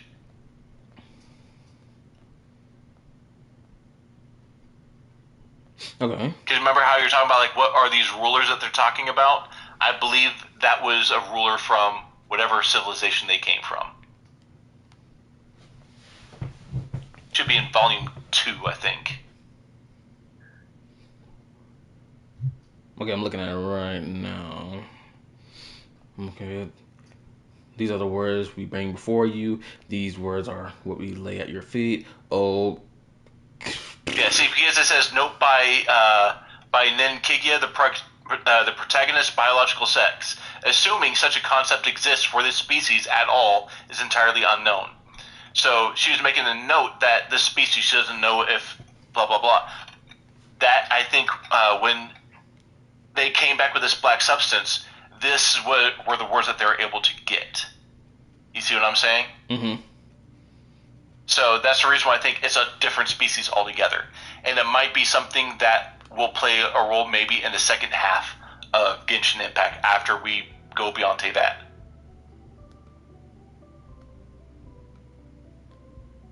Oh, that means the next line after the notes must be I'm going to assume the entity talking, right? Am I right to assume that? Or is it someone else is talking? How should I... Either a note or something that they're saying. I don't know. Because you have to remember, the ship... Because part of the reason why the spaceship... Or not the spaceship. The Moongazer Tower is destroyed is because that ship came back and crashed into it. And that's why that ring is destroyed, is because of that ship. Speaking of ship crashing, landing into it... Hold up, I need to go back to that fucking tower. Where's that damn tower at? The one that we went to. Where is it? Where is it? Where is it? Alright, let me... Because I could have sworn I saw... I don't know if it's the ship that we came on, or there was an abandoned ship that crash landed into one of the ship, sides. Yeah, the ship up there that you're going to, that is... Oh, you didn't fucking explore it. Okay. Yeah, I left it alone. I was gonna come back for it later. That is the Moongazer ship. When you open it up and get inside, it leaves a note behind that explains what happened. To your left. Oh, I went the wrong way? Left. Yeah. Oh, hold on, let me turn around.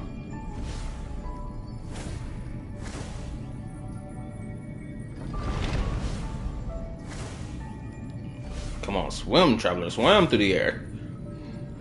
What's that? Gravity control room?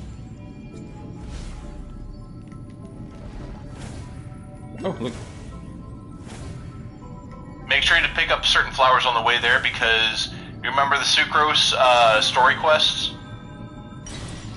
The and the theory that she had? Is it about the flower that she keeps, like, testing? She thinks that it originated from, it was an alien species and it used to be a giant flower. And what do you find in the ship? A giant flower. Or lost flower of ancient times. A preserved flower from a long lost era bearing a striking resemblance to a certain plant found in Tibet. There may be a distant and ambiguous connection between the two. Isn't this the fucking... Remember what Sucrose's theory was? She says that there was an ancient flower that doesn't seem like it was... it seems like it's alien to Tibet, and it used to be a giant version of it. This confirms her theory.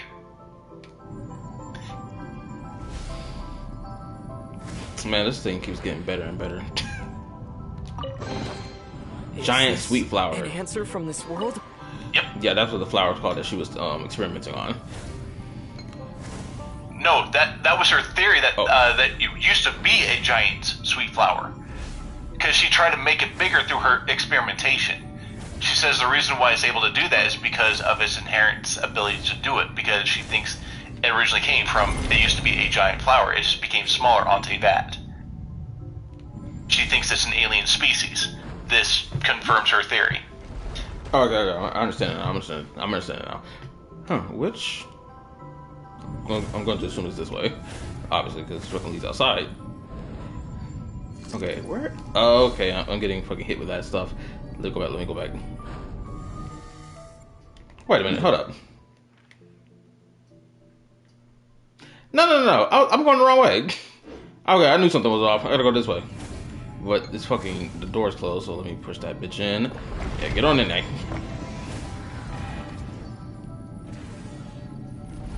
Come on, swim. Let me get to it. Oh, wait. What? Okay, I guess I'll read that. Moongazer identifier detected. Wait, why was it looking over there? Oh, it's looking at the ship. I see it. You remember what the ship was called? Yeah, Moongazer. So now you know why the ring is destroyed, because she said a ship crashed into it. It was the Moongazer. Come on, let me reach it. But I've been sitting in this chair for fucking 7 hours. Hold up. Let me see this real quick. 7 hours and 27 minutes. Good lord. It's about to be an 8-hour stream. It's been a lengthy amount of time since the last 8-hour stream. Is this an answer from this world? Bro, literally the last 8-hour stream I did was back. Come on. Let me reach it. I'm saved. The last 8-hour stream I did was Natlan's 5.3 Archon quest.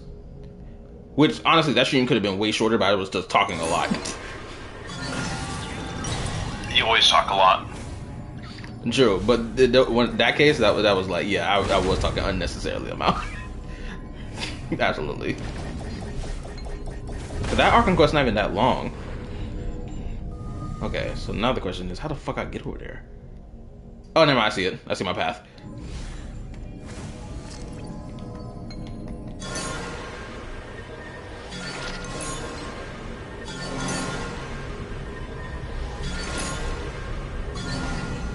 Okay. Where's the rest of them? I guess it's just straight shot forward then.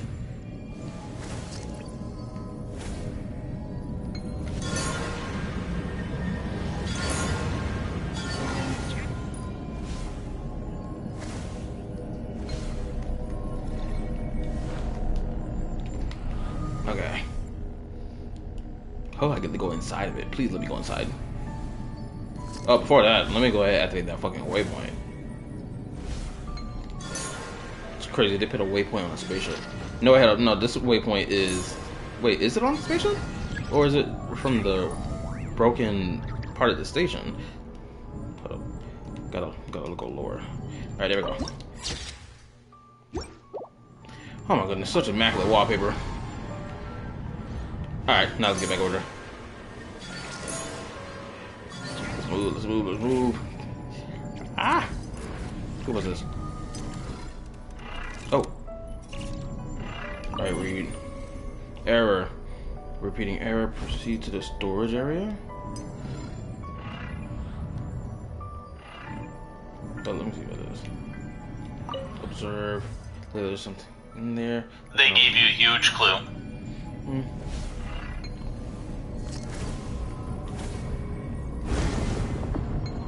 Wait, what was that?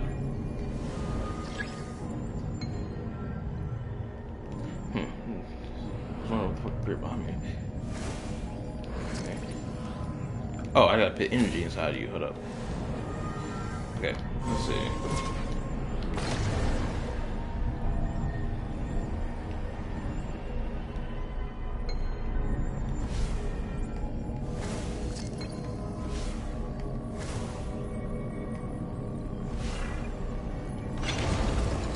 Alright.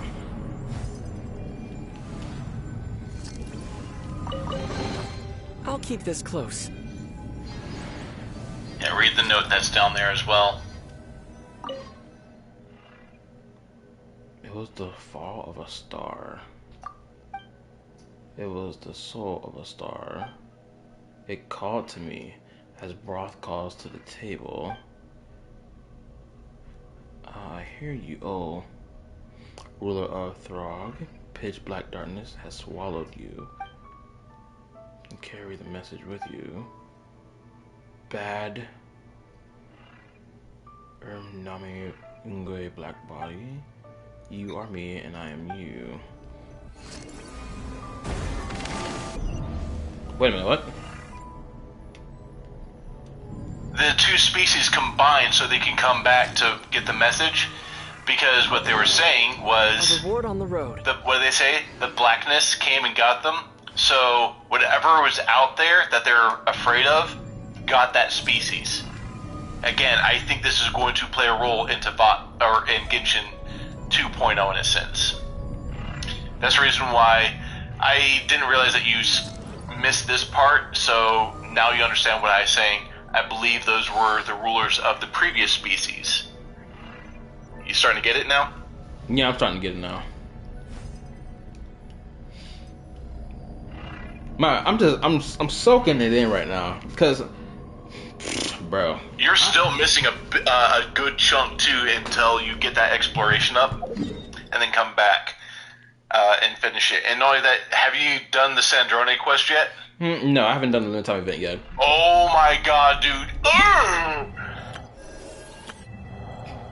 Dude, before Nodkrai, I did not give a shit about Columbina, did not give a shit about Sandrone.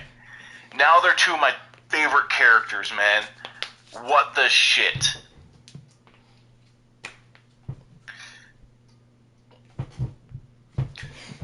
Sorry, I'm just over here speechless right now. I'm just trying to process all this info that I just been fed. I'm just trying to process it before I get that final piece. Another thing too, I'm gonna say, because a lot of people seem to hate this whole outer space sci-fi element of Genshin Impact story, despite the fact we were always going to come up here to begin with. I don't know how niggas went playing this game for all this time, not thinking that we were going to not come up here.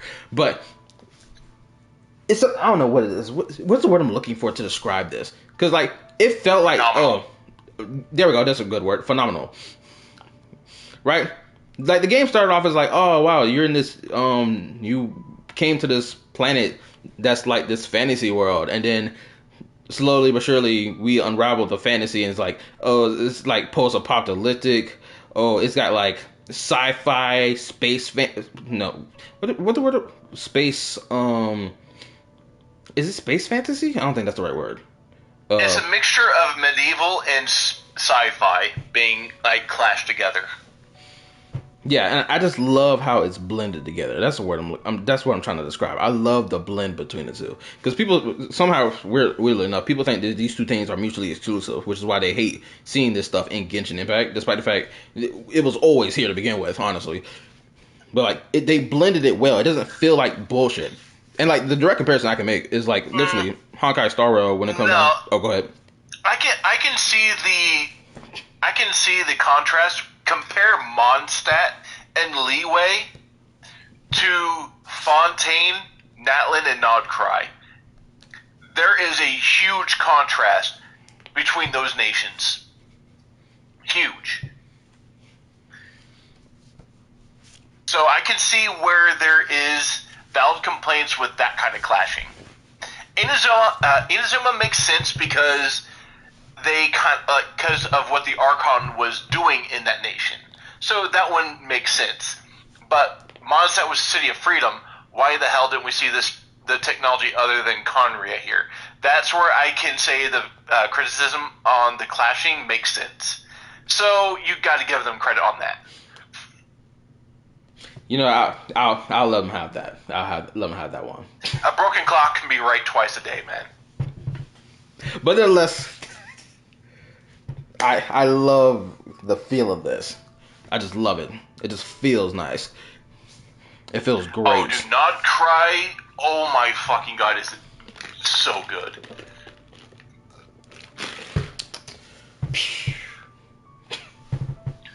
Like, I feel like I just said every word that I wanted to say to describe this, and it feels like me talking now, it's just me just filling up air right now. I have no other words that I wish to convey. Your talking voice just fills up air.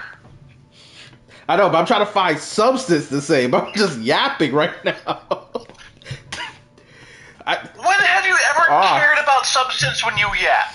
Never. I always do care. Now? I always care, first of all. Sure as hell fooled everybody else. These people know I most definitely care. That's why they watch these fucking videos I post all the time. Surprisingly, because y'all don't really need to watch hour-long content, but y'all do, because y'all love long-form content, clearly. Anyway... No, I like your longer streams. I will refuse to watch your freaking videos that are longer than freaking 20, 30 minutes. Those 2-hour long reactions, are you freaking serious? You need to find a way to become succinct, bro. I be trying to cut it down, I promise you I do. But I really get into it. But nonetheless, we gonna say that conversation. Yeah, you said that 5-8 hour videos ago. Wait, how much? No, I haven't. My bad. I know you're being sarcastic. But my brain damn near thought, hold on, wait a minute. Did I do an 8-hour long reaction? I'm being hyperbolic. Yeah, I know, but my brain over here tricking myself right now. But nonetheless, because my brain kind of scrambled with all this juicy lore. So I'm trying to get my brain together. Your brain's always scrambled. And then, all this other bullshit. Anyway, hold on. Don't use that as an excuse. Your brain's always scrambled. Like, when not all the time, when it's like stuff like this I'm really hyped and excited about, my brain kind of like starts, what's the word I'm looking for? Tweaking out? Nah, no, I guess that's the best way to describe it. It's like I can't put my thoughts together the way I want to, and I'll be struggling to put them together. But nonetheless. The thing I'm starting to get pissed off about is I really like to hate the Fatui, and with Odette coming in as a fucking Fatui double agent is fucking, and then like, cause I wanted, cause as much as I love, I hated Farina in 4.0, hated Farina. By 4.3, I absolutely was in love with Farina. And I was like, I must get her. She's now my favorite Archon, fake Archon, whatever. And then Arlecchino, I was like, you know what? Arlecchino tried to kill Farina, was very mean to her, and just given Farina, poor Farina, PTSD. And now here, Arlecchino is one of my favorite characters. Like, her drip is immaculate. And then you bring in Sandrone, which I thought was some sort of like, because I thought all of the Futu was evil, and so I gave no shits about Sandrone, and I gave no shits about Columbina. I was like, she is the most innocent thing on the world. She is good. Now, don't get me wrong, I still think Arlecchino is a bit evil, and I still think Sandrone is a bit evil. I just think there's at least redeeming qualities. More Sandrone than Arlecchino. I still think Arlecchino, I still think she's a bit evil, but God, is her trip immaculate. And so the thing is like, I really love Arlecchino now. I really love Sandrone now. I really love Columbina now. But the fact that I love Sandrone and Arlecchino and I still think they're evil characters just shows you how good the writing is with Genshin. I still fucking hate Wanderer. I still hate Child. I still think those two are complete. I hate those characters. But that's okay. I can still hate them. I still don't think that Wanderer's redemption arc was enough of a redemption to me. I still think he can redeem himself by sacrificing himself and getting killed. But I do hate that character. I think it's more so like his redemption hasn't been actually completed yet at all. So like he still has to, engage with, the descendants of the Raiden Gokuden. He still, honestly, he needs to have his 1v1 conversation with Raiden Shogun. Honest to God, that needs to be done before we even get anywhere near the end of this story. Cause I need to see that. I would pay good money if she takes a chancla and beats the shit out of him with it. That would make my day. Chancla is a slipper in the Philippines. Yeah, I could tell you was referring to a slipper because I see a lot of memes of Raiden Shogun slapping Wanderer with a slipper or a flop or flip flop. It's one of the two. Yeah. And then you'll have Nahida come in and be like, "Don't touch my child." Oh, but it's fucking hilarious. Okay. Oh shit, I'm almost there. I'm just around the corner. Here we are. Gotta make my way over to the other one. Activate that shit now.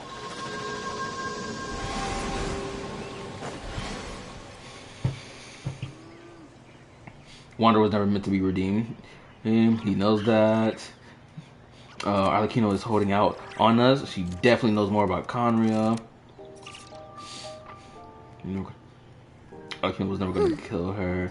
She's only going to go for the Gnosis when she realized she didn't have it and it was way too easy to get too close to her. Had to comply, or Puccinella, I don't know if I pronounced his name right, could clap his family. Puccinella, the rooster. As the one taking care of them while he's away, Takagi is grateful to know his family is in good care, but he wants to keep it that way. I still want to know who the fucking 10th Harbinger is. Who the fuck is that guy? Who knows? It's probably one of those male characters that we saw in the fucking trailer, for all we know. Nope, we haven't seen. Everyone that has been in cutscene we have seen. Everyone. We don't know who the fucking 10th is. A lot of people are saying, I remember there was theory videos on it, that it's freaking Rhine-Daughter. I went, that is the biggest fucking bullshit. You're filling gaps with nonsense. I wouldn't be surprised if it's the Traveler. I wouldn't be surprised by that. But I would be surprised But it was more so like... I can see us working with the Archon in the end. I do not see us becoming a fucking Harbinger. And if we became a Harbinger, I'm telling you, once we get the 7th elemental power, I think that should complete our power. And there's going to have to... Something has to happen for us to get our original power back. Because if we're going to become the ruler of this world, we have to become godlike again. And I want to know what the... If our power isn't complete when we touch the power of Cryo and we complete the elemental again... Because remember what the elemental powers are. They are a refraction, a divergence of the element of light.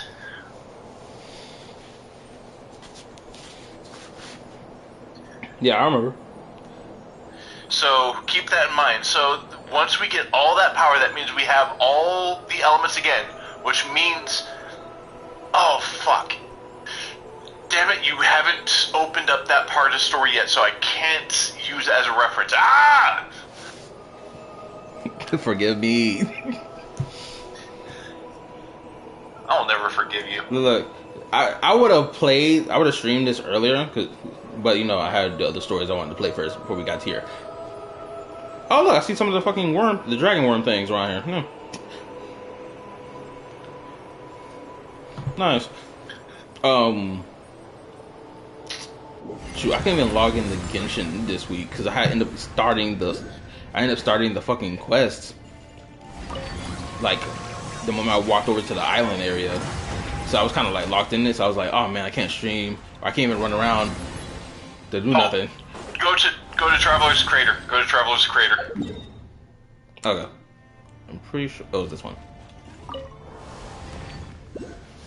Oh, this place looks fucking awesome. Yeah, but see that giant thing that you passed by that has that rainbow's like stripe on it?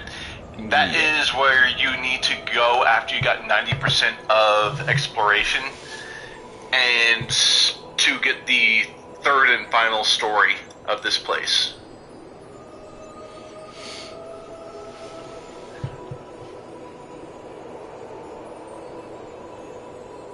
Leaks say we're gonna get the Traveler's original sword next patch. Unconfirmed though. Wait a minute. No, I don't think so. Because I've already seen the leaks. I know that we're getting new battle pass weapons next patch. That has been confirmed. I wish we got it this time because now I have an R1 deathmatch that, I mean, I can put it on people for sure, but it'll never be R5 now.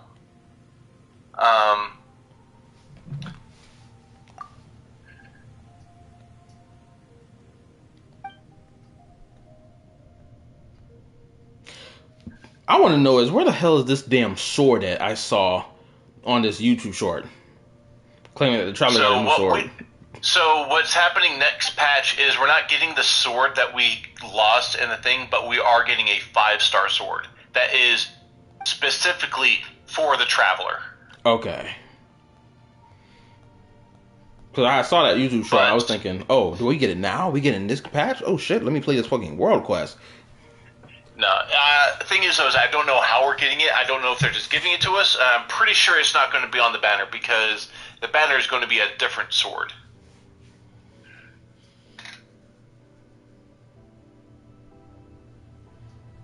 I'm just surprised that we're getting Alyosha and Odette, and that is it, and only one 5-star on a launch update. So 7.0, and we're only getting one 5-star and a 4-star. That's unheard of. Maybe they want to ease their way into it? Probably. I don't know. I have a few theories on it, and I think it's because they realize what they're trying to do is they're making less characters, but having more impact on what those characters do.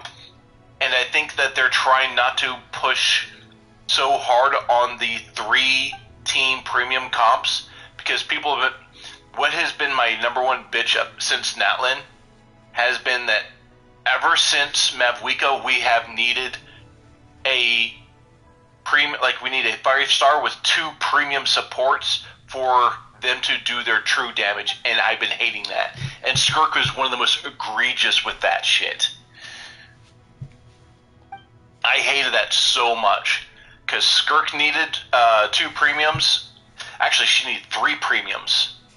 Mavwika needed 2 premiums, and then a good Bennett was it until they brought on Nicole.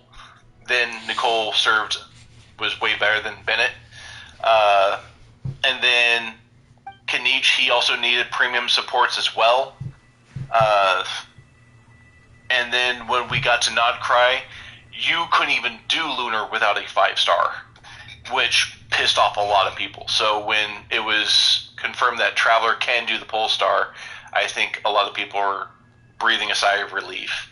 But even then, Polestars are still relegated only to 5-stars, including the Traveler.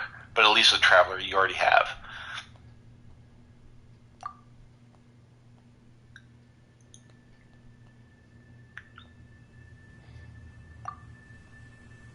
Oh my bad. Sorry, I was reading the dialogue on screen right quick. But yeah, that's why I paused, because I forgot. I looked over at the stream and I realized that you were doing this. Yeah, granted, the dialogue isn't like audible, so we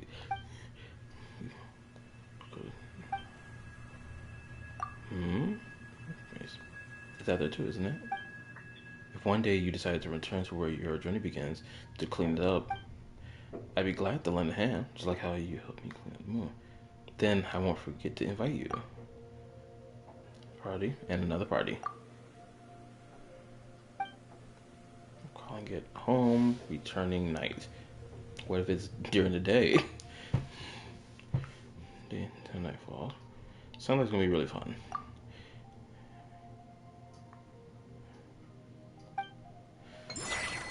Man, I would love to see how the Traveler's home looked like.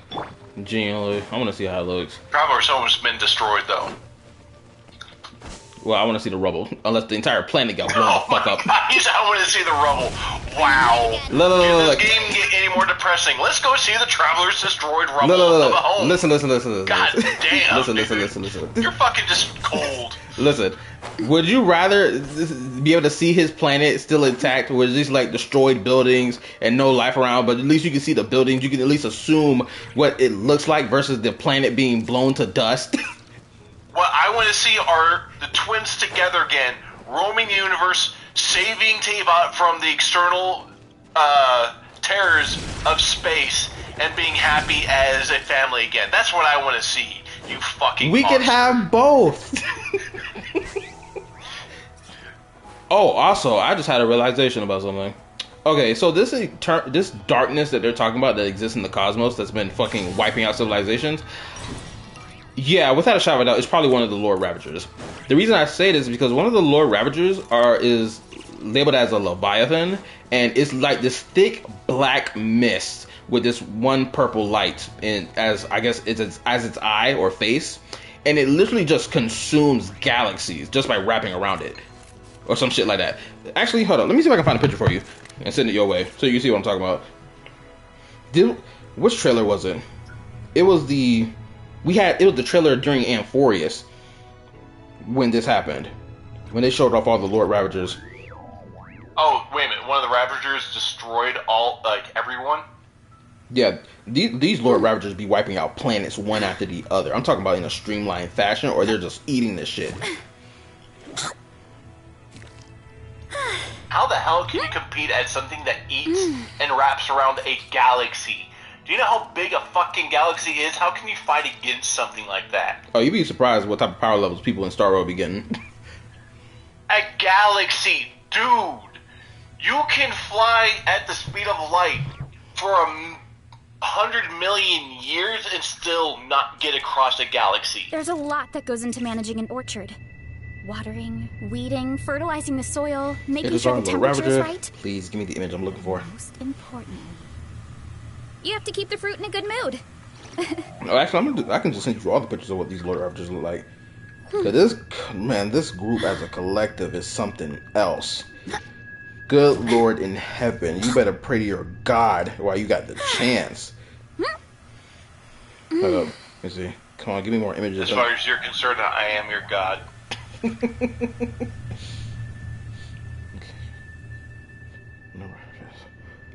You still haven't done the Nicole weeklies, My have you? parents always say, Nah, no matter because how I couldn't log busy into life Genshin gets, for about you should how many always days since sit the last down time I and logged enjoy in? a proper meal when you get You hungry. fucking slacker. What I like And you to wonder do why your account is start my trash. plate up high, then squash it all down. It's decent. Anyway, nonetheless, I found the picture I want. I found the picture I wanted to show you. No, That way I get to eat my fill without free-to-play wasting too much time. EU account is decent. Okay, I found the picture. This man. I wish I had the GIF instead. But There's a lot I'm that gonna goes send into you this managing an picture, orchard. but I'm going to see if I can Weeding, get my hands fertilizing the on soil, like a making clip sure the temperature is from right. the trailer so that you can see its movement in keep the fruit action. in a good mood. So let me send you this picture first. I ain't trying to stream, I'm trying to send a picture.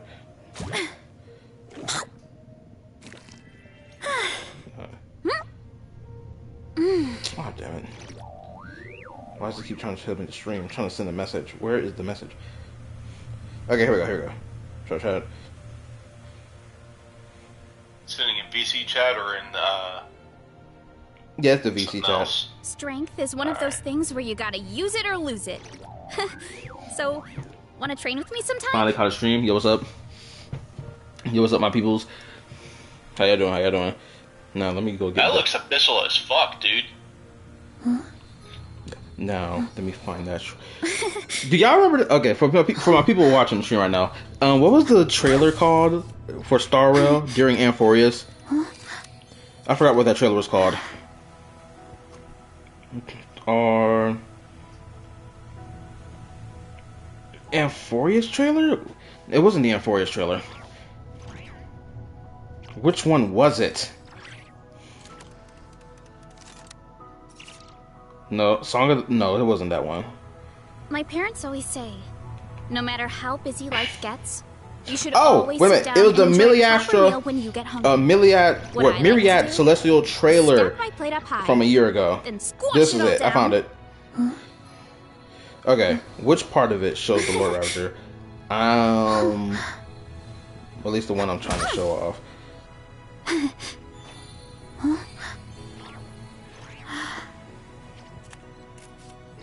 Okay, it's around the 3-minute and 46-second mark.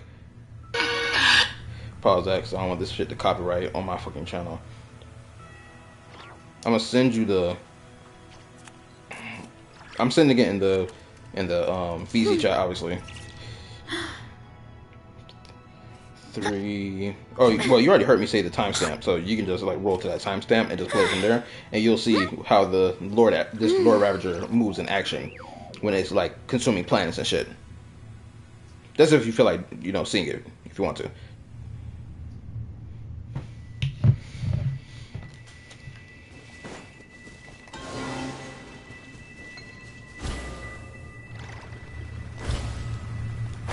Oh, let me read. Oh, Carla, did you hear about the Glaive got sponsored by Hoyo? Yeah, I found out about that. And it just tells me his opinions about anything related to these Hoyo games is nothing. That's what that tells me. Literally hinges on money.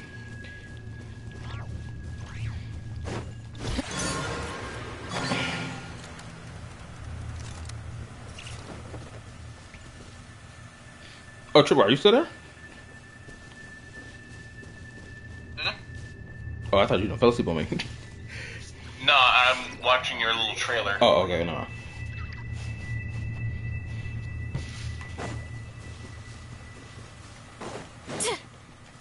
But it didn't swallow up a galaxy, it swallowed up a world. It may have been almost as big as like half a solar system, but not a galaxy.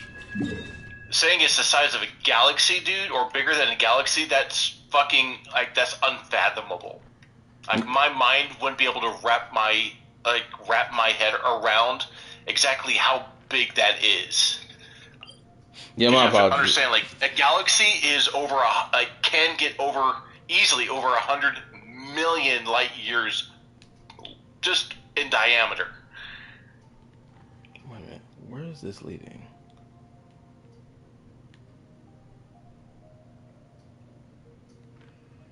I hear what you're That saying. was when you came from the dark side of the moon. That was your when you came wrapped around the moon. Oh, okay, no mind.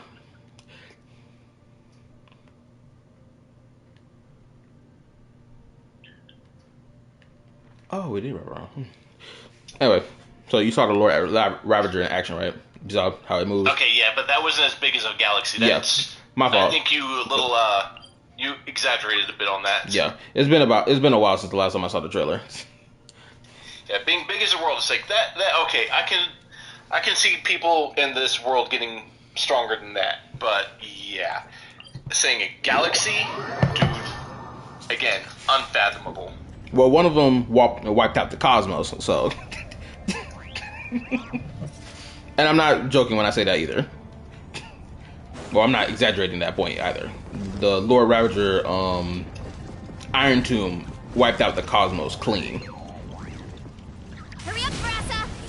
They literally had to use the power of the remembrance to literally bring the cosmos back into existence. Sounds like a personal problem. Oh, believe me, it was. It was a grand personal problem. It was everybody's problem. Oh man, the boss fight with Iron Tomb was so fucking fun. It was great. Granted, it was pissing me the fuck off because of the bullshit mechanic that was going on. But nonetheless, it was Isn't good. there a local legend named Iron Tomb in Natlan? I don't know.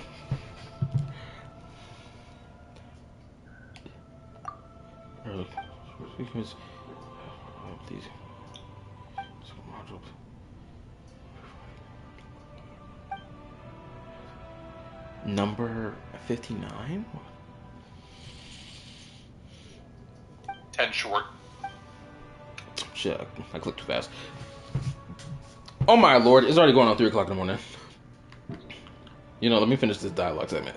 And I have officially hit the 8-hour mark in the next couple seconds.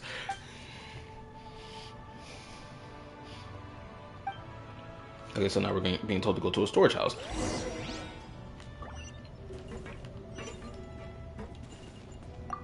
Oh, you can start the repair now? Yeah, this is part of the exploration stuff. This is stuff you could probably do off stream easily. Okay, cool. Yeah, I'll do that.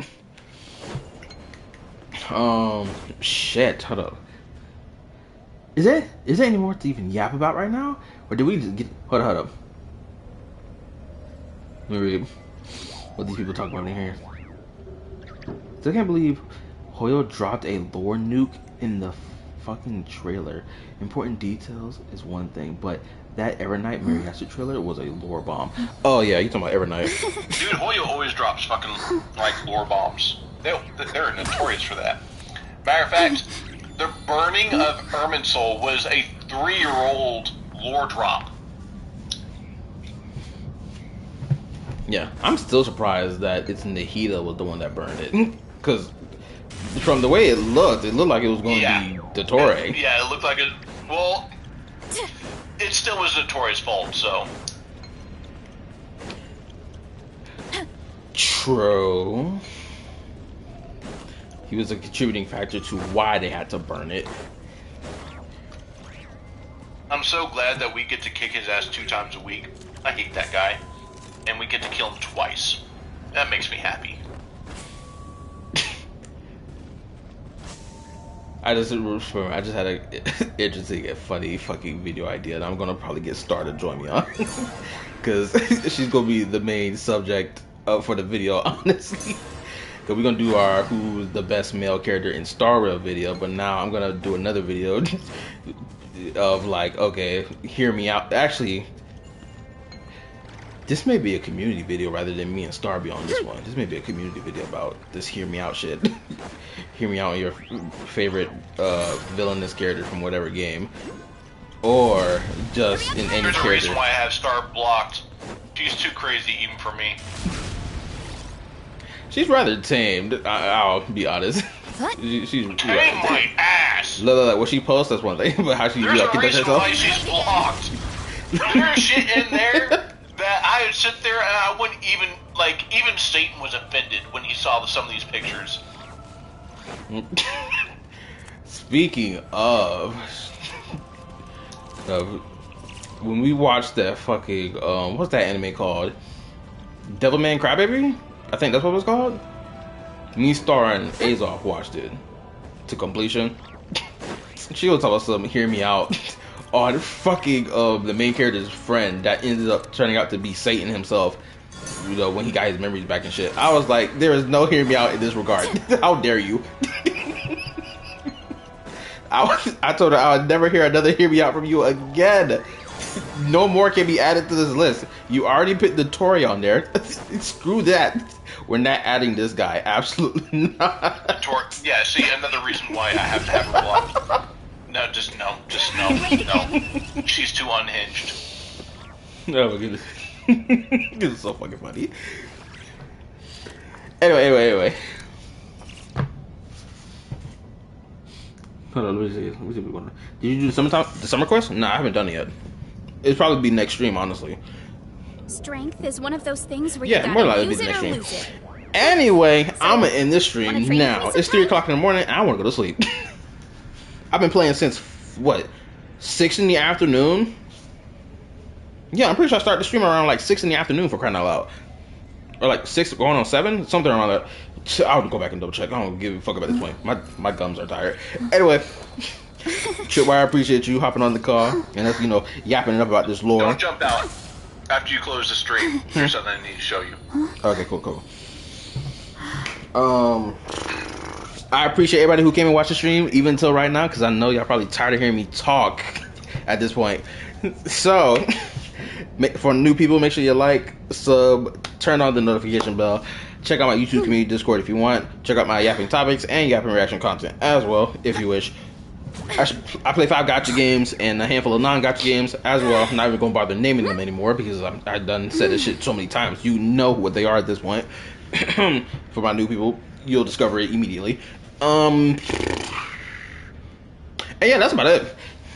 I enjoyed this lore yapping discussion with y'all, and just this world quest alone, absolutely phenomenal. 20 out of 10 world quests. Probably top 5 world quests in the whole game,